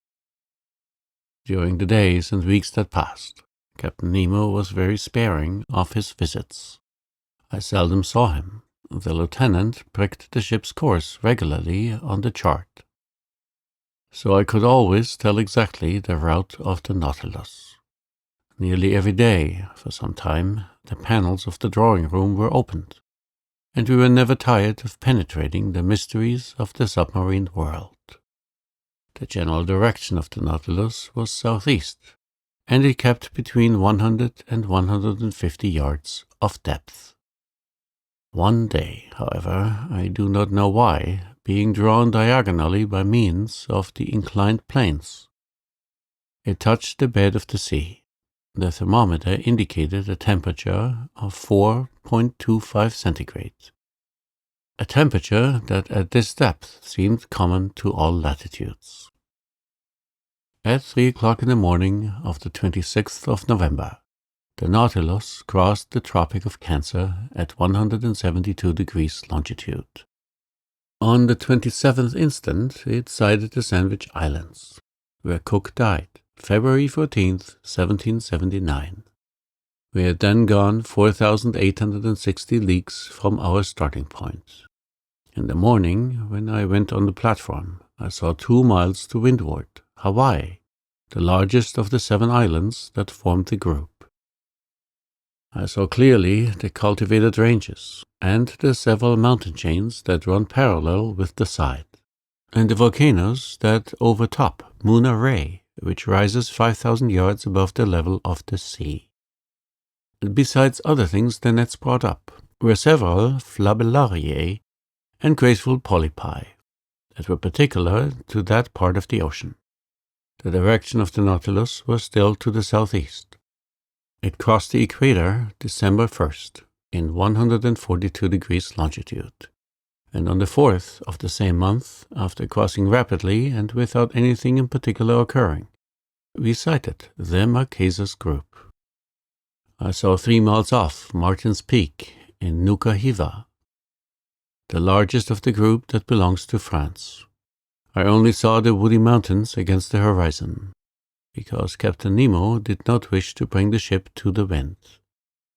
There the nets brought up beautiful specimens of fish, some with azure fins and tails like gold, the flesh of which is unrivaled, some nearly destitute of scales, but of exquisite flavor. Others with bony jaws and yellow-tinged gills, as good as bonitos, all fish that would be of use to us. After leaving these charming islands protected by the French flag, from the 4th to the 11th of December, the Nautilus sailed over about 2,000 miles. During the daytime of the 11th of December, I was busy reading in the large drawing room. Ned Land and Conseil watched the luminous water through the half-open panels. The Nautilus was immovable. While its reservoirs were filled, it kept at a depth of 1,000 yards, a region rarely visited in the ocean, and in which large fish were seldom seen. I was then reading a charming book by Jean Mace, The Slaves of the Stomach, and I was learning some valuable lessons from it, when Conseil interrupted me. "Will master come here a moment?" he said in a curious voice. "What is the matter, Conseil?" "I want master to look." I rose, went, and leaned on my elbows before the panes and watched. In a full electric light, an enormous black mass, quite immovable, was suspended in the midst of the waters. I watched it attentively, seeking to find out the nature of this gigantic cetacean.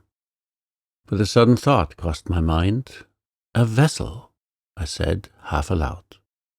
"Yes," replied the Canadian, "a disabled ship that has sunk perpendicularly." Ned Land was right. We were close to a vessel of which the tattered shrouds still hung from their chains.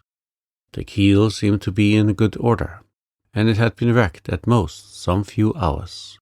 3 stumps of masts, broken off about 2 feet above the bridge, showed that the vessel had had to sacrifice its masts. But, lying on its side, it had filled, and it was heeling over to port. The skeleton of what it had once been was a sad spectacle as it lay lost under the waves. But sadder still was the side of the bridge, where some corpses, bound with ropes, were still lying. I counted 5, 4 men, of whom was standing at the helm, and a woman standing by the poop, holding an infant in her arms. She was quite young. I could distinguish her features, which the water had not decomposed, by the brilliant light from the Nautilus. In one despairing effort, she had raised her infant above her head, poor little thing, whose arms encircled its mother's neck. The attitude of the 4 sailors was frightful, distorted as they were by their convulsive movements, whilst making a last effort to free themselves from the cords that bound them to the vessel. The steersman alone, calm, with a grave, clear face, his grey hair glued to his forehead, and his hand clutching the wheel of the helm, seemed even then to be guiding the 3 broken masts through the depths of the ocean. What a scene! We were dumb, our hearts beat fast before this shipwreck, taken as it were from life and photographed in its last moments. And I saw already, coming towards it with hungry eyes, enormous sharks, attracted by the human flesh. However, the Nautilus, turning, went round the submerged vessel, and in one instant I read on the stern, "The Florida, Sunderland."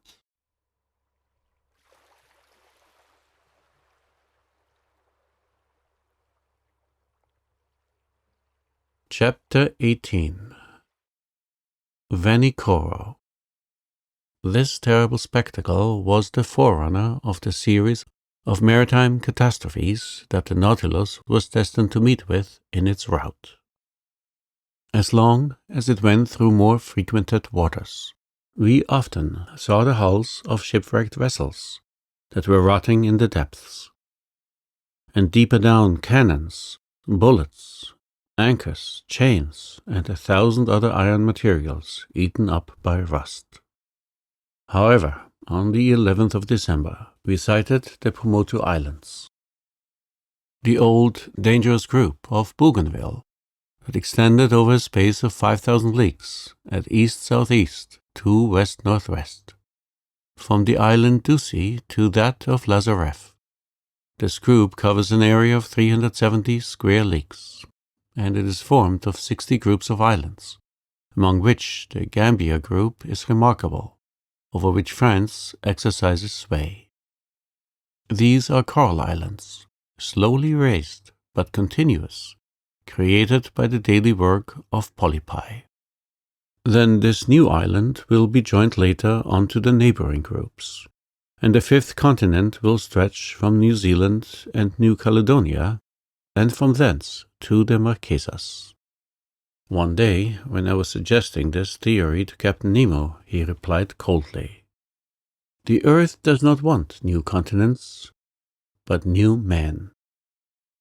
Chance had conducted the Nautilus towards the island of Clermont-Tonnerre, one of the most curious of the group, that was discovered in 1822 by Captain Bell of Minerva. I could study now the madreporal system, to which are due the islands in this ocean.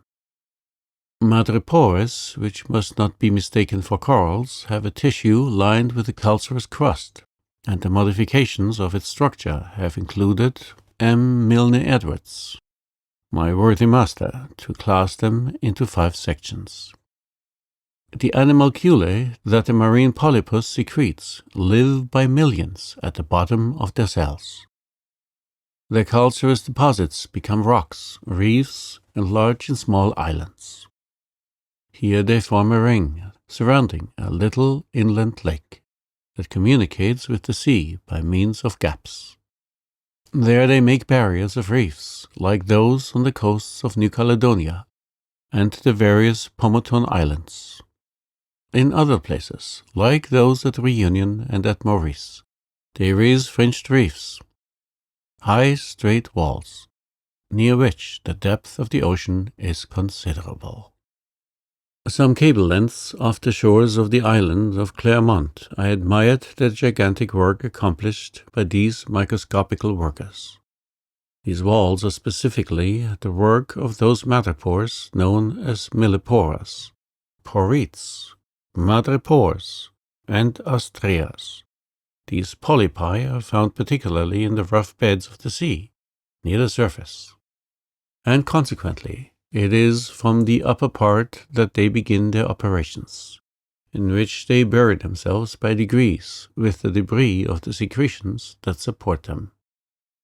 Such is at least Darwin's theory, who thus explains the formation of the atolls, a superior theory, to my mind, that given of the foundation of the metamorphical works, summits of mountains or volcanoes that are submerged some feet below the level of the sea.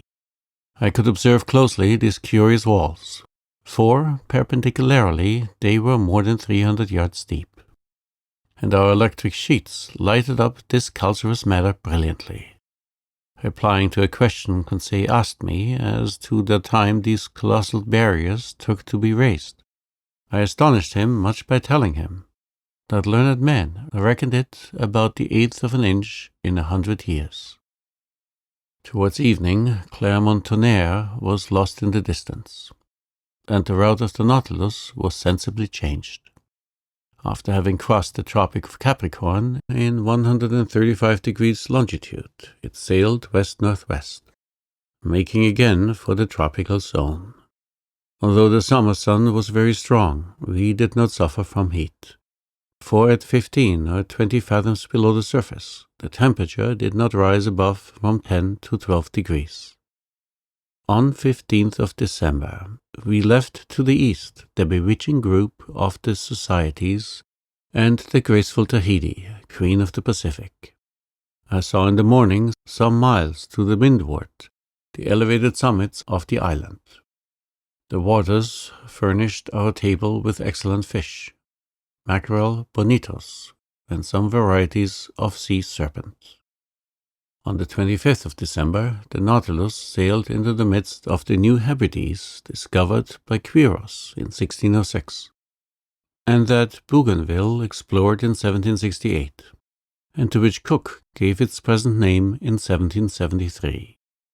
This group is composed principally of 9 large islands that form a band of 120 leagues, north-northeast to south-southwest, between 15 degrees and 2 degrees south latitude, and 164 degrees and 168 degrees longitude. We passed tolerably near to the island of Aru, that at noon looked like a mass of green woods, surmounted by a peak of great height. That day, being Christmas Day, NED LAND seemed to regret sorely the non-celebration of Christmas, the family fete of which Protestants are so fond. I had not seen Captain Nemo for a week, when, on the morning of the 27th, he came into the large drawing-room, always seeming as if he had seen you 5 minutes before. I was busily tracing the route of the Nautilus on the planisphere. The captain came up to me, put his finger on one spot on the chart, and said this single word: VANIKORO. The effect was magical. It was the name of the islands on which La Pérouse had been lost. I rose suddenly. "The Nautilus has brought us to Vanikoro?" I asked. "Yes, Professor," said the captain, "and I can visit the celebrated islands where the Boussole and the Astrolabe struck." "If you like, Professor." "When shall we be there?" "We are there now." Followed by Captain Nemo, I went up on the platform and greedily scanned the horizon. To the northeast, 2 volcanic islands emerged of unequal size, surrounded by a coral reef that measured 40 miles in circumference. We were close to Vanikoro, really the one to which Dumont d'Urville gave the name of Isle de la Recherche, and exactly facing the little harbor of Vanu, situated in 16 degrees 4 minutes south latitude and 164 degrees 32 minutes eastern longitude. The earth seemed covered with verdure from the shore to the summits in the interior, that were crowned by Mount Kapogo, 476 feet high. The Nautilus, having passed the outer belt of rocks by a narrow strait, found itself among breakers where the sea was from 30 to 40 fathoms deep. Under the verdant shade of some mangroves I perceived some savages, who appeared greatly surprised at our approach. In the long black body moving between wind and water, did they not see some formidable cetacean that they regarded with suspicion? Just then Captain Nemo asked me what I knew about the wreck of La Pérouse. "Only what everyone knows, Captain. I replied. And could you tell me what everyone knows about it? He inquired ironically. Easily. I related to him all that the last works of Dumont d'Urville had made known, works from which the following is a brief account. La Pérouse and his second, Captain de Langlais, were sent by Louis XVI in 1785 on a voyage of circumnavigation. They embarked in the corvettes Boussole and the Astrolabe, neither of which were again heard of. In 1791, the French government, justly uneasy as to the fate of these two sloops, meant two large merchantmen, the Recherche and the Espérance, which left Brest the 28th of September under the command of Bruni d'Entrecasteaux. 2 months after, they learned from Bowen, commander of the Albemarle, that the debris of shipwrecked vessels had been seen on the coast of New Georgia. But d'Entrecasteaux, ignoring this communication, rather uncertain besides, directed his course towards the Admiralty Islands, mentioned in a report of Captain Hunter's of being the place where La Pérouse was wrecked. They sought in vain. The Espérance and the Recherche passed before Vanikoro without stopping there, and in fact this voyage was most disastrous, as it cost d'Entrecasteaux his life and those of 2 of his lieutenants, besides several of his crew. Captain Dillon, a shrewd old Pacific sailor, was the first to find unmistakable traces of the wrecks. On the 15th of May, 1824, his vessel, the St. Patrick, passed close to Tikopia, one of the New Hebrides. There, a Lascar came alongside in a canoe, sold him the handle of a sword in silver that bore the print of characters engraved on the hilt. The Lascar pretended that 6 years before, during the stay in Vanikoro, he had seen 2 Europeans that belonged to some vessels that had run aground on the reefs some years ago. Dillon guessed that he meant La Pérouse, whose disappearance had troubled the whole world. He tried to get on to Vanikoro, where, according to the Lascar, he would find numerous debris of the wreck, but winds and tides prevented him. Dillon returned to Calcutta.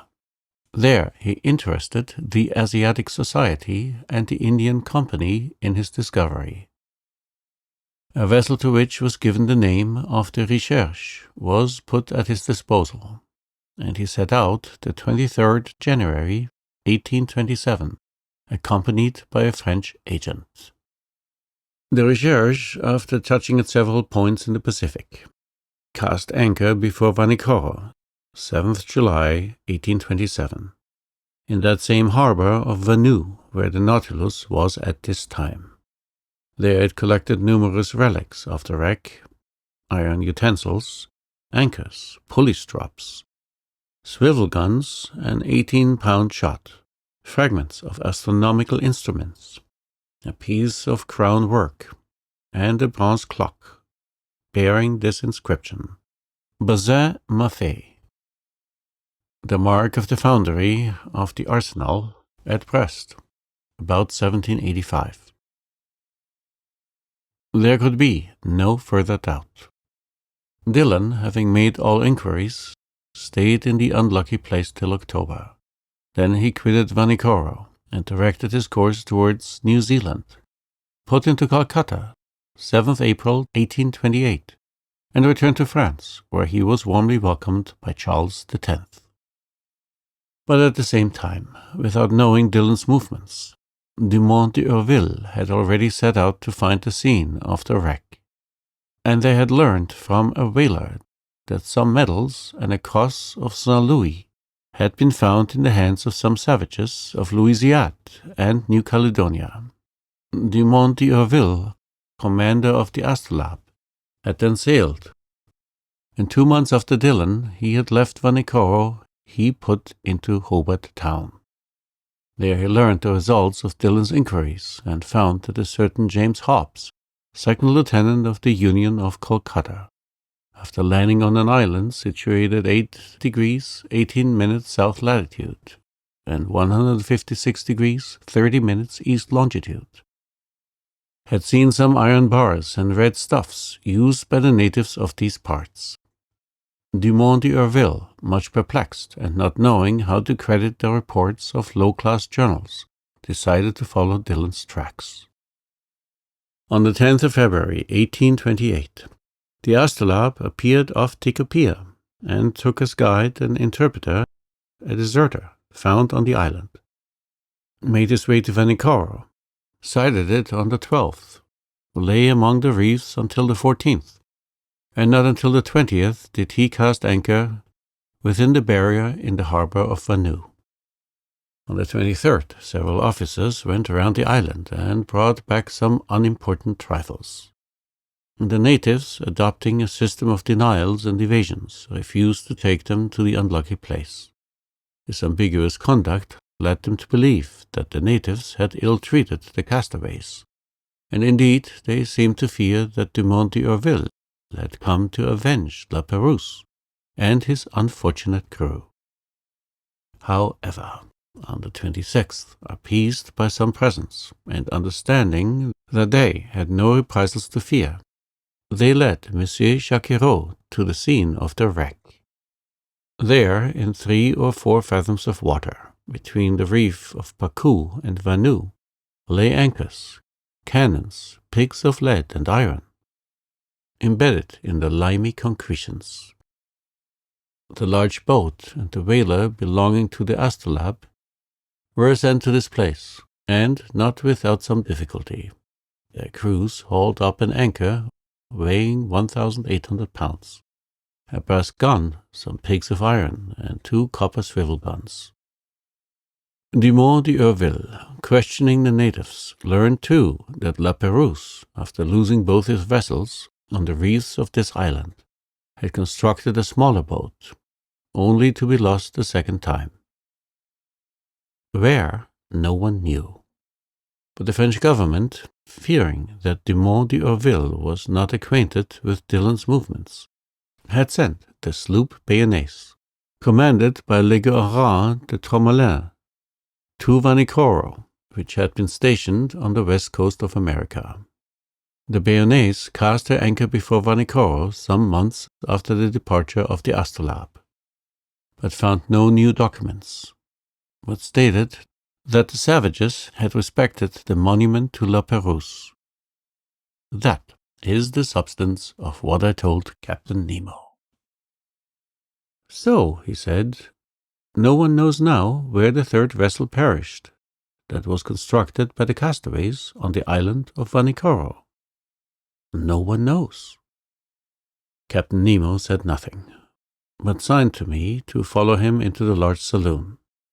The Nautilus sank several yards below the waves, and the panels were opened. I hastened to the aperture, and under the crustaceans of coral, covered with fungi, siphonules, alcyons, madrepores, through myriads of charming fish, girelles, glyphicidræ, pompherides, diacopes, and holocentus, I recognized certain debris that the drags had not been able to tear up. Iron stirrups, anchors, cannons, bullets, capstan fittings, the stem of a ship, all objects clearly proving the wreck of some vessel, and now carpeted with living flowers.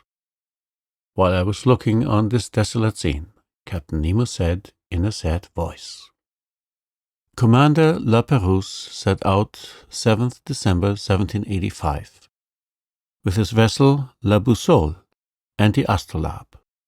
He first cast anchor at Botany Bay, visiting the Friendly Isles, New Caledonia, then directed his course towards Santa Cruz, and put into Namuka, one of the Hapai group. Then his vessel struck on the unknown reefs of Vanikoro. The Boussole, which went first, ran aground on the southeasterly coast. The astrolabe went to its help, and ran aground too. The first vessel was destroyed almost immediately, The second, stranded under the wind, resisted some days. The natives made the castaways welcome. They installed themselves in the island and constructed a smaller boat with the debris of the two larger ones. Some sailors stayed willingly at VANIKORO. The others, weak and ill, set out with La Perouse. They directed their course towards the Solomon Islands, and there perished, with everything, on the westerly coast of the chief island of the group, between Capes Deception and Satisfaction. How do you know that? By this, that I found on the spot where was the last wreck. Captain Nemo showed me a tin plate box, stamped with the French arms, and corroded by the salt water. He opened it, and I saw a bundle of papers, yellow but still readable. They were the instructions of the naval minister of Commander La Perouse, annotated in their margins by Louis XVI's handwriting. "Ah, it is a fine death for a sailor," said Captain Nemo at last. "A coral tomb makes a quiet grave, and I trust that I and my comrades will find no other."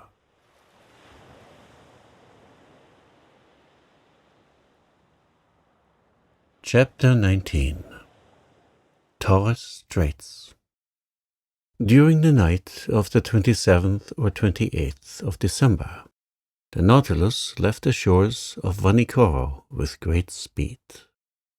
Her course was southwesterly, and in the 3 days she had gone over the 750 leagues that separated it from La Perouse's group and the southeast point of Papua. Early on the 1st of December, 1863, Conseil joined me on the platform. "Master, will you permit me to wish you a happy New Year?" "What, Conseil? Exactly as if I was at Paris, in my study at the Jardin des Plantes." "Well, I accept your good wishes, and thank you for them. Only I will ask you what you mean by a Happy New Year under our circumstances. Do you mean the year that will bring us the end of our imprisonment, or the year that sees us continue this strange voyage?" "Really, I do not know how to answer, master. We are sure to see curious things, and for the last 2 months we have not had time for dullness. The last marvel is always the most astonishing, and if we continue this progression, I do not know how it will end. It is my opinion that we shall never again see the like. I think then, with no offense to master, that a happy year would be one in which we could see everything." On 2nd January we had made 11,340 miles, or 5,250 French leagues, since our starting point in the Japan seas. Before the ship's head stretched the dangerous shores of the Coral Sea, on the northeast coast of Australia. Our boat lay along some miles from the redoubtable bank on which Cook's vessel was lost, 10th June, 1770. The boat in which Cook was struck on a rock, and if it did not sink, it was owing to a piece of coral that was broken by the shock, and fixed itself in the broken keel. I had wished to visit the reef, 360 leagues long, against which the sea, always rough, broke with great violence, with a noise like thunder. But just then the inclined planes drew the Nautilus down to a great depth, and I could see nothing of the high coral walls. I had to content myself with the different specimens of fish brought up by the nets. I remarked, among others, some guermans, a species of mackerel as large as a tunny, with bluish sides and striped with transverse bands that disappeared with the animal's life. These fish followed us in shoals, and furnished us with very delicate food. We took also a large number of gilt heads, about 1½ inches long, tasting like dories, and flying pyropeds like submarine swallows, which, in dark nights, light alternately the air and water with the phosphorescent light. Among the mollusks and zoophytes, I found in the meshes of the net several species of alcyonarians, eschini, hammers, spurs, dials, cearides, and hyalae.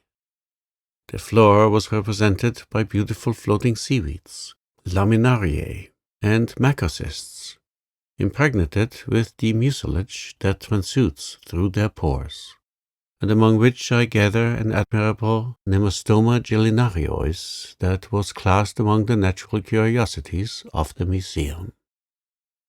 2 days after crossing the Coral Seas, 4th of January, we sighted the Papuan coasts. On this occasion, Captain Nemo informed me that his intention was to get into the Indian Ocean by the Strait of Torres. His communication ended there. The Torres Straits are nearly 34 leagues wide, but they are obstructed by an innumerable quantity of islands, islets, breakers, and rocks that make its navigation almost impracticable, so that Captain Nemo took all needful precautions to cross them.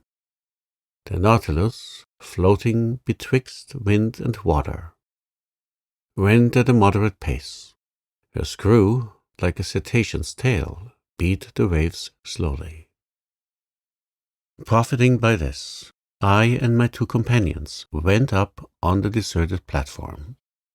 Before us was the steerman's cage, and I expected that Captain Nemo was there directing the course of the Nautilus. I had before me the excellent charts of the Straits of Torres, and I consulted them attentively. Round the Nautilus, the sea dashed furiously. The course of the waves that went from southeast to northwest at the rate of 2.5 miles broke on the coral that showed itself here and there. "This is a bad sea," remarked Ned Land. "Detestable indeed, and one that does not suit a boat like the Nautilus. The captain must be very sure of his route, for I see there pieces of coral that would do for its keel if it only touched them slightly." Indeed, the situation was dangerous, but the Nautilus seemed to slide like magic off the rocks. It did not follow the routes of the Astrolabe and the Sealy exactly, for they proved fatal to Dumont d'Urville.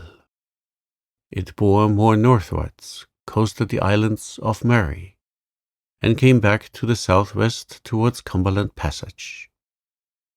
I thought it was going to pass it by, when, going back to northwest, it went through a large quantity of islands and islets, little known, towards the Island Sound and Canal Mauvais. I wondered if Captain Nemo, foolishly imprudent, would steer his vessel into that pass where Dumont d'Urville's 2 corvettes touched, when, swerving again and cutting straight through to the west, he steered for the island of Gilboa. It was then 3 in the afternoon. The tide began to recede, being quite full. The Nautilus approached the island, that I still saw, with its remarkable border of screw pines. He stood off it at about 2 miles distant. Suddenly a shock overthrew me. The Nautilus just touched a rock, and stayed immovable, laying lightly to port side. When I rose, I perceived Captain Nemo and his lieutenant on the platform. They were examining the situation of the vessel, and exchanging words in their incomprehensible dialect. She was situated thus. 2 miles on the starboard side appeared Gilboa, stretching from north to west like an immense arm. Towards the south and east some coral showed itself, left by the ebb. We had run aground, and in one of those seas where the tides are middling. A sorry matter for the floating of the Nautilus. However, The vessel had not suffered, for her keel was solidly joined. But if she could neither glide off nor move, she ran the risk of being forever fastened to these rocks. And then Captain Nemo's submarine vessel would be done for. I was reflecting thus when the captain, cool and calm, always master of himself, approached me. "An accident?" I asked. "No, an incident. But an incident that will oblige you, perhaps, to become an inhabitant of this land from which you flee?" Captain Nemo looked at me curiously and made a negative gesture, as much as to say that nothing would force him to set foot on terra firma again. Then he said, "Besides, Monsieur Honorat, the Nautilus is not lost. It will carry you yet into the midst of the marvels of the ocean. Our voyage is only begun, and I do not wish to be deprived so soon of the honor of your company." "However, Captain Nemo," I replied, without noticing the ironical turn of his phrase, "the Nautilus ran aground in open sea. Now the tides are not strong in the Pacific, and if you cannot lighten the Nautilus, I do not see how it will be reinflated." "The tides are not strong in the Pacific. You are right there, Professor. But in the Torres Straits one finds still a difference of 1.5 yards between the level of high and low seas. Today is 4th January, and in 5 days the moon will be full. Now I shall be very much astonished if that satellite does not raise these masses of water sufficiently, and render me a service that I should be indebted to her for."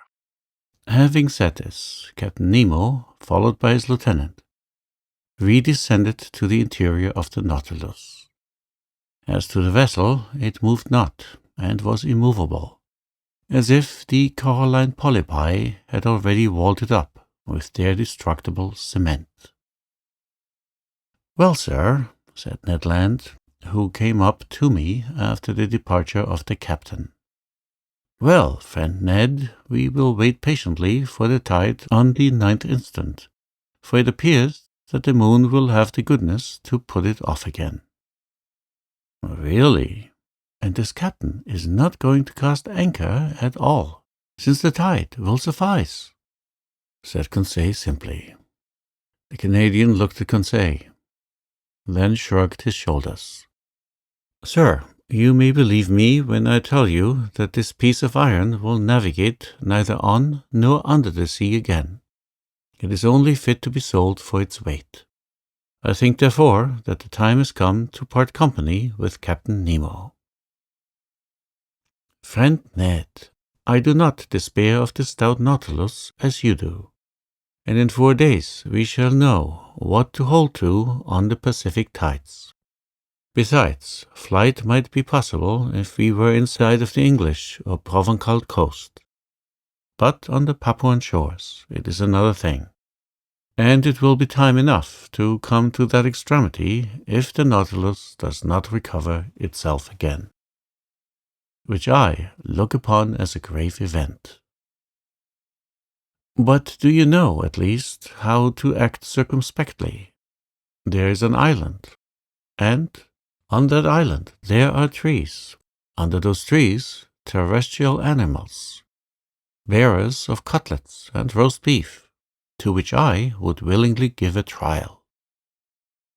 "In this, friend Ned is right," said Conseil, "and I agree with him. Could not master obtain permission from his friend Captain Nemo to put us on land, if only so as not to lose the habit of treading on solid parts of our planet?" "I can ask him, but he will refuse." "Will master risk it?" asked Conseil, "and we shall know how to rely upon the captain's amiability." To my great surprise, Captain Nemo gave me the permission I asked for, and he gave it very agreeably, without even exacting from me a promise to return to the vessel. But flight across New Guinea might be very perilous. and I should not have counselled Ned Land to attempt it. Better to be a prisoner on board the Nautilus than to fall into the hands of the natives. At 8 o'clock, armed with guns and hatchets, we got off the Nautilus. The sea was pretty calm. A slight breeze blew on land. Conseil and I rowing, we sped along quickly, and Ned steered in the straight passage that the breakers left between them. The boat was well handled and moved rapidly. Ned Land could not resist his joy. He was like a prisoner that had escaped from prison, and knew not that it was necessary to re-enter it. "Meat, we are going to eat some meat. And what meat?" he replied. "Real game, no bread indeed." "I do not say that fish is not good, we must not abuse it, but a piece of fresh venison, grilled on live coals, will agreeably vary our ordinary course." "Glutton," said Conseil, "he makes my mouth water." "It remains to be seen," I said, "if these forests are full of game, and if the game is not such as will hunt the hunter himself." "Well said, Monsieur Honorat," replied the Canadian, whose teeth seemed sharpened like the edge of a hatchet. "But I will eat tiger, loin of tiger, if there is no other quadruped on this island." "Friend Ned is uneasy about it," said Conseil. "Whatever it may be," continued Ned Land, "every animal with 4 paws without feathers, or with 2 paws without feathers, will be saluted by my first shot." "Very well. Master Land's imprudences are beginning." "Never fear, Monsieur Honorat," replied the Canadian. "I do not want 25 minutes to offer you a dish of my sort." At 8:30, the Nautilus boat ran softly aground on a heavy sand, after having happily passed the coral reef that surrounds the island of Gilboa.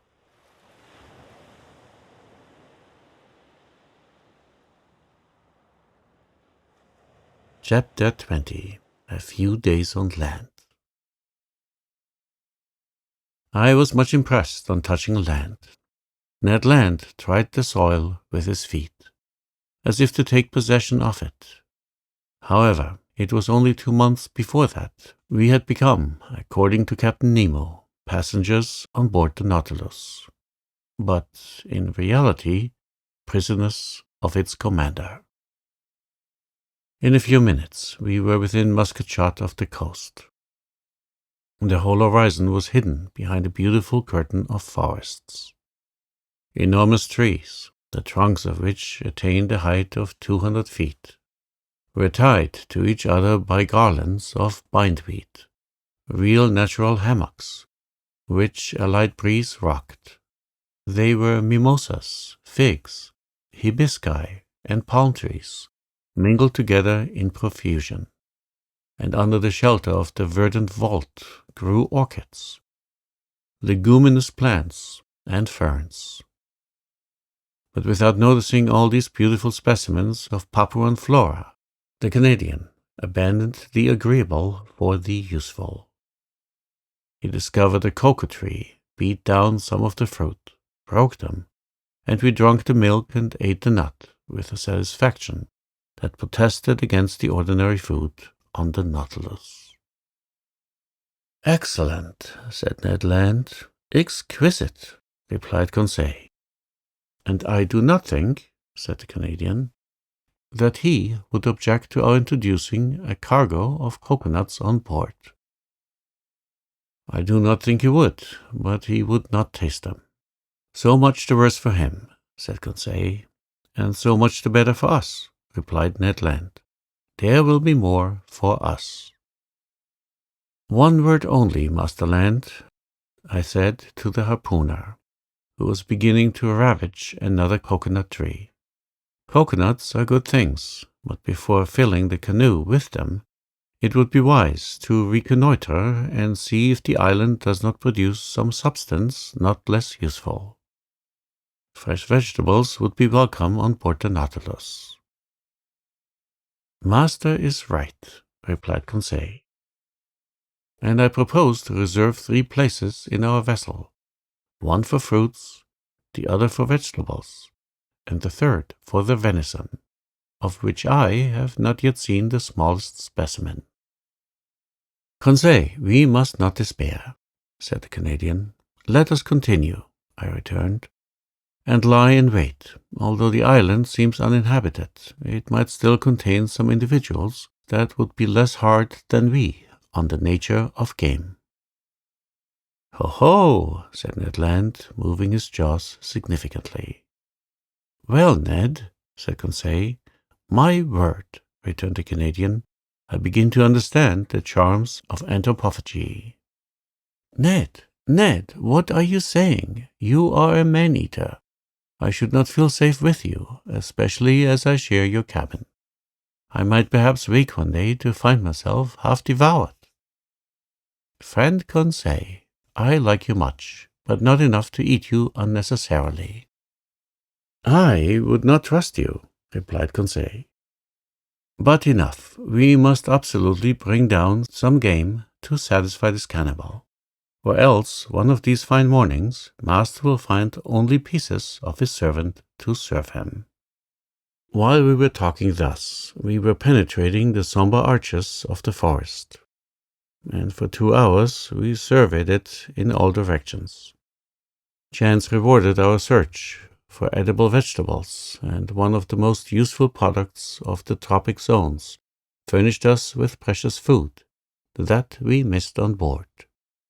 I would speak of the breadfruit tree, very abundant in the island of Gilboa, and I remarked chiefly the variety destitute of seeds, which bears in Malaya the name of rima. Ned Land knew these fruits well. He had already eaten many during his numerous voyages, and he knew how to prepare the edible substance. Moreover, the sight of them excited him, and he could contain himself no longer. Master, he said, I shall die if I do not taste a little of this breadfruit pie. Taste it, friend Ned, taste it as you want. We are here to make experiments. Make them. It won't take long, said the Canadian. And provided with a lentil, he lighted a fire of dead wood that crackled joyously. During this time, Conseil and I chose the best fruits of the breadfruit. Some had not then attained a sufficient degree of maturity, and their thick skin covered a white but rather fibrous pulp. Others, the great number yellow and gelatinous, waited only to be picked. These fruits enclosed no kernel. Conseil brought a dozen to Ned Land, who placed them on a coal fire, after having cut them in thick slices, and while doing this repeated, You will see, master, how good this bread is. More so when one has been deprived of it so long. It is not even bread, added he, but a delicate pastry. You have eaten none, master? No, Ned. Very well, prepare yourself for a juicy thing. If you do not come for more, I am no longer the king of harpooners. After some minutes, the part of the fruits that were exposed to the fire was completely roasted. The interior looked like a white pasty, a sort of soft crumb, the flavor of which was like that of an artichoke. It must be confessed this bread was excellent, and I ate of it with great relish. What time is it now? Asked the Canadian. 2 o'clock at least, replied Conseil. How time flies on firm ground, sighed Ned Land. Let us be off, replied Conseil. We returned through the forest and completed our collection by a raid upon the cabbage palms that we gathered from the tops of the trees, little beans that are recognized as the abrou of the Malays, and yams of a superior quality. We were loaded when we reached the boat. But Ned Land did not find his provisions sufficient. Fate, however, favored us. Just as we were pushing off, he perceived several trees, from 25 to 30 feet high, a species of palm tree. At last, at 5 o'clock in the evening, loaded with our riches, we quitted the shore, and half an hour after we hailed the Nautilus. No one appeared on our arrival. The enormous iron-plated cylinder seemed deserted. The provisions embarked. I descended to my chamber, and after supper slept soundly. The next day, 6th January, nothing new on board. Not a sound in sight, not a sign of life. The boat rested along the edge, in the same place in which we had left it. We resolved to return to the island. Ned Land hoped to be more fortunate than on the day before with regard to the hunt, and wished to visit another part of the forest. At dawn we set off, the boat, carried on by the waves that flowed to shore, reached the island in a few minutes. We landed, and, thinking that it was better to give in to the Canadian, we followed Ned Land, whose long limbs threatened to distance us. He wound up the coast towards the west. Then, fording some torrents, he gained the high plain that was bordered with admirable forests. Some kingfishers were rambling along the watercourses, but they would not let themselves be approached. Their circumspection proved to me that these birds knew what to expect from bipeds of our species, and I concluded that, if the island was not inhabited, at least human beings occasionally frequented it. After crossing a rather large prairie, we arrived at the skirts of a little wood that was enlivened by the songs and flight of a large number of birds. "They are only birds," said Conseil. "But they are edible," replied the harpooner. "I do not agree with you, friend Ned, for I see only parrots there." "Friend Conseil," said Ned gravely, "the parrot is like pheasant to those who have nothing else." "And," I added, "this bird, suitably prepared, is worth knife and fork." Indeed, under the thick foliage of this wood, a world of parrots were flying from branch to branch, only needing a careful education to speak the human language.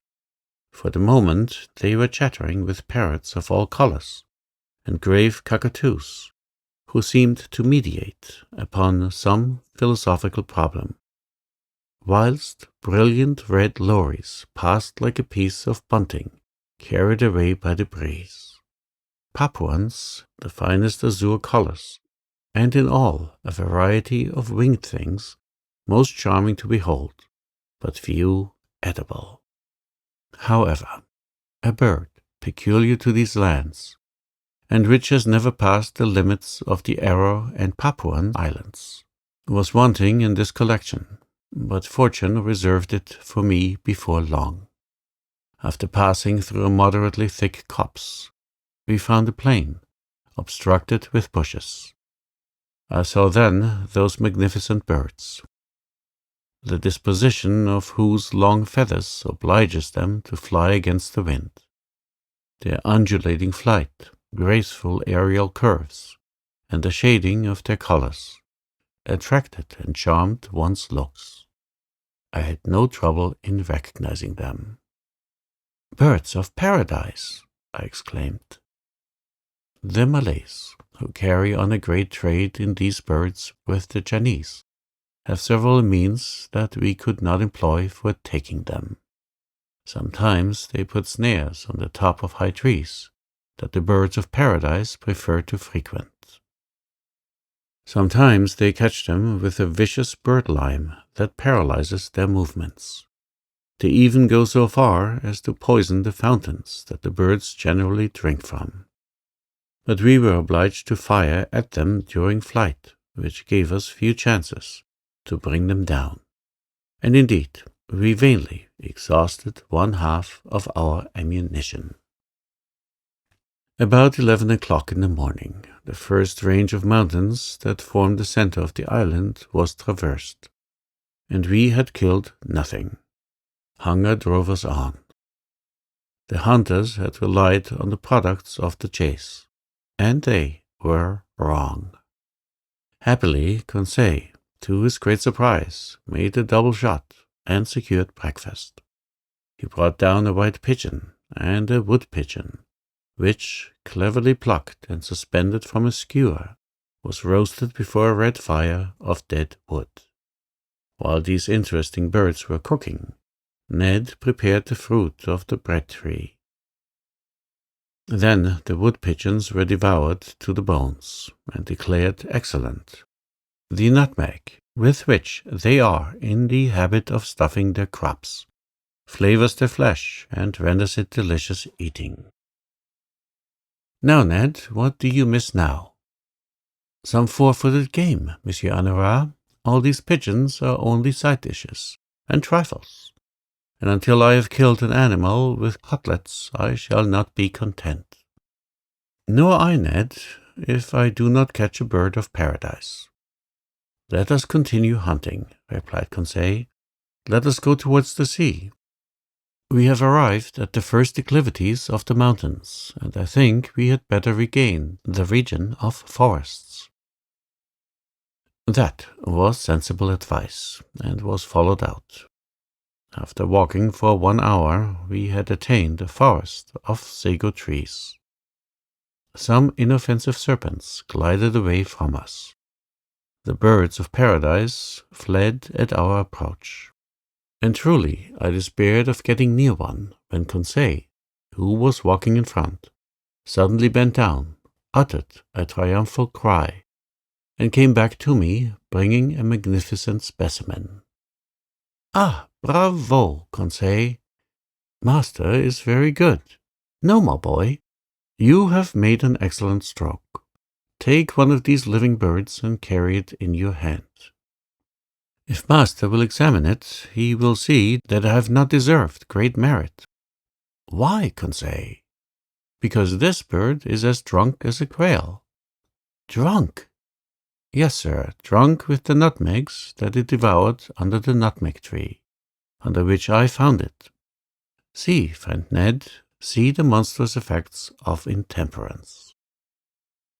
By Jove, exclaimed the Canadian, because I have drunk gin for 2 months, you must needs reproach me.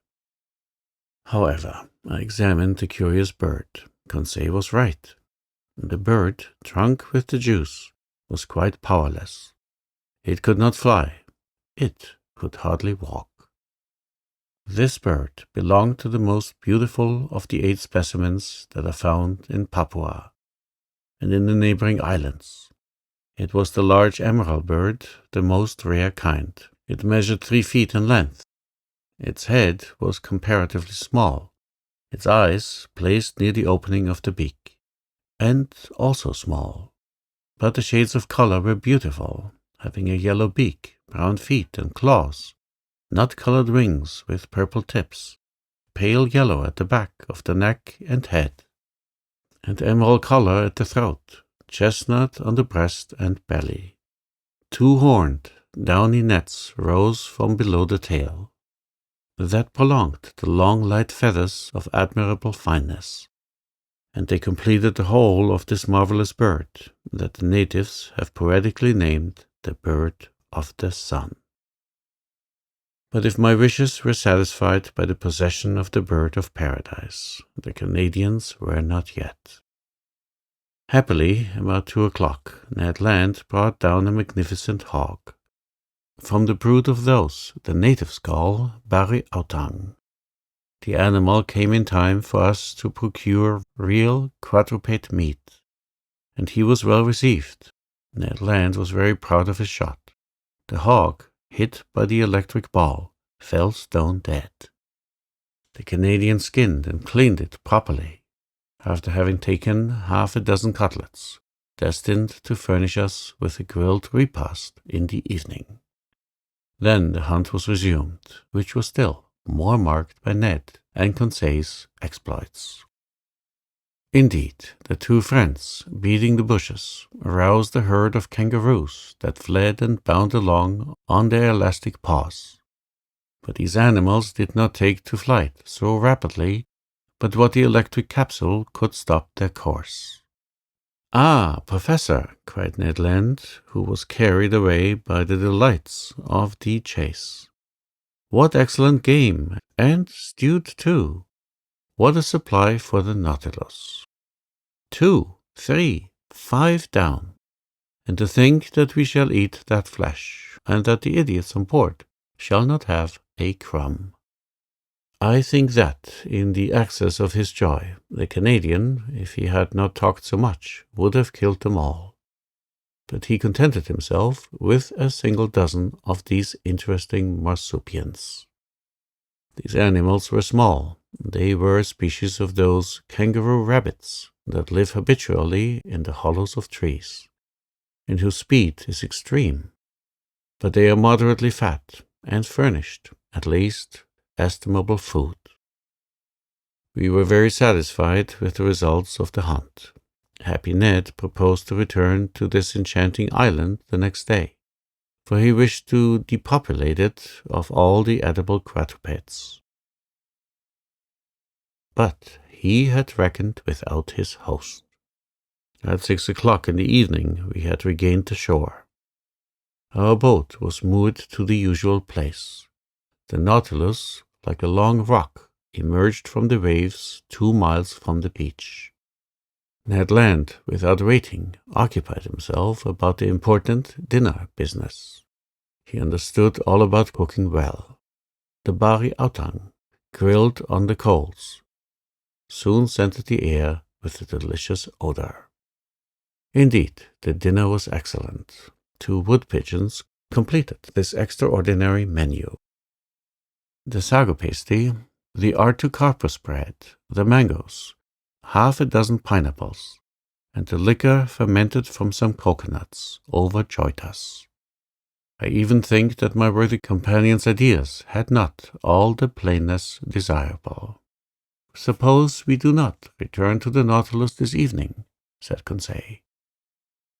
"Suppose we never return," added Ned Land. Just then a stone fell at our feet and cut short the harpooner's proposition.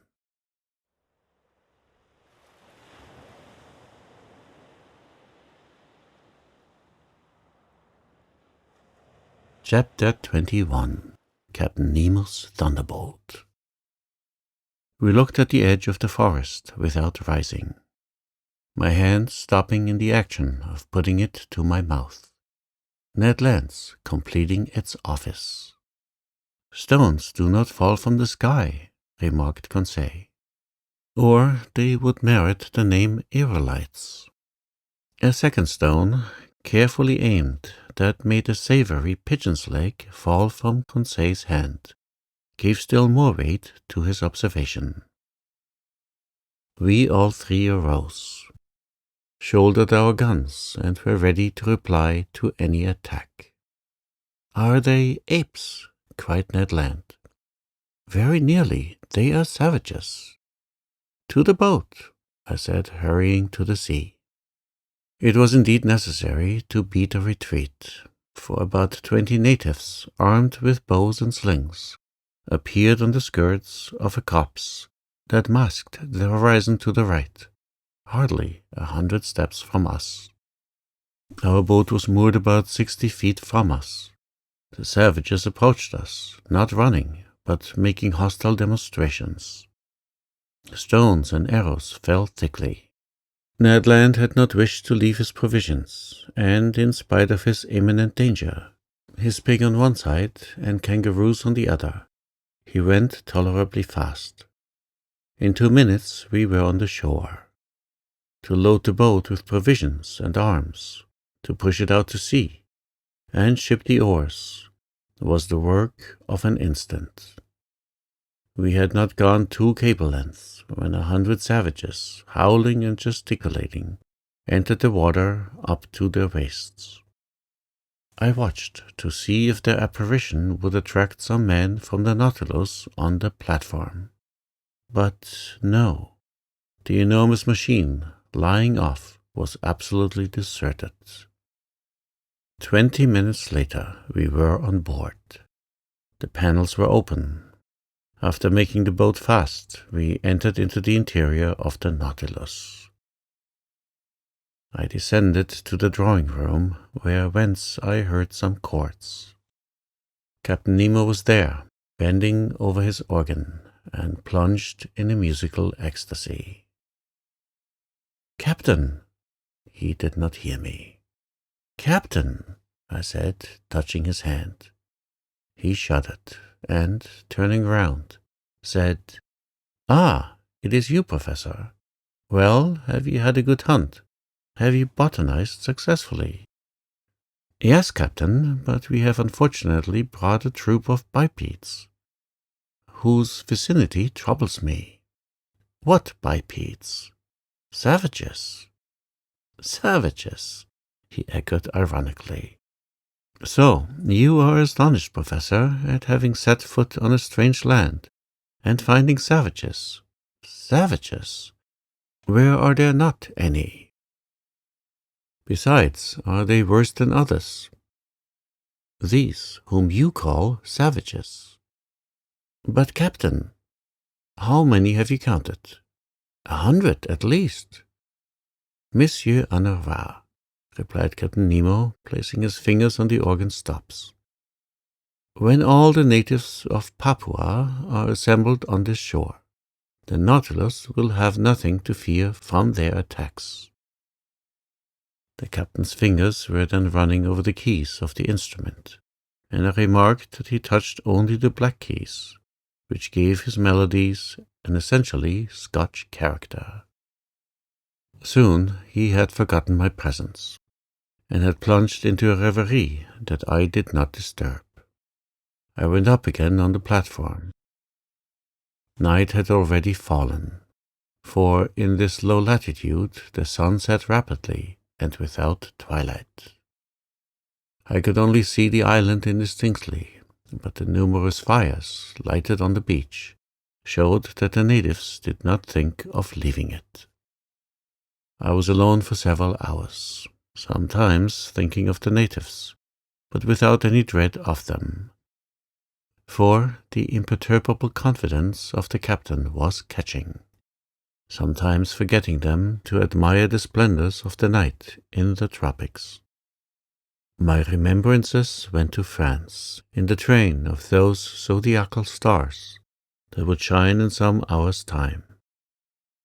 The moon shone in the midst of the constellations of the zenith. The night slipped away without any mischance. The islanders, frightened no doubt, at the sight of a monster aground in the bay. The panels were open and would have offered an easy access to the interior of the Nautilus. At 6 o'clock in the morning of the 8th January, I went up on the platform. The dawn was breaking. The island soon showed itself through the dissipating fogs, first the shore, then the summits. The natives were there, more numerous than on the day before, 500 or 600 perhaps. Some of them, profiting by the low water, had come on to the coral, at less than 2 cable lengths from the Nautilus. I distinguished them easily. They were true Papuans, with athletic figures, men of good grace, large high foreheads, large but not broad and flat, and white teeth. Their woolly hair, with a reddish tinge, showed off on their black shining bodies, like those of the Nubians. From the lobes of their ears, cut and descended, hung chaplets of bones. Most of these savages were naked. Amongst them I marked some women, dressed from the hips to knees in quite a crinoline of herbs that sustained a vegetable waistband. Some chiefs had ornamented their necks with a crescent and collars of glass beads, red and white.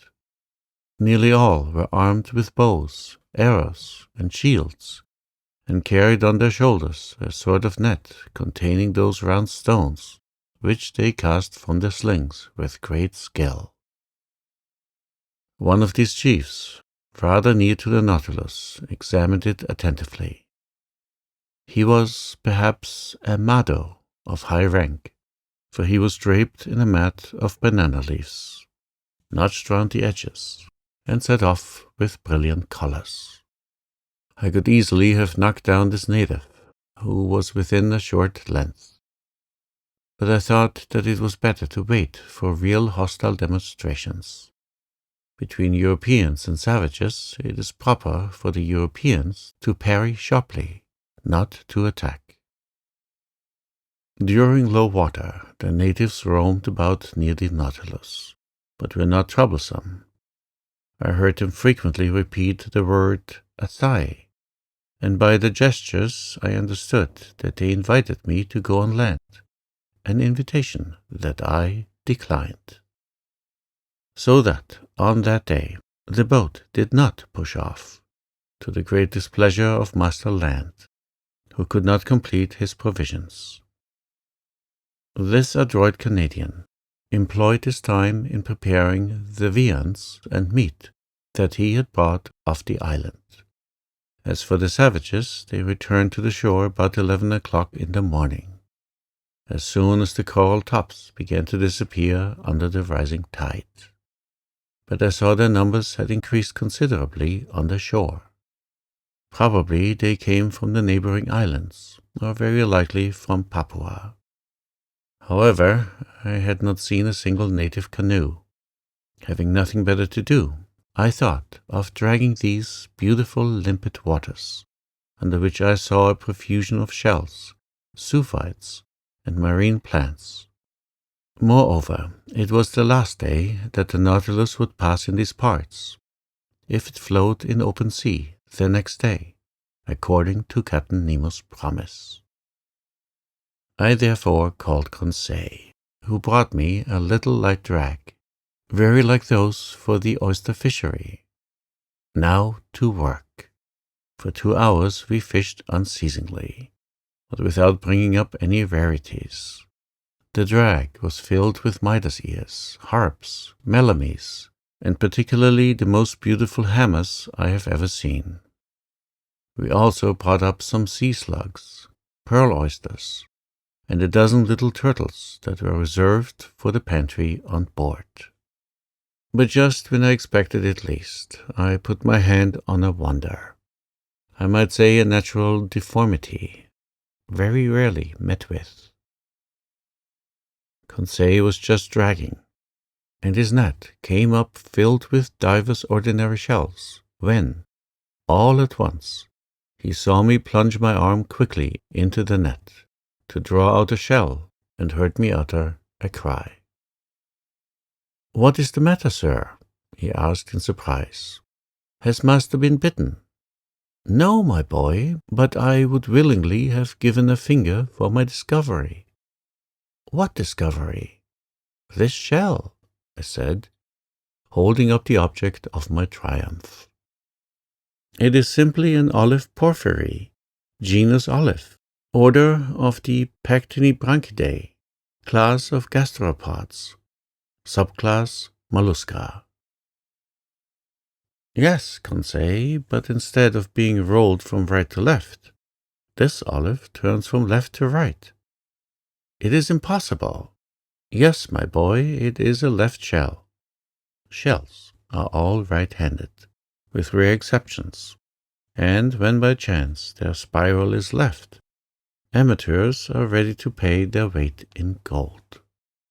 Conseil and I were absorbed in the contemplation of our treasure, and I was promising myself to enrich the museum with it, when a stone, unfortunately thrown by a native, struck against and broke the precious object in Conseil's hand.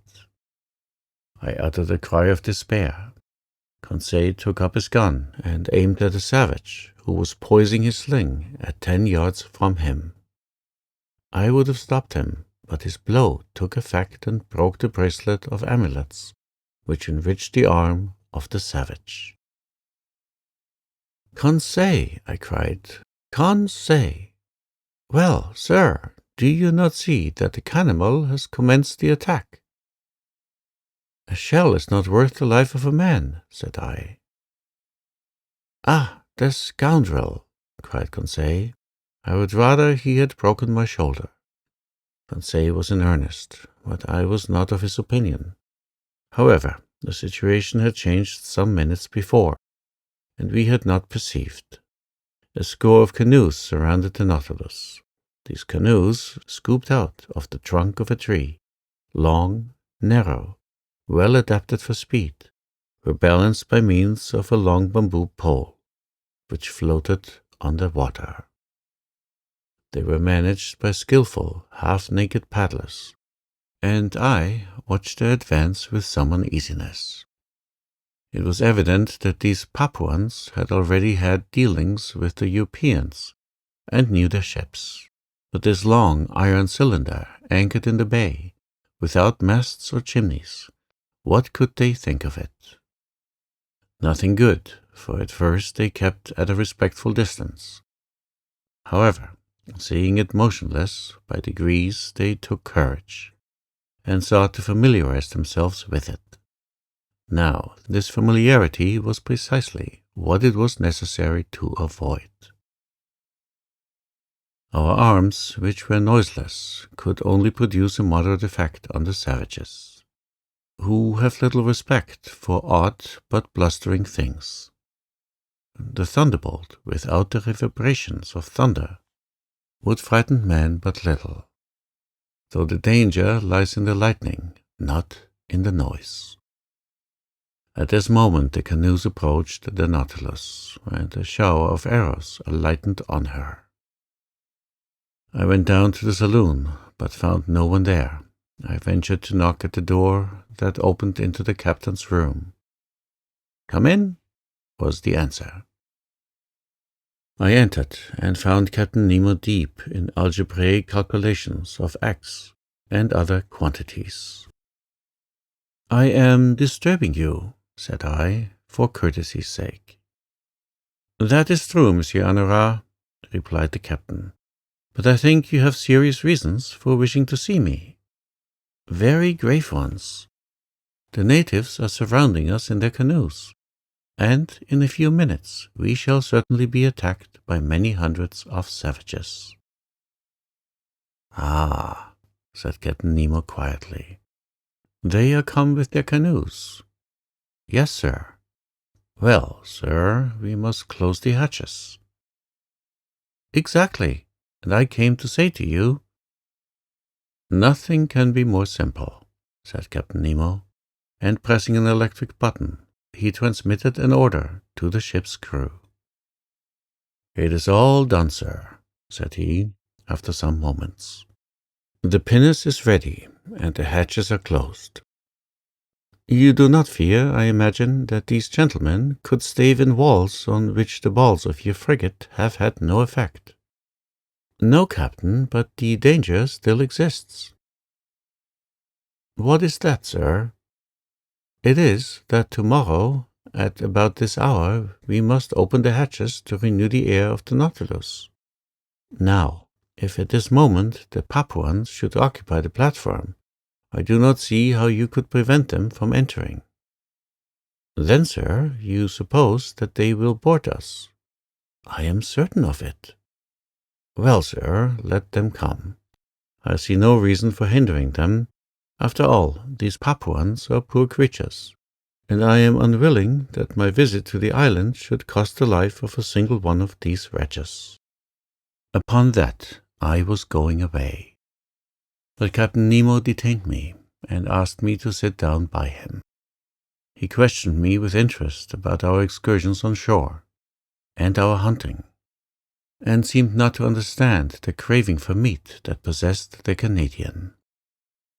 Then the conversation turned on various subjects, and, without being more communicative, Captain Nemo showed himself more amiable. Amongst other things, we happened to speak of the situation of the Nautilus, run aground in exactly the same spot in this strait, where Dumont d'Urville was nearly lost. Apropos of this d'Urville was one of your great sailors, said the captain to me, one of your most intelligent navigators.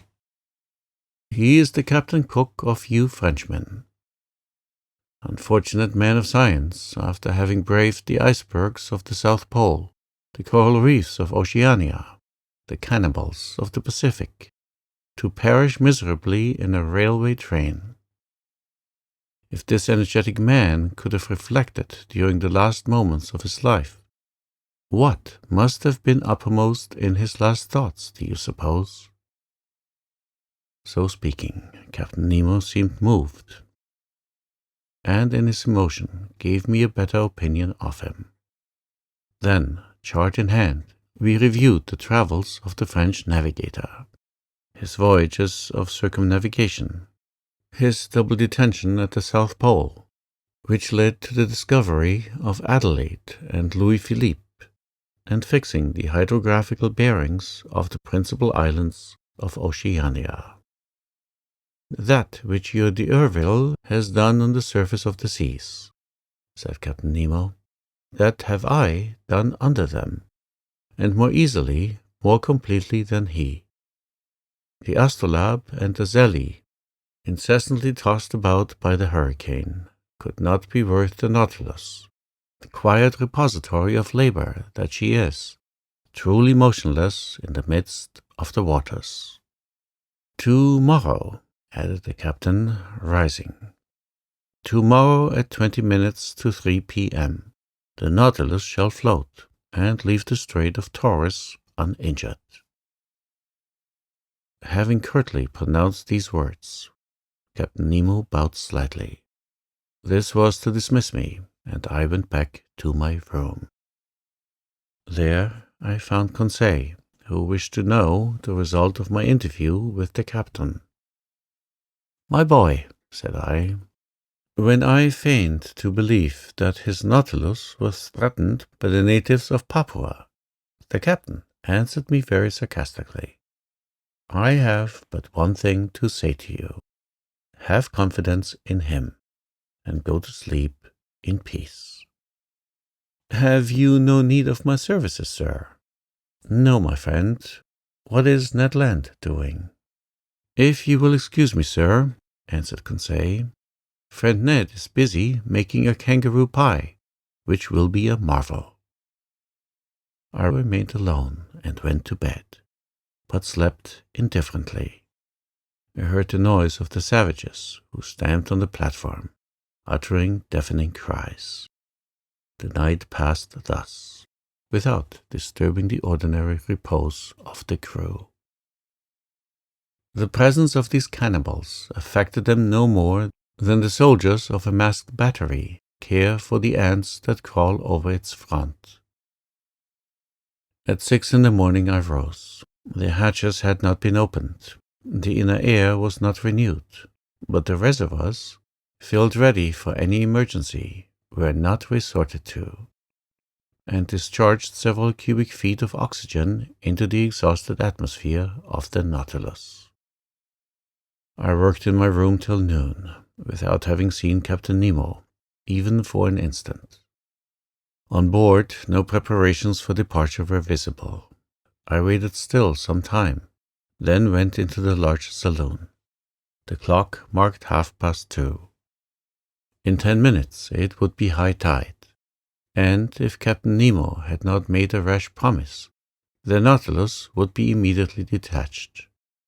If not, many months would pass ere she could leave her bed of coral. However, some warning vibrations began to be felt in the vessel.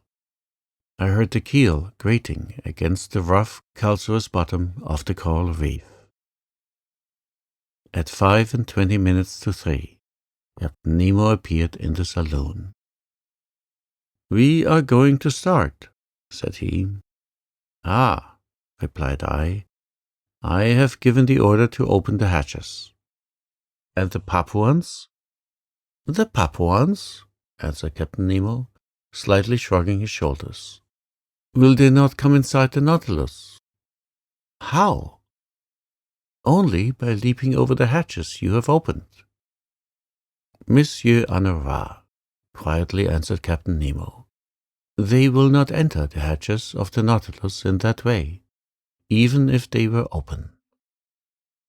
I looked at the captain. You do not understand, said he. Hardly. Well, come and you will see. I directed my steps towards the central staircase. There Ned Land and Conseil were slyly watching some of the ship's crew, who were opening the hatches, while cries of rage and fearful vociferations resounded outside. The portlets were pulled down outside. 20 horrible faces appeared, but the first native, who placed his hand on the stair rail, struck from behind by some invisible force. I know not what, fled, uttering the most fearful cries and making the wildest contortions. 10 of his companions followed him. They met with the same fate. Conseil was in ecstasy. Ned Land, carried away by his violent instincts, rushed onto the staircase. But the moment he seized the rail with both hands, he, in his turn, was overthrown. I am struck by a thunderbolt, cried he with an oath. This explained all. It was no rail, but a metallic cable charged with electricity from the deck communicating with the platform. Whoever touched it felt a powerful shock, and the shock would have been mortal if Captain Nemo had discharged into the conductor the whole force of the current. It might truly be said that between his assailants and himself he had stretched a network of electricity which none could pass with impunity. Meanwhile, the exasperated Papuans had beaten a retreat, paralyzed with terror. As for us, half laughing, we consoled and rubbed the unfortunate Ned Land, who swore like one possessed. But at this moment, the Nautilus, raised by the last waves of the tide, quitted her coral bed exactly at the 40th minute fixed by the captain. Her screw swept the water slowly and majestically. Her speed increased gradually, and, sailing on the surface of the ocean, she quitted safe and sound the dangerous passes of the Straits of Torres.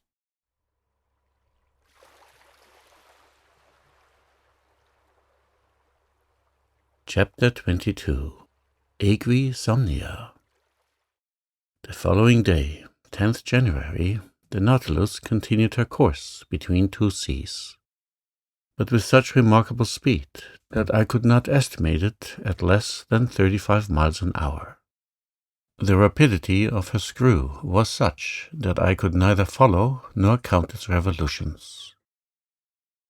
When I reflected that this marvelous electric agent, after having afforded motion, heat and light to the Nautilus, still protected her from outward attack, and transformed her into an ark of safety, which no profane hand might touch without being thunder-stricken, my admiration was unbounded, and from the structure it extended to the engineer, who had called it into existence. Our course was directed to the west, and on the 11th of January we doubled Cape Wessel, situation in 135 degrees longitude and 10 degrees south latitude, which forms the east point of the Gulf of Carpentaria. The reefs were still numerous, but more equalized, and marked on the chart with extreme precision. The Nautilus easily avoided the breakers of Money to port and the Victoria Reefs to starboard, placed at 130 degrees longitude and on the 10th parallel, which we strictly followed. On the 13th of January, Captain Nemo arrived in the Sea of Timor, and recognized the island of that name in 122 degrees longitude. From this point, the direction of the Nautilus inclined towards the southwest. Her head was set for the Indian Ocean. Where would the fancy of Captain Nemo carry us next? Would he return to the coast of Asia, or would he approach again the shores of Europe? Improbable conjectures both, to a man who fled from inhabited continents. Then would he descend to the south? Was he going to double the Cape of Good Hope? Then Cape Horn, and finally go as far as the Antarctic Pole? Would he come back at last to the Pacific, where his Nautilus could sail free and independently? Time would show. After having skirted the sands of Cartier, of Hibernia, Seringapatam, and Scott, last efforts of the solid against the liquid element, on the 14th of January we lost sight of land altogether. The speed of the Nautilus was considerably abated, and with a regular course she sometimes swam in the bosom of the waters, sometimes floated on the surface. During this period of the voyage, Captain Nemo made some interesting experiments on the varied temperature of the sea in different beds. Under ordinary conditions, these observations are made by means of rather complicated instruments, and with somewhat doubtful results. By means of thermometrical sounding leads, the glass often breaking under the pressure of the water, or an apparatus grounded on the variations of the resistance of metals to the electric currents. Results so obtained could not be correctly calculated. On the contrary, Captain Nemo went himself to test the temperature in the depths of the sea, and his thermometer, placed in communication with the different sheets of water, gave him the required degree immediately and accurately. It was thus that, either by overloading her reservoirs, or by descending obliquely by means of her inclined planes, the Nautilus successively attained the depth of 3, 4, 5, 7, 9, and 10,000 yards. And the definite result of this experiment was that the sea preserved an average temperature of 4 degrees and a half at a depth of 5,000 fathoms under all latitudes. On the 16th of January, the Nautilus seemed to be calm, only a few yards beneath the surface of the waves. Her electric apparatus remained inactive, and her motionless crew left her to drift at the mercy of the currents. I supposed that the crew was occupied with interior repairs, rendered necessary by the violence of the mechanical movements of the machine. My companions and I then witnessed a curious spectacle. The hatches of the saloon were open, and, as the beacon light of the Nautilus was not in action, a dim obscurity reigned in the midst of the waters. I observed the state of the sea under these conditions, and the largest fish appeared to me no more than scarcely defined shadows. When the Nautilus found herself suddenly transported into full light, I thought at first that the beacon had been lighted and was casting its electric radiance into the liquid mass. I was mistaken, and after a rapid survey perceived my error. The Nautilus floated in the midst of a phosphorescent bed, which, in this obscurity, became quite dazzling.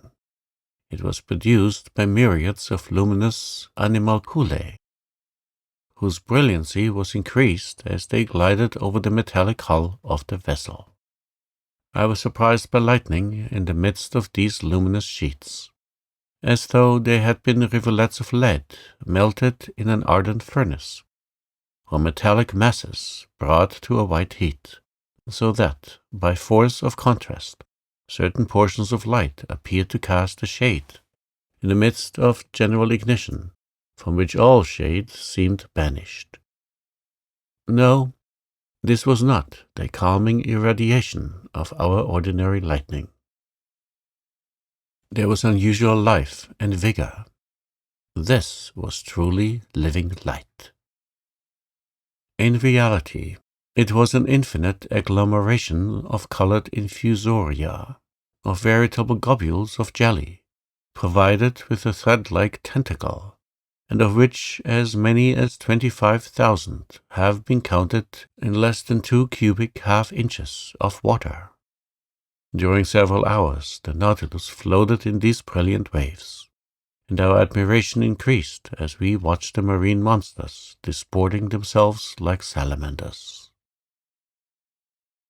I saw there, in the midst of this fire that burns not, the swift and elegant porpoise, the indefatigable clown of the ocean, and some swordfish 10 feet long, these prophetic heralds of the hurricane whose formidable sword would now and then strike the glass of the saloon. Then appeared the smaller fish, the ballista, the leaping mackerel, wolf thorntails, and 100 others which striped the luminous atmosphere as they swam. This dazzling spectacle was enchanting. Perhaps some atmospheric conditions increased the intensity of this phenomenon. Perhaps some storm agitated the surface of the waves. But at this depth of some yards, the Nautilus was unmoved by its fury, and reposed peacefully in still water. So we progressed, incessantly charmed by some new marvel. The days passed rapidly away, and I took no account of them. Ned, according to habit, tried to vary the diet on board. Like snails, we were fixed to our shells, and I declared, it is easy to lead a snail's life. Thus this life seemed easy and natural, and we thought no longer of the life we led on land. But something happened to recall us to the strangeness of our situation. On the 18th of January, the Nautilus was in 105 degrees longitude and 15 degrees south latitude. The weather was threatening, the sea rough and rolling. There was a strong east wind. The barometer, which had been going down for some days, foreboded a coming storm. I went up onto the platform just as the second lieutenant was taking the measure of the horary angles, and waited, according to habit, till the daily phrase was said. But on this day it was exchanged for another phrase, not less incomprehensible. Almost directly I saw Captain Nemo appear with a glass, looking towards the horizon. For some minutes he was immovable, without taking his eye off the point of observation. Then he lowered his glass and exchanged a few words with his lieutenant. The latter seemed to be a victim to some emotion that he tried in vain to repress. Captain Nemo, having more command over himself, was cool. He seemed, too, to be making some objections, to which the lieutenant replied by formal assurances. At least I concluded so by the difference of their tones and gestures.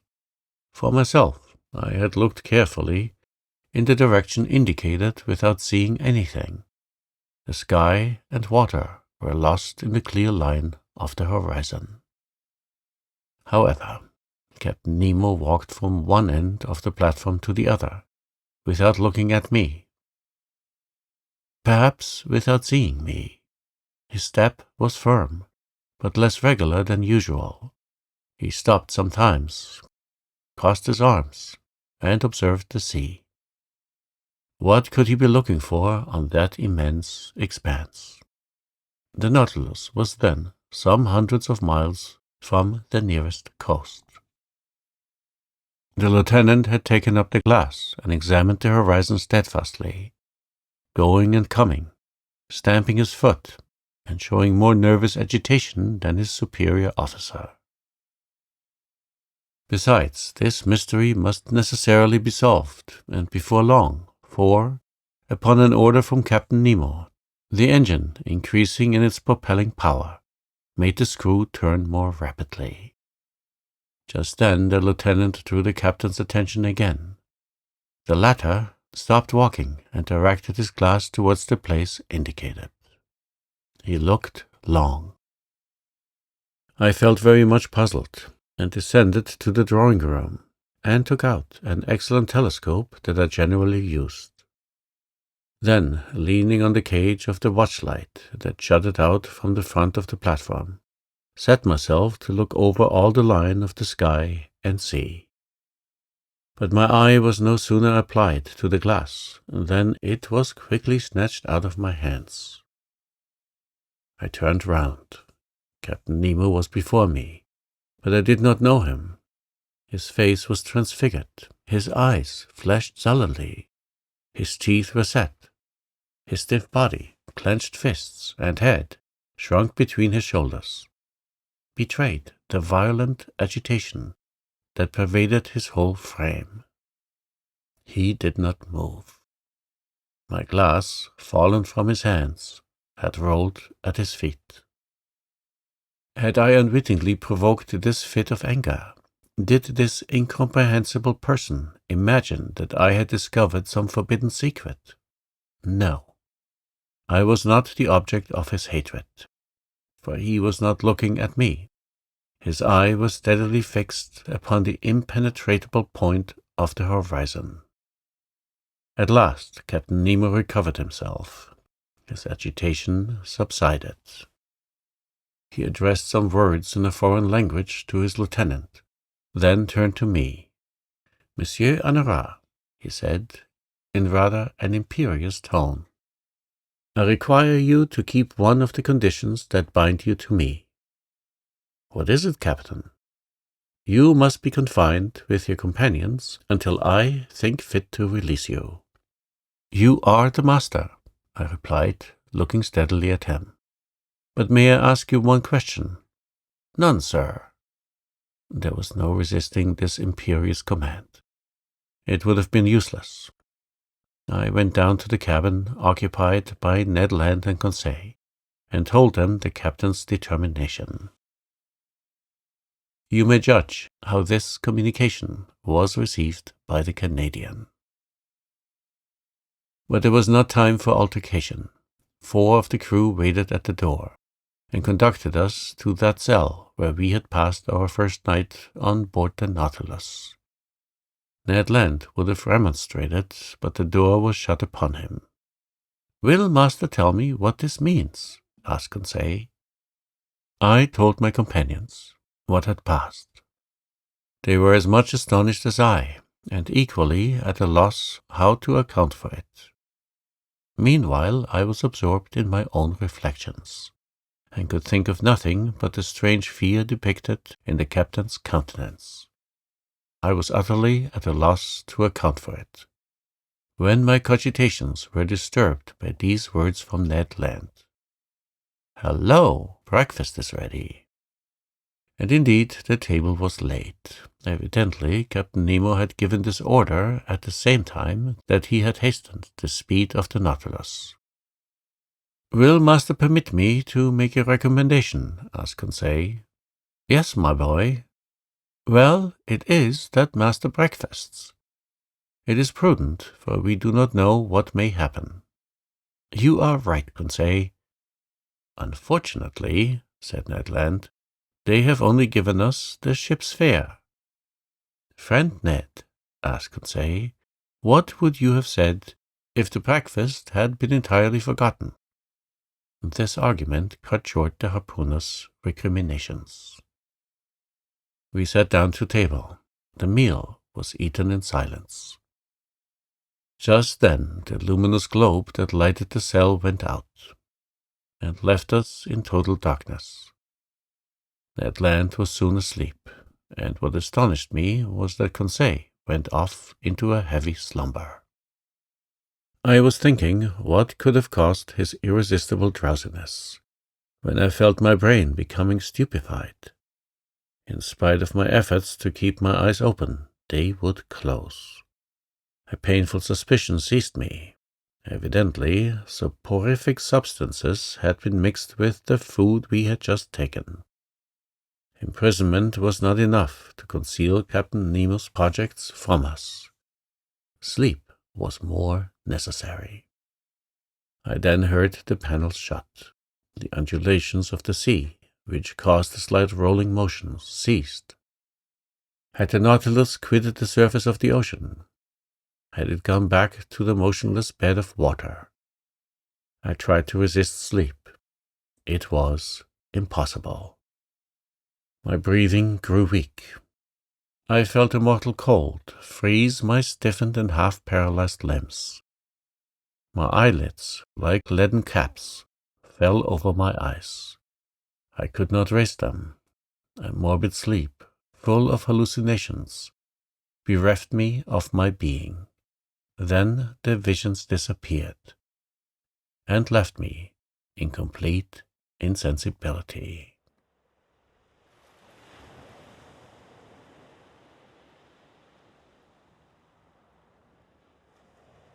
Chapter 23. The Coral Kingdom. The next day I woke with my head singularly clear. To my great surprise, I was in my own room. My companions, no doubt, had been reinstated in their cabin, without having perceived it any more than I. Of what had passed during the night, they were as ignorant as I was. And to penetrate this mystery, I only reckoned upon the chances of the future. I then thought of quitting my room. Was I free again, or a prisoner? Quite free. I opened the door, went to the half-deck, went up the central stairs. The panels, shut the evening before, were open. I went on to the platform. Ned Land and Conseil waited there for me. I questioned them. They knew nothing. Lost in a heavy sleep in which they had been totally unconscious, they had been astonished at finding themselves in their cabin. As for the Nautilus, it seemed quiet and mysterious as ever. It floated on the surface of the waves at a moderate pace. Nothing seemed changed on board. The second lieutenant then came onto the platform and gave the usual order below. As for Captain Nemo, he did not appear. Of the people on board, I only saw the impassive steward, who served me with his usual dumb regularity. About 2 o'clock, I was in the drawing-room, busied in arranging my notes, when the captain opened the door and appeared. I bowed. He made a slight inclination in return, without speaking. I resumed my work, hoping that he would perhaps give me some explanation of the events of the preceding night. He made none. I looked at him. He seemed fatigued. His heavy eyes had not been refreshed by sleep. His face looked very sorrowful. He walked to and fro, sat down, and got up again. Took a chance book, put it down, consulted his instruments without taking his habitual notes, and seemed restless and uneasy. At last he came up to me and said, "Are you a doctor, Monsieur Honorat?" I so little expected such a question that I stared some time at him without answering. "Are you a doctor?" he repeated. "Several of your colleagues have studied medicine." "Well," said I am a doctor and resident surgeon to the hospital. I practiced several years before entering the museum." "Very well, sir." My answer had evidently satisfied the captain, but not knowing what he would say next, I waited for other questions, reserving my answers according to circumstances. "Monsieur Honorat, will you consent to prescribe for one of my men?" he asked. "Is he ill?" "Yes." "I am ready to follow you." "Come then." I own my heartbeat. I do not know why. I saw a certain connection between the illness of one of the crew and the events of the day before, and this mystery interested me at least as much as the sick man. Captain Nemo conducted me to the poop of the Nautilus and took me into a cabin situated near the sailors' quarters. There, on a bed, lay a man, about 40 years of age, with a resolute expression of countenance, a true type of an Anglo-Saxon. I leant over him. He was not only ill, he was wounded. His head, swathed in bandages, covered with blood, lay on a pillow. I undid the bandages, and the wounded man looked at me with his large eyes, and gave no sign of pain as I did it. It was a horrible wound. The skull, shattered by some deadly weapon, left the brain exposed, which was much injured. Clots of blood had formed in the bruised and broken mass, in color like the dregs of wine. There was both contusion and suffusion of the brain. His breathing was slow, and some spasmodic movements of the muscles agitated his face. I felt his pulse. It was intermittent. The extremities of the body were growing cold already, and I saw death must inevitably ensue. After dressing the unfortunate man's wounds, I readjusted the bandages on his head and turned to Captain Nemo. "What caused this wound?" I asked. "What does it signify?" he replied evasively. "A shock has broken one of the levers of the engine, which struck myself. But your opinion as to his state?" I hesitated before giving it. "You may speak," said the captain. "This man does not understand French." I gave a last look at the wounded man. "He will be dead in 2 hours. Can nothing save him?" "Nothing." Captain Nemo's hand contracted, and some tears glistened in his eyes, which I thought incapable of shedding any. For some moments I still watched the dying man, whose life ebbed slowly. His pallor increased under the electric light that was shed over his deathbed. I looked at his intelligent forehead, furrowed with premature wrinkles, produced probably by misfortune and sorrow. I tried to learn the secret of his life from the last words that escaped his lips. "You can go now, Monsieur Honorat," said the captain. I left him in the dying man's cabin, and returned to my room, much affected by this scene. During the whole day, I was haunted by uncomfortable suspicions, and at night I slept badly, and between my broken dreams I fancied I heard distant sighs, like the notes of a funeral psalm. Were they the prayers of the dead, murmured in that language that I could not understand? Then next morning I went on to the bridge. Captain Nemo was there before me. As soon as he perceived me, he came to me.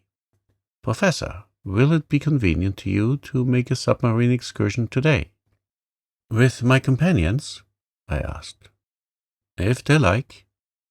"We obey your orders, Captain. Will you be so good, then, as to put on your cork jackets?" It was not a question of dead or dying. I rejoined Ned Land and Conseil, and told them of Captain Nemo's proposition. Conseil hastened to accept it, and this time the Canadian seemed quite willing to follow our example. It was 8 o'clock in the morning. At 8:30 we were equipped for this new excursion, and provided with 2 contrivances for light and breathing. The double door was opened, and, accompanied by Captain Nemo, who was followed by a dozen of the crew, we set foot, at a depth of about 30 feet, on the solid bottom on which the Nautilus rested. A slight declivity ended in an uneven bottom, at 15 fathoms depth. This bottom differed entirely from the one I had visited on my first excursion under the waters of the Pacific Ocean. Here there was no fine sand, no submarine prairies, no sea forest. I immediately recognized that marvelous region in which, on that day, the captain did the honors to us. It was the Coral Kingdom. The light produced 1,000 charming varieties, playing in the midst of the branches that were so vividly colored. I seemed to see the membranous and cylindrical tubes tremble beneath the undulation of the waters.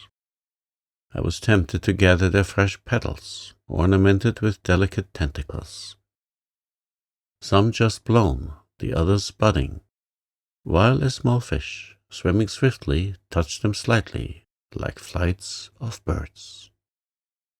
But if my hand approached these living flowers, these animated, sensitive plants, the whole colony took harm.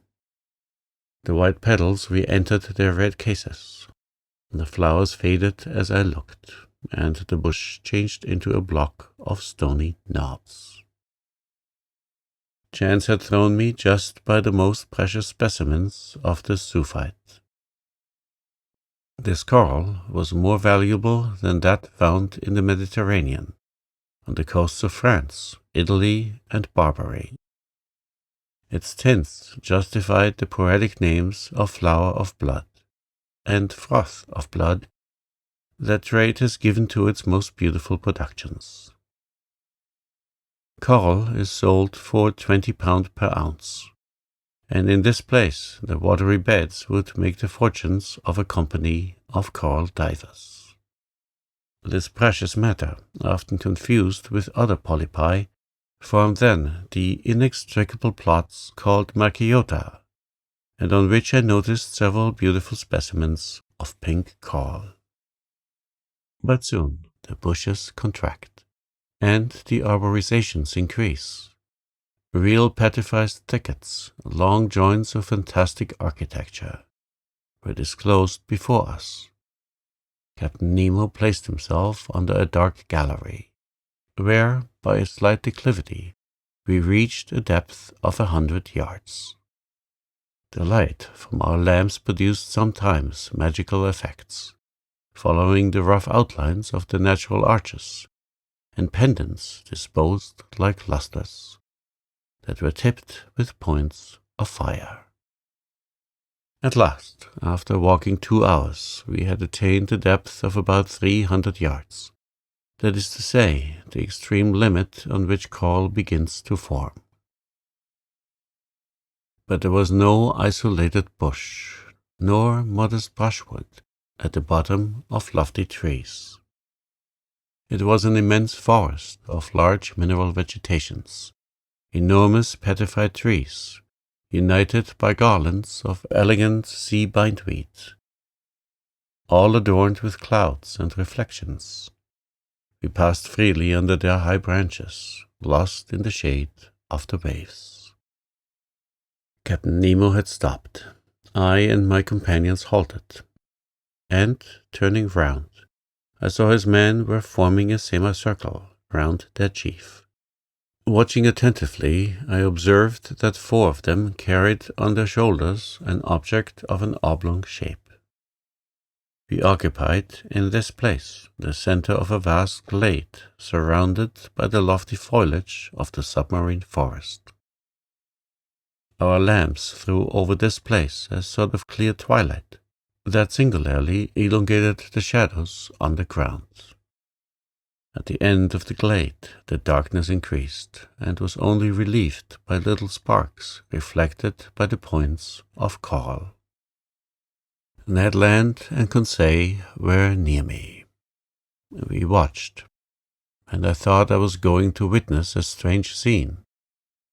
On observing the ground, I saw that it was raised in certain places by slight excrescences encrusted with limy deposits, and disposed with a regularity that betrayed the hand of man. In the midst of the glade, on a pedestal of rocks roughly piled up, stood a cross of coral that extended its long arms that one might have thought were made of petrified blood. Upon a sign from Captain Nemo, one of the men advanced, and at some feet from the cross he began to dig a hole with a pickaxe that he took from his belt. I understood all. This glade was a cemetery. This hole, a tomb. This oblong object, the body of the man who had died in the night. The captain and his men had come to bury their companion in this general resting place at the bottom of this inaccessible ocean. The grave was being dug slowly. The fish fled on all sides, while their retreat was being thus disturbed. I heard the strokes of the pickaxe, which sparkled when it hit upon some flint lost at the bottom of the waters. The hole was soon large and deep enough to receive the body. Then the bearers approached. The body, enveloped in a tissue of white linen, was lowered into the damp grave. Captain Nemo, with his arms crossed on his breast, and all the friends of him who had loved them, knelt in prayer. The grave was then filled with the rubbish taken from the ground, which formed a slight mound. When this was done, Captain Nemo and his men rose. Then, approaching the grave, they knelt again, and all extended their hands in sign of a last adieu. Now then, the funeral procession returned to the Nautilus, passing under the arches of the forest. In the midst of thickets, along the coral bushes, and still on the ascent. At last the light of the ship appeared, and its luminous track guided us to the Nautilus. At 1 o'clock we had returned. As soon as I had changed my clothes, I went up onto the platform, and, a prey to conflicting emotions, I sat down near the binnacle. Captain Nemo joined me. I rose and said to him, "So, as I said he would, this man died in the night." "Yes, Monsieur Honorat." "And he rests now, near his companions in the coral cemetery?"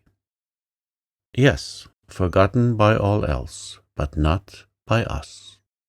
We dug the grave, and the polypi undertake to seal our dead for eternity." And, burying his face quickly in his hands, he tried in vain to suppress a sob. Then he added, "Our peaceful cemetery is there, some 100 feet below the surface of the waves.